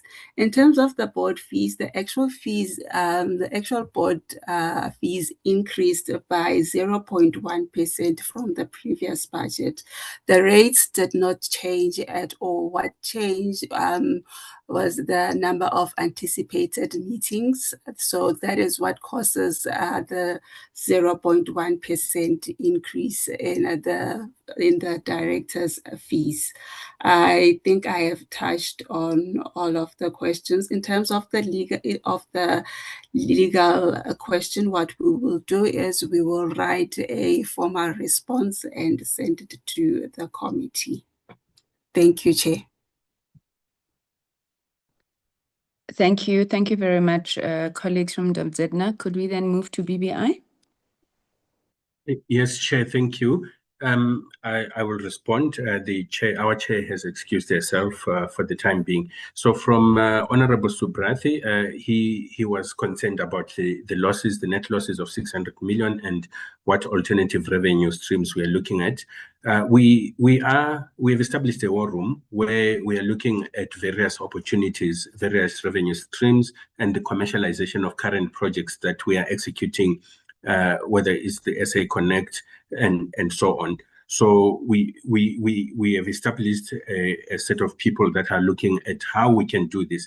But as you see, as I continue to answer the questions, you'll see that we are also hamstrung by the fact that if we don't have an ECS license, if we don't have unfettered access to the legislated fiber from your Eskom and Transnet and so on, if you don't have the spectrum, those things hamper your capability to compete on a fair footing with the rest of the industry. But be that as it may, we are focusing on different revenue streams, including enterprise products, including selling internet directly to various organizations and so on. So we've got a turnaround strategy that we are following in order to do that. And the question also from him was on the 5,000 Wi-Fi hotspots, what is the cost? The cost is at least about 121,000 per each Wi-Fi hotspot. Who funds this? This is funded by the department who has instituted us to run with the project, and they direct us also to go and provide the services in the underserviced areas. This is the key purpose of the SA Connect project and so on. So together with inputs from ICASA, areas that are underserviced are identified, and they are the inputs to the projects that we then go out and roll out. And this will be under the directorship of the DCDT. Then from Honorable Nchebeleng, he is quite critical in terms of BBI sustainability and strategy. And at some stage, he actually compares with Eskom. I'll answer directly on that. The difference between Eskom and BBI is that when there was a problem with Eskom, there was a lot of funds pumped into Eskom. There was government guarantees. There was more than 230 billion, which everybody knows was given to them. With BBI, nothing has happened like that. And I've already spoken about the ECS license and so on. And Honorable Nchebeleng also compares with the profitability of other entities, the private sector, for example. And I would like to compare apples with apples and mention that the private sector is not forced to go into the non-profitable areas. They will pick and choose where they think their businesses will grow. They'll grow into the affluent markets, and they have been enabled. They've got the licenses that they need. They've got the spectrum that they need. Nothing is hampering them. They've got access to funding. They get money. They can easily borrow from institutions. BBI has got no such advantage. And in spite of that, we do go into those underserviced areas and we do provide those services. And I think to also be fair to BBI, at least in terms of the targets that have been given to us, and this is also touching on Honorable Singh, who mentioned that we have not been able to meet the SA Connect targets. We can emphatically mention that we have met our SA Connect targets. We have received assistance from our shareholder, the main shareholder, DCDT, but we have met our targets. And this is in contradistinction to the other private sector also that is supposed to be going into those areas which they have not gone into. The empowerment that is required, Honorable Singh, in terms of financial sustainability and the going concern and so on, when we talk of access to the fiber, when we talk of the ECS license, the spectrum, the funding and so on, is quite important. If those matters are resolved, then we will not be sitting here trying to defend the indefendable. The rationalization that is taking place under the leadership of the DCDT, and I know up to date they've actually requested us for inputs so that the process can go forward, but I think they will comment much better than ourselves. And on the question from Honorable Singh on how long can government support a loss-making entity, I think the question should be flipped to say, when can government support that loss-making entity? Because the support that we have spoken about that was given to Eskom, that was given to other entities, has not been forthcoming to BBI. So, but once that funding has come through to the same extent, or at least comparatively to SAA when it was in trouble, to Eskom when it was in trouble, to Transnet, then we can begin to start talking about the failure of BBI. But as it is now, BBI has not been able to compete properly with the rest of the entities that they're being compared with. If the structural changes, which I'm coming to your comment, Honorable Chair, the key fundamental structural changes of your Eskom, your Transnet, and the fiber that is lying out there, which is being sold to BBI at a very high cost, and then BBI must go and productize that fiber and then provide services which then to the underserviced areas which are not profitable. If that structural problem is not resolved, you may as well change as many drivers as you want, but if the bus is broken, it will still not move. So my belief, Honorable Members, is that if we focus on those key fundamentals, we'll be talking a different story in a few months' time and so on. And I'm glad that at least for now, we have the support of our shareholders. They are involved in trying to resolve some of those key matters. And with the support of the honorable members as well, I think we can turn this organization around and then be able to provide all the services that are expected of it. I think then the question that I made, the last one from yourself, Chair, as well as from Honorable Singh about the ECS license in terms of the timelines and when the minister is going to make a proclamation, that maybe I'll leave to the department to assist with answering those. Thank you, Chair.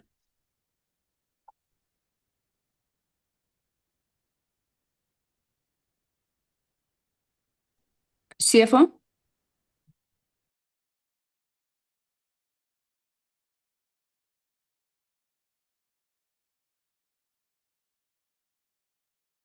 Napo, do you have anything to add?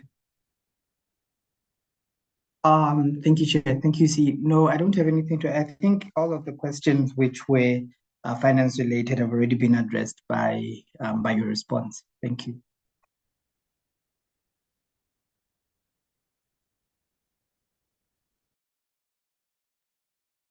Thank you, Chair. That's all from BBI. Thank you very much, CEO. Could we then take the final set of responses from Sentech? Honorable Chairperson, thank you. Chair, just on the sentiments around the SABC and how we are managing that situation, the CFO will come in. I just wanted to flag that what will sustain addressing that debt is basically a continuation of financial injection on Sentech's operation by National Treasury. So the 700 million that was received in relation to that, it's what is reflected on the financials and the improvement thereof. And that does improve our going concern status or position, Chairperson. So we hope that the shareholder can continue to urge National Treasury and support us and the SABC in addressing this issue in that light, notwithstanding what the department has initiated in terms of addressing the tariff situation there, which in fact is a long-term issue. On the satellite and on the agency, Honorable Bodlani, I think SABC is, in fact, in our view, concerned. They are quite engaged with us on one-on-one. I have personally met with the chairperson of the SABC. The CEO is engaging his counterpart, and we are reporting to the minister on these engagements. So we do want to say that if the SABC's position were to improve, we are certain that they will fulfill their tariff obligations, and we're encouraged by the engagements that we are having so far. On the satellite, I would ask Mr. Mnisi to just speak to this target, because it is indeed a long-term target, and there's questions around that. Dual illumination, Chairperson, it is actually funded as of now. Of course, we do share the concern because the dual illumination cost, if ASO was actually addressed, you wouldn't have this cost accruing to Sentech. But at this point in time, it is in fact accruing to us, and we are receiving funding and support from the shareholder regarding that. Honorable Chair, you are correct that the diversification strategies that we have employed have not yielded the intended target. So here we have a tower business that we want to really improve, which we think it's a strategic business in terms of co-location, in terms of expansion and reach, also in terms of addressing fiber into data centers. So that business is quite rich, and we're looking into that. And that is what is speaking to the target around 1 million or so, which CFO will also address. The SA Connect, in terms of our target, Chairperson, it is actually limited to what we receive from the shareholder, and there has been a funding shift with regards to that. So there has been monies that have been taken back to the shareholder because they were called upon by National Treasury. Yes, in general terms, there is structural reduction in the revenue position of Sentech, and that is exacerbated by the debt from community broadcasters as well as SABC itself. So we do concur with Honorable Singh's reading of the position there, and this is what we need to work on to improve. Our strategy really is a fair and a commercialization strategy on broadband, and a continued growth in media business, which is showing some strength. But unfortunately, the dependence is that the same money that we are getting from our other clients, we have to then fund the operations of a key customer, SABC. I think it's important that we appreciate the importance of provisioning a national network for SABC as a key input to its business. It's a very serious cost that Sentech carries. Chair, I would also ask CFO and Mr. Mnisi as well as Itu to address some of the issues that have been asked to Sentech. Over to you, Mr. Mnisi.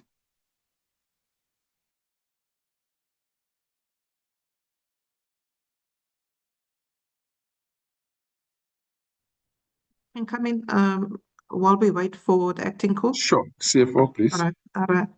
I'm trying to put on my camera. Thank you, Chairperson. I think to a large extent you've covered the finance issues. Maybe just to add on or elaborate a bit further. The question that was posed by Honourable Member Suprati.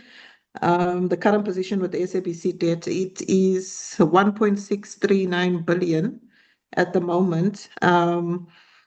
And I think you've elaborated a lot on the interventions. We initiated a legal process to recover. So we're currently at arbitration phase or stage with that legal process. We are hoping that, that the outcome is favorable and that we can recover some portion of the debt via the legal processes or mechanisms.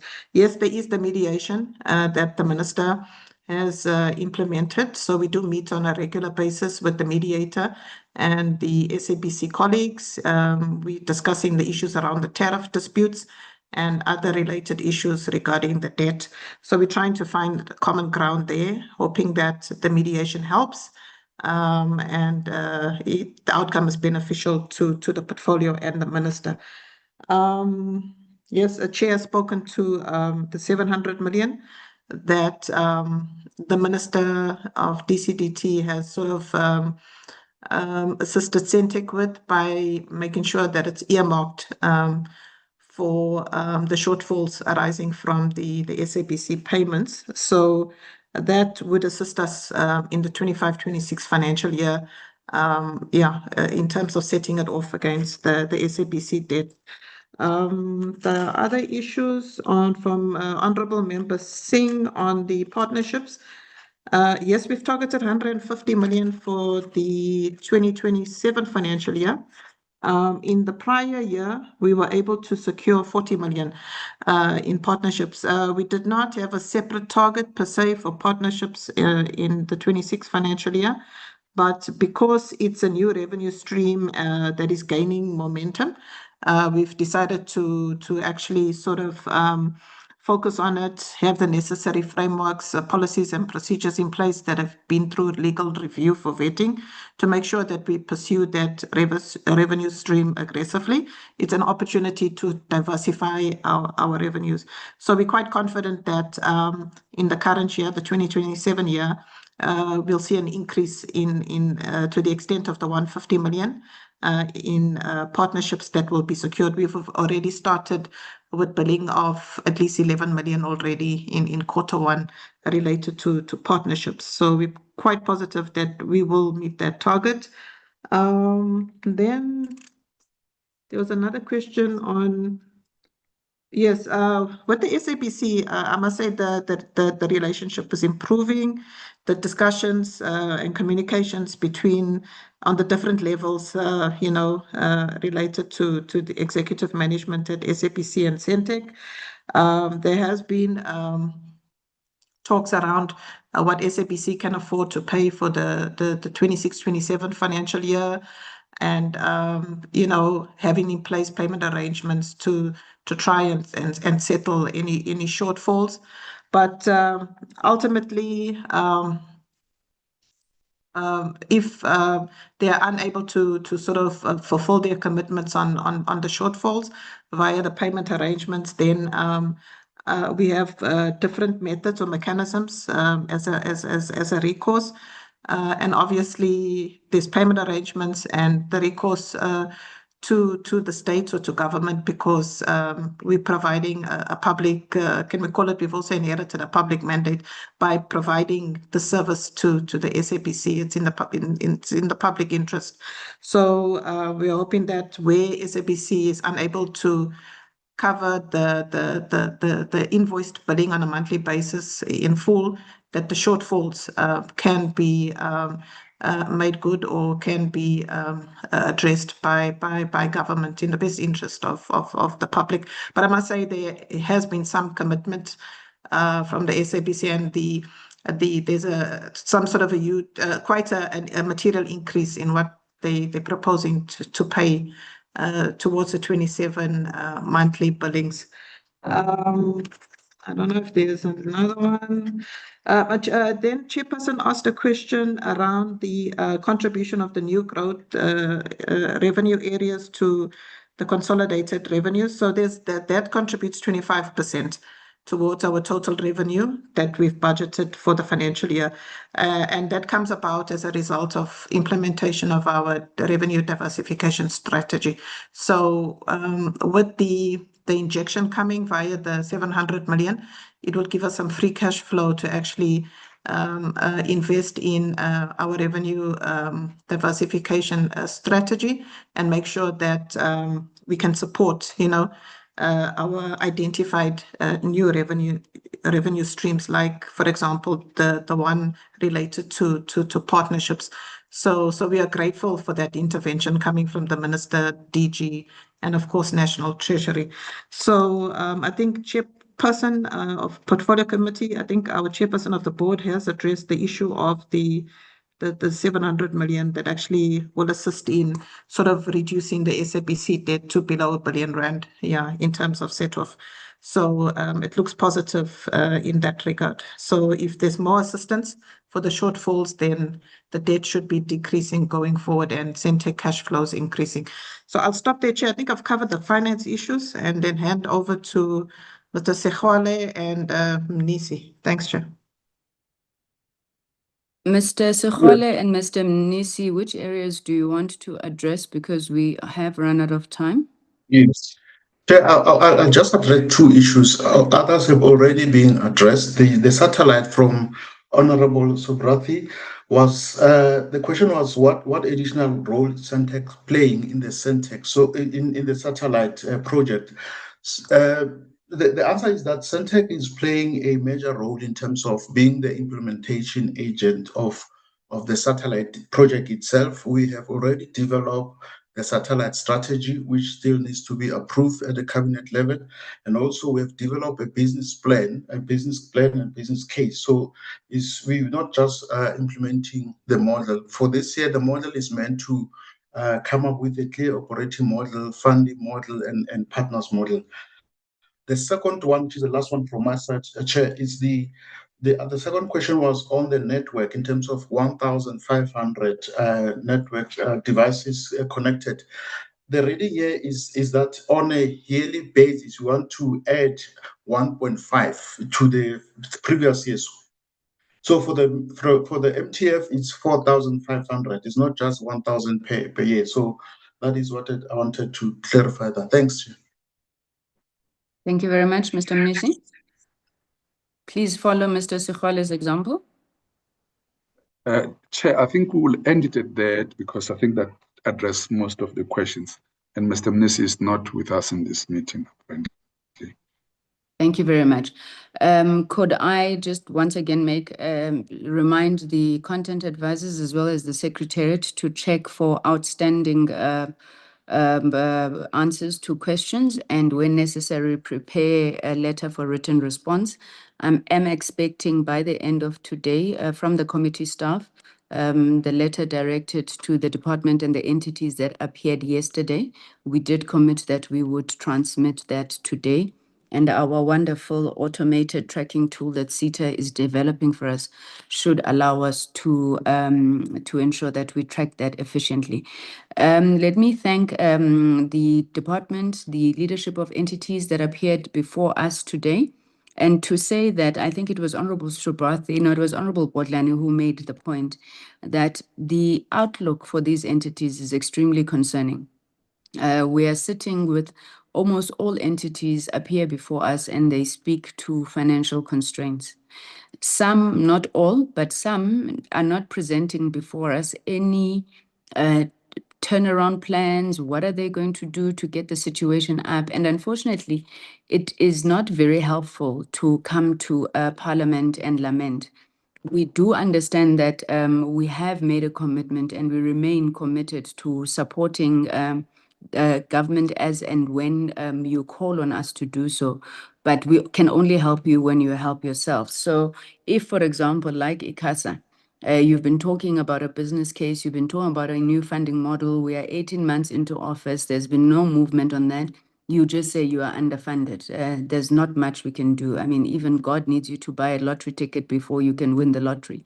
So we're appealing to the department to look at each and every one of your entities and identify whether it is quick wins, but also your engagement with National Treasury. I know what happens, but how do we intervene and support you if, in certain instances, the Sentech example, I know that Sentech had to kick down doors and threaten to cut off the SABC by December in order to get that 700 million.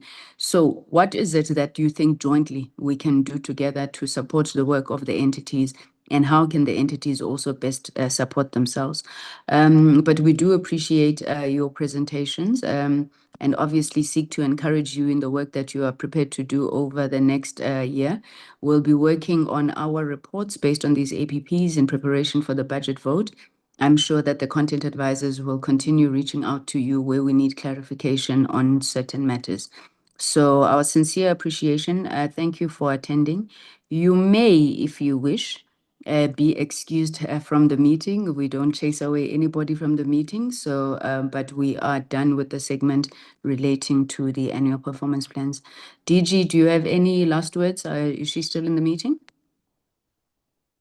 Chair, I'm still in the meeting. I've taken full note of what you've said.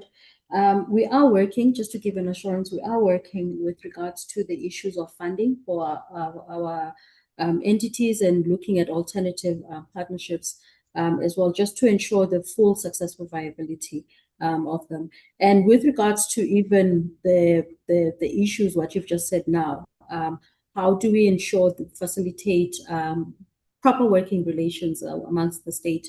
We're definitely on top of that as well.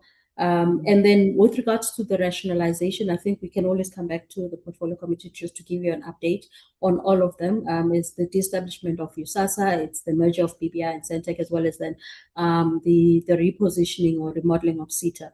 So that is also part of our plans. Chair, it was part of our APP, but nonetheless, at any given point in time, we're happy to come back and give you update. Similarly, Chair, I think we should rather provide in writing. There was a question that was asked by Honorable Bodana, so maybe her hand is up, with regards to the analog switch off, the broadcasting digital migration. Yes, the department is the one that is leading this, together obviously with the relevant entities under the portfolio, as well as with the broadcasters. The minister champions and chairs the steering committee in this regard, but we'll provide further updates in writing. Thank you very much. Thank you, DG. And happy holiday, which is around the 27th. Chair. Freedom Very Day. important. Freedom You are Day. free. Yes, freedom. Thank you. Honorable Bodlani, you had your hand up? Yes, Chair. I thought while we had the DG, we should also raise a concern about the exodus of executives such as the CFOs that we are seeing across the entities. I don't know if this is something that is keeping them awake, but for us, certainly it is something that we really are worried about. And I think while Mepalisa is still here, I look at the front page of the presentation of ZADNA, and I think that hairstyle of that lady needs a change. And Noted. Thank you. Thank you, Honorable Bodlani. And I think the DG has taken note of that. And, time permitting, I think almost every quarter we should be getting an update on governance issues as well as matters relating to the executive management. So thank you for that. Let's very quickly, colleagues, request that the Secretariat just runs through the program for Limpopo. You have less than 5 minutes to do it. I was sent a draft while in this meeting, and my first reaction was that you are doing this thing to us again. We are human beings. Are we not human beings? We can't be expected to have full programs, still travel 2 hours from one region to the other. So I hope that you will, even as you present this, start looking on where you can cut down some of the issues, obviously, while still retaining the essence of the program. Ajira, you have 3 minutes. I'll do that, Chairperson. I'm just looking for it. Apologies. Okay, while Hajira is still doing that, can we go back to the matter relating to what was that now? In committee meetings, I've gone through the legal opinion that was shared with us, as well as Rule 184 of the Rules of the National Assembly that Honorable Bodlani shared with us.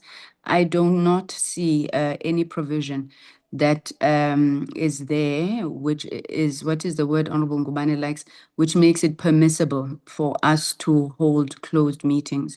Members, can I take your views on this matter so we can close it? Honorable Singh?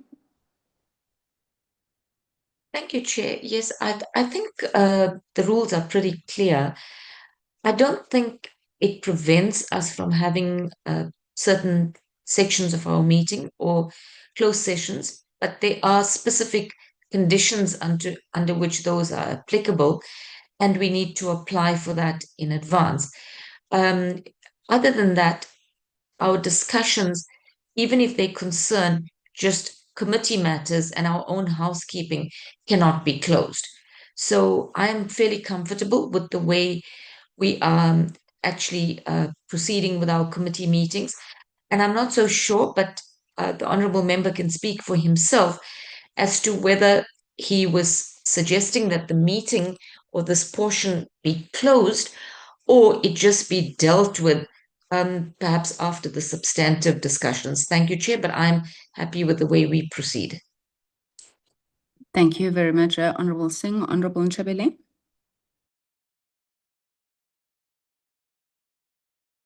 Honorable Chair, thank you so much. I think, yeah, on the closed meeting, I think maybe there was a misunderstanding. I said in the committees, we usually excuse the entities and the department, and then we get into our matters as a committee. That's my first deposit, which I made earlier when I referred to a closed meeting. And the other thing is, in a committee, we have issues that sometimes we don't want to just air them out and create a problem scenario unnecessarily when entities and departments are there and we are dealing with our own issues. For instance, if I have to pass a criticism to you as a chair and all of those things, it will be unsavory, and I've seen it that it's done. And, the rules are not even saying it should not be done where you cannot have a committee. It's not a closed session where we are doing things in an uncanny way. It's just to say the entities are not necessarily supposed to be there. Media can be there, whatever. People can observe, doesn't matter. But at the same time, knowing against that these things are live sessions and stuff like that. But when it comes to what I wanted to discuss was the issue with regards to our updated draft second term draft committee program. And this is what I wanted to air out. And then finalization of the minutes. I'm new to this committee, and some of the things that are done, I don't know them culturally.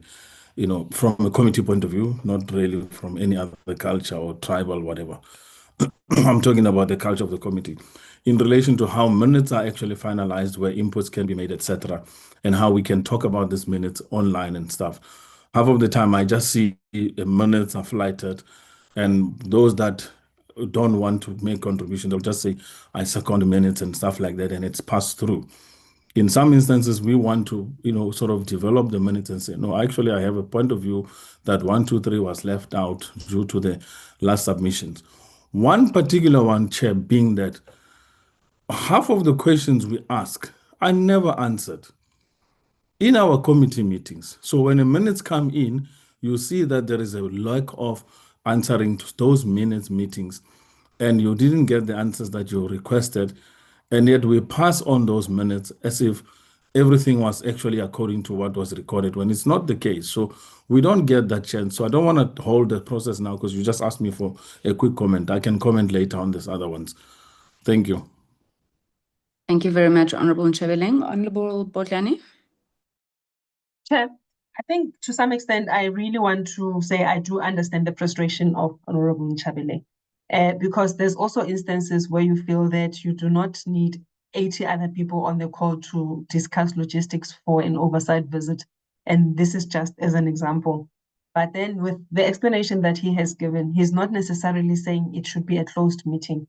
Perhaps he is saying we should have a session as ourselves before inviting others, which for me defeats the purpose, because whatever eventuality, as per the rules of the National Assembly, every meeting would then be made public.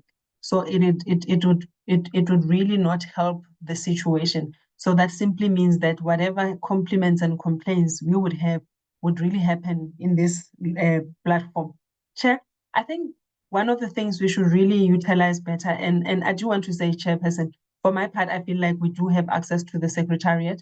We do have access to yourself, that nothing really precludes us from having a side conversation with yourself or the Secretariat to iron out issues so that we do not delay the meeting or we do not necessarily discuss them in this open forum.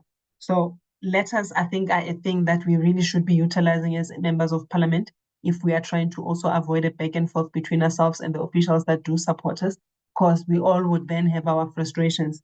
And Chair, I think on the minutes, we are doing really well in the past few months, and in fact this term, in terms of getting the minutes beforehand.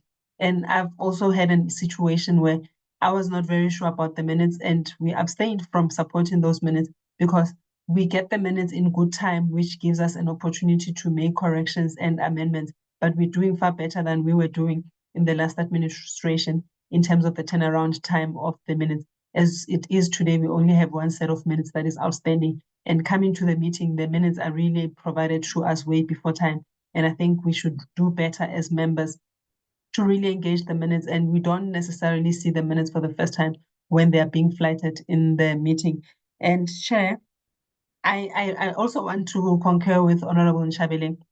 We defer a lot of our questions for written replies because in the interest of time. This is not something that we are really getting joy from. We hardly, if ever, if at all, get written replies from outstanding questions from the department. And that is a cause for concern. And I raised the issue on Tuesday, Chairperson, about our agenda and how we sometimes pack it. And sometimes it may look like we manage time well, but it also depends on the number of MPs that are present in that particular meeting and the level of engagement. Today, for example, if we had the full complement of the members of parliament, and the members on this portfolio committee are very proactive and participate at great lengths, we would have overrun. So without trying to seem to be gagging MPs from making and expressing their concerns on behalf of their constituents, I really think what we are doing really needs a better review, because unfortunately for us, or I don't know whether it's fortunate or unfortunate, you do not put a timer for us. You depend on our goodwill to manage time, which on itself is also not sustainable. And point in case, I have been speaking for the last 5 minutes to make a point. But the point is that, Chairperson, we need really better processes to run our meetings without trying. Yeah, and I'm stopping you now. No, I do hear you. And I think, and let me say, Honorable Nchabeleng, like Honorable Bodlane, I also truly appreciate the frustration that you were raising. I think maybe to try and find a middle ground on this, I would want to propose, firstly, that we may look at, within the schedule, having a meeting that is solely focused on housekeeping issues. It doesn't have to be a long meeting. It can be an hour where we're able to find an hour and deal with matters that don't need to go to this platform. Now, as Honorable Bodlane says, we can't say we're closing that meeting, but we haven't invited anybody to the meeting. Because people get access into the meeting, it'll probably still be broadcast. I don't know if we can handle that. In certain instances where we feel strongly that we want to discuss an issue in a closed session, and then we go the route that Honorable Singh has proposed, where we will apply beforehand. But we are going to try and see if we can move these internal housekeeping issues away from a normal, ordinary committee meeting, perhaps to an earlier slot in the meeting, and then we invite people from a certain time. Maybe that we'll be able to deal with that. On the issue of time management, which I totally agree with Honorable Bodlane as well, we've really resisted the temptation to get members of parliament to be given a time frame. You're given a time frame for everything in parliament, and a portfolio committee is where we're supposed to be doing the work, probing, obviously within reasonable limits. But when we're sitting in a meeting of that kind, which is a housekeeping meeting, we can then put that issue for members to deliberate on. If we agree that that's the route that we want to follow, then we will implement that. Similarly, was an issue that I wanted to raise, which also belongs in that session, around the attendance of, in particular, the minister and the deputy minister. We have to have a conversation before it starts getting problematic, whether as a committee we think that it is necessary that they're in each and every single meeting, or would we want to identify which meetings we insist they must attend. And I think, I've seen a bit of friction sometimes when members complain about constant apologies, but I think we may have to just try and find some common ground around that as well. But with that being said, members, I'm hoping that you are agreeing with the summary. Oh yes, the one thing I wanted to raise on the questions that are not answered, you'll remember that in the program, we do have CETA coming to present now on that automated tracking tool that we had once spoken to you about. The intention of that is to not only capture resolutions, but also where we believe that questions are not responded to, we're able to track those questions. I've already seen some demos and tests on that system where emails come to me flagging, escalating an issue to say it hasn't been responded to. And hopefully that intervention will also assist us in that regard. Honorable members, with your permission, then we will step off this item, and I will take it that the adoption of the program and the minutes of the 27th of March have been confirmed. And I'll ask the Secretariat as soon as possible to look at how we can restructure the program to ensure that we create these meetings where nobody's invited. Honorable Nchabeleng? Thanks, Chair. I just wanted to comment quickly on the issue of the program. Is it open as an item? Yes. I don't want to lock you out because you didn't make a substantive input. We were discussing the procedural matter. Yeah, good. On the program, this is a quarterly program, and on it, there is no planning for an oversight. And this current oversight, as you know, it was actually an oversight that was due already in the earlier program, which was not this current season program. So I think one of the contribution is that we need to make an effort to at least quarterly, if not every 8 weeks, to have an oversight. I keep raising the point that there is many sites relating to connectivity, relating to infrastructure, relating to the entity's work that is actually not covered. And because when we do our program, we don't do our program in relation to the issues that are burning on the ground. We are not seen as a committee of communications on the ground. And people are complaining about that when we are going out there to talk about the issues with relation to communities and stakeholders, because we are not seen to be proactive, involved as well as participating on proper rigorous oversight. So I think an issue of oversight must be one, prioritized. Very important. We don't have enough oversights here in this committee, and I don't know what is the reason. I don't think it's budget, because there's enough budget on the committee. And then the second part of it is on the same particular oversight, there is no international visit schedule.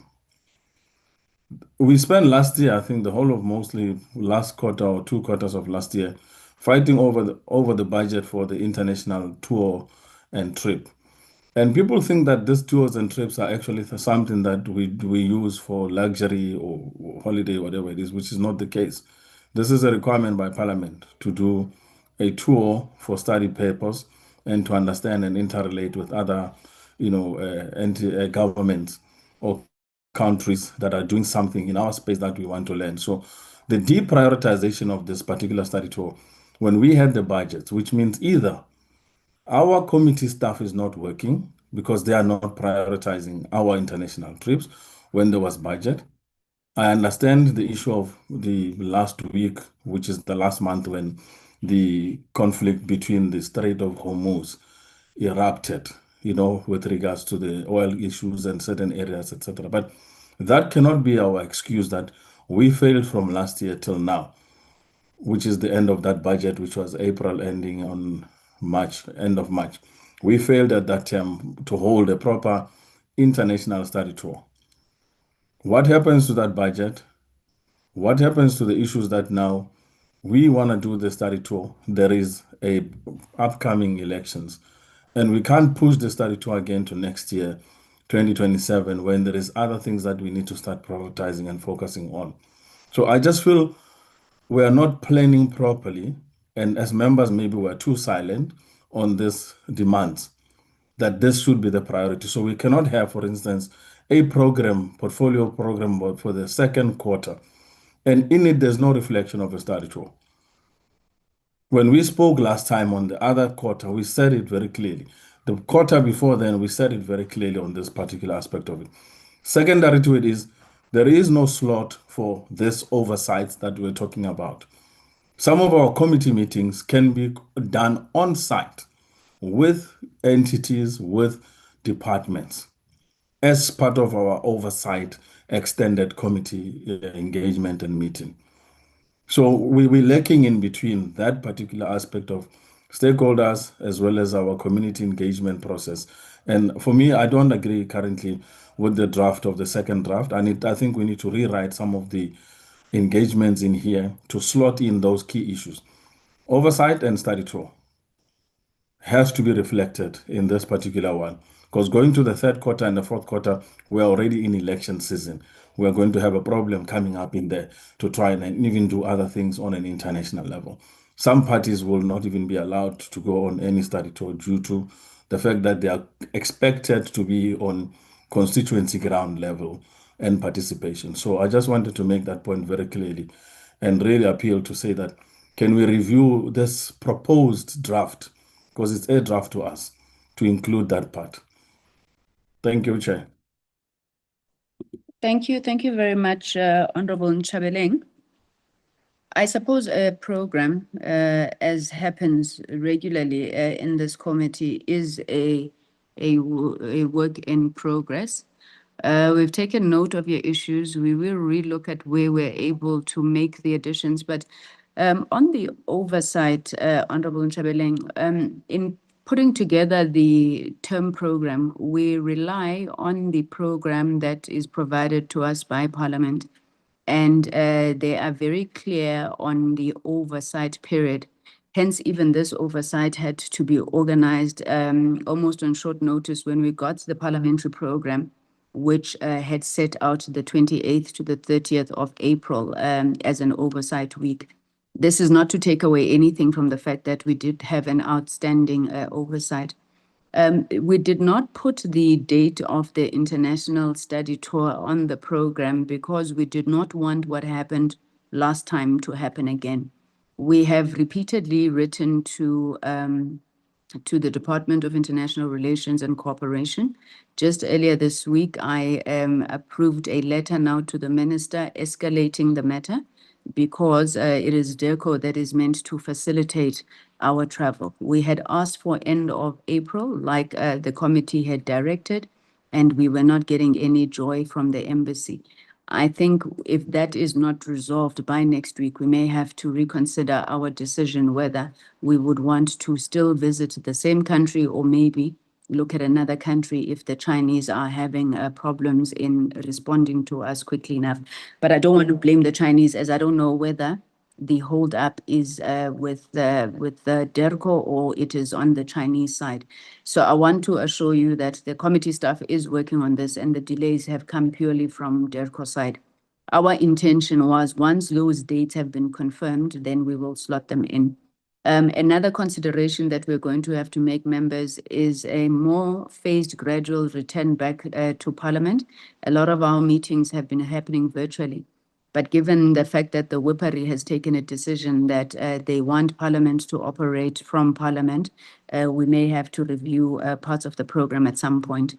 And then the last thing I want to say is that I think I appreciate the creativity that you are suggesting, that some of the scheduled committee meetings could happen on site or on wherever.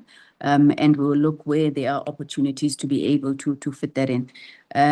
But as I'm saying, we purely worked on the basis of the dates that we had been given, but we will look at opportunities for creativity. Thank you very much, Honorable Nchabeleng, for those inputs, and we will continue then to update the document as we go. Honorable Bodlane, are you on this matter? Please say it's a legacy hand. Chair, I just wanted to augment what you are saying, Chairperson, and to say historically, we've had Honorable Suprathi, Honorable Vilagazi going on oversight themselves and coming back with a report to the Portfolio Committee, which we would then adopt on behalf of the Portfolio Committee, given the short limited time that we have as constituency period. Maybe that's also one of the suggestions we can make to colleagues. Thanks, Chair. Thank you very much, Honorable Botani. Can we then very quickly just take the proposed program for the Limpopo visit? Chairperson Dr. Madupi will speak to the program. Good morning, Chair, honorable members. Chair, quickly, I would have wished that Mr. Ngoma was here because he made some last changes, but I'll speak through the program quickly. It's quite a packed program indeed, Chair. And yeah, given the 3 days, the time constraints for the 3 days, it's sort of not helping at all, and given how packed in terms of a project on the ground, issues that we need to cover. High level, Chair, in the main, the objectives, of the OBS side is to ordinarily to cover this SA Connect project, to cover the BDM project, to try and cover as well, the support operational issues, and also community broadcasters and small print media. We're also going to be looking into the digital skills development initiative by NEMISA, where there's a collab at the University of Limpopo.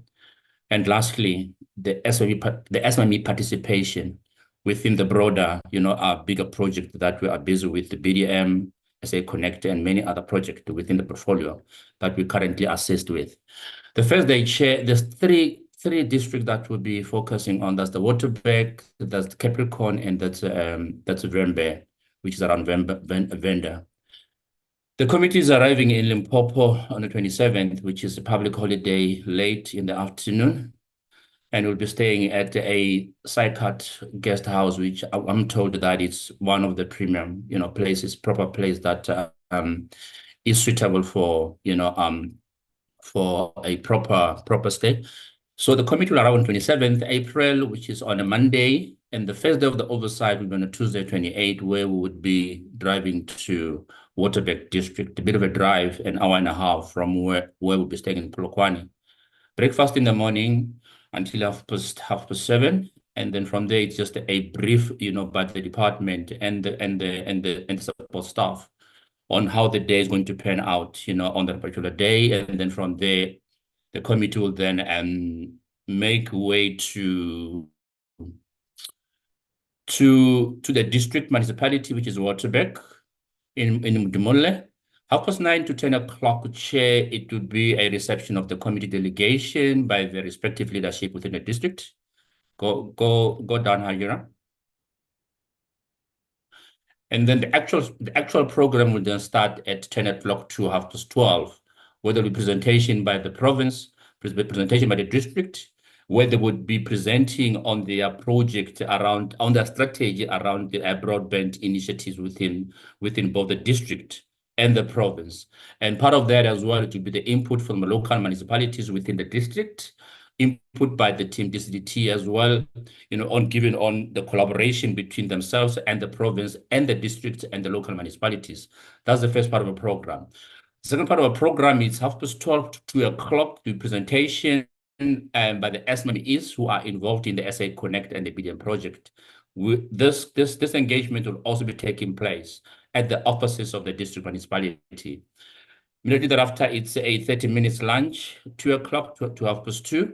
Then from there, it would be an immediate visit to the post office in the area in Mudimule. That's from 2:30 to 3:30. Go down, Hajira.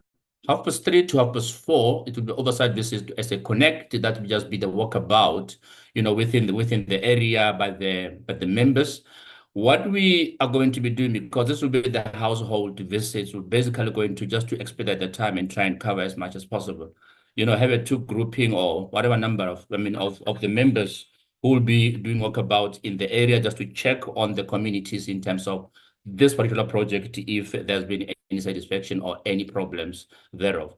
4:30 to 5:30, it will be a visit to the community radio station, which is Mokopane FM, just to engage the radio station. 5:30 to 6:30, to be a visit to Sentech Tower. This Sentech Tower, chair, it's on our way back to the hotel. So basically, when making our way back to the hotel, we'll just be off-ramping from the main road into that Sentech Tower for about an hour, which should not really take too much of our time. 6:30, Hajira. I think that time is wrong. 6:30 to whatever time, then it would be back to the hotel in Polokwane. I think it's about an hour.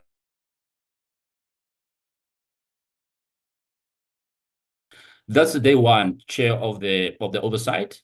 Day two, which would be around Limpopo, which is the Capricorn district. It will be breakfast in the morning, same as the previous day. Go down, Hajira.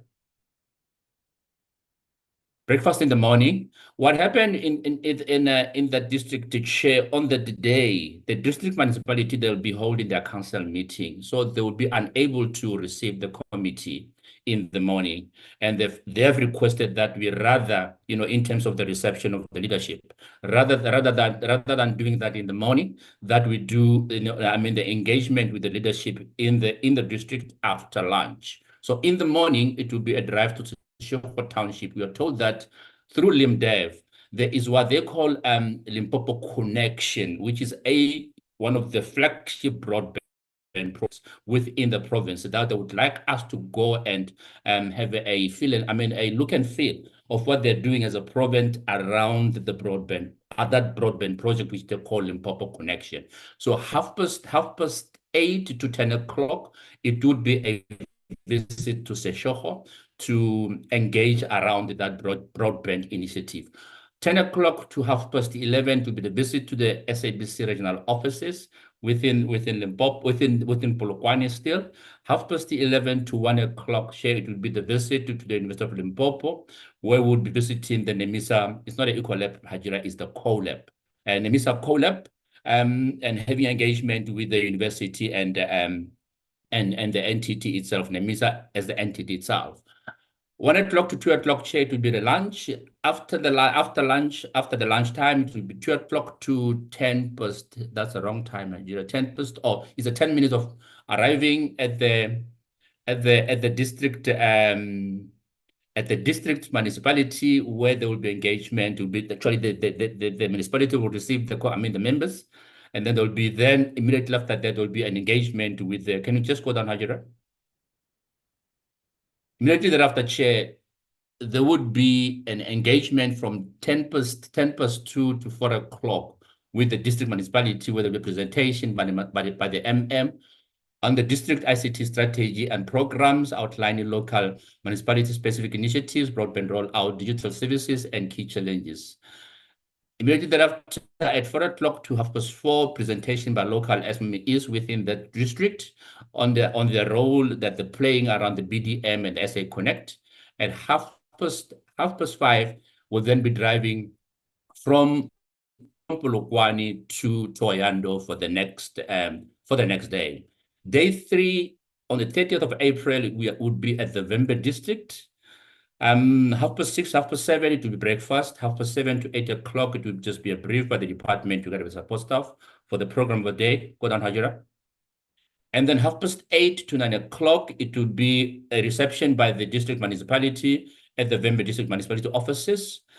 9 o'clock to 10:30, presentation by the MM on the district ICT strategy and programs outlining local municipality-specific initiatives, broadband rollout, digital services, and key challenges. 10:30 to 12 o'clock, it will be visited to one of the small print within the district, which is the Ngoho News, just to engage in, the community print with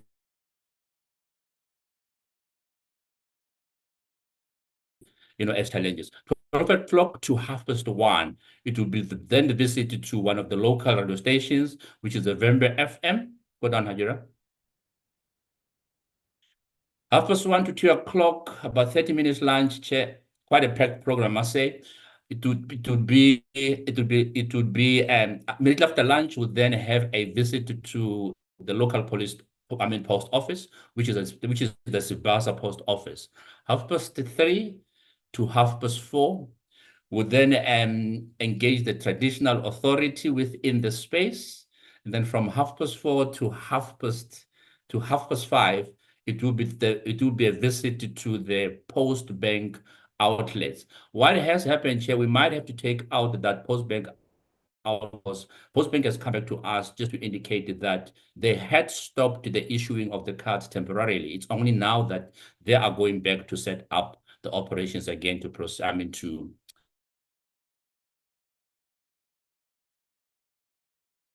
going forward. Chair, that's a program very packed, the 3-day. That's what has been recommended, suggest, and put together by the support staff and with your guidance as well in the process. That's the program, Chair. Thank you so much.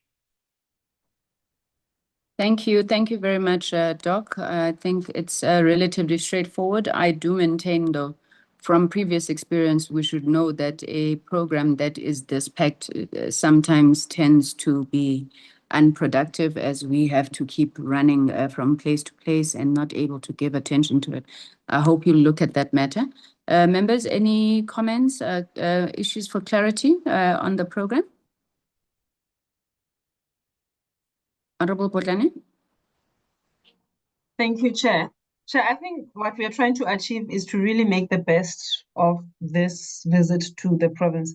But I do agree the program is really packed, which brings me to the issue of can we just really be deliberate about how we are driven when we are on the road?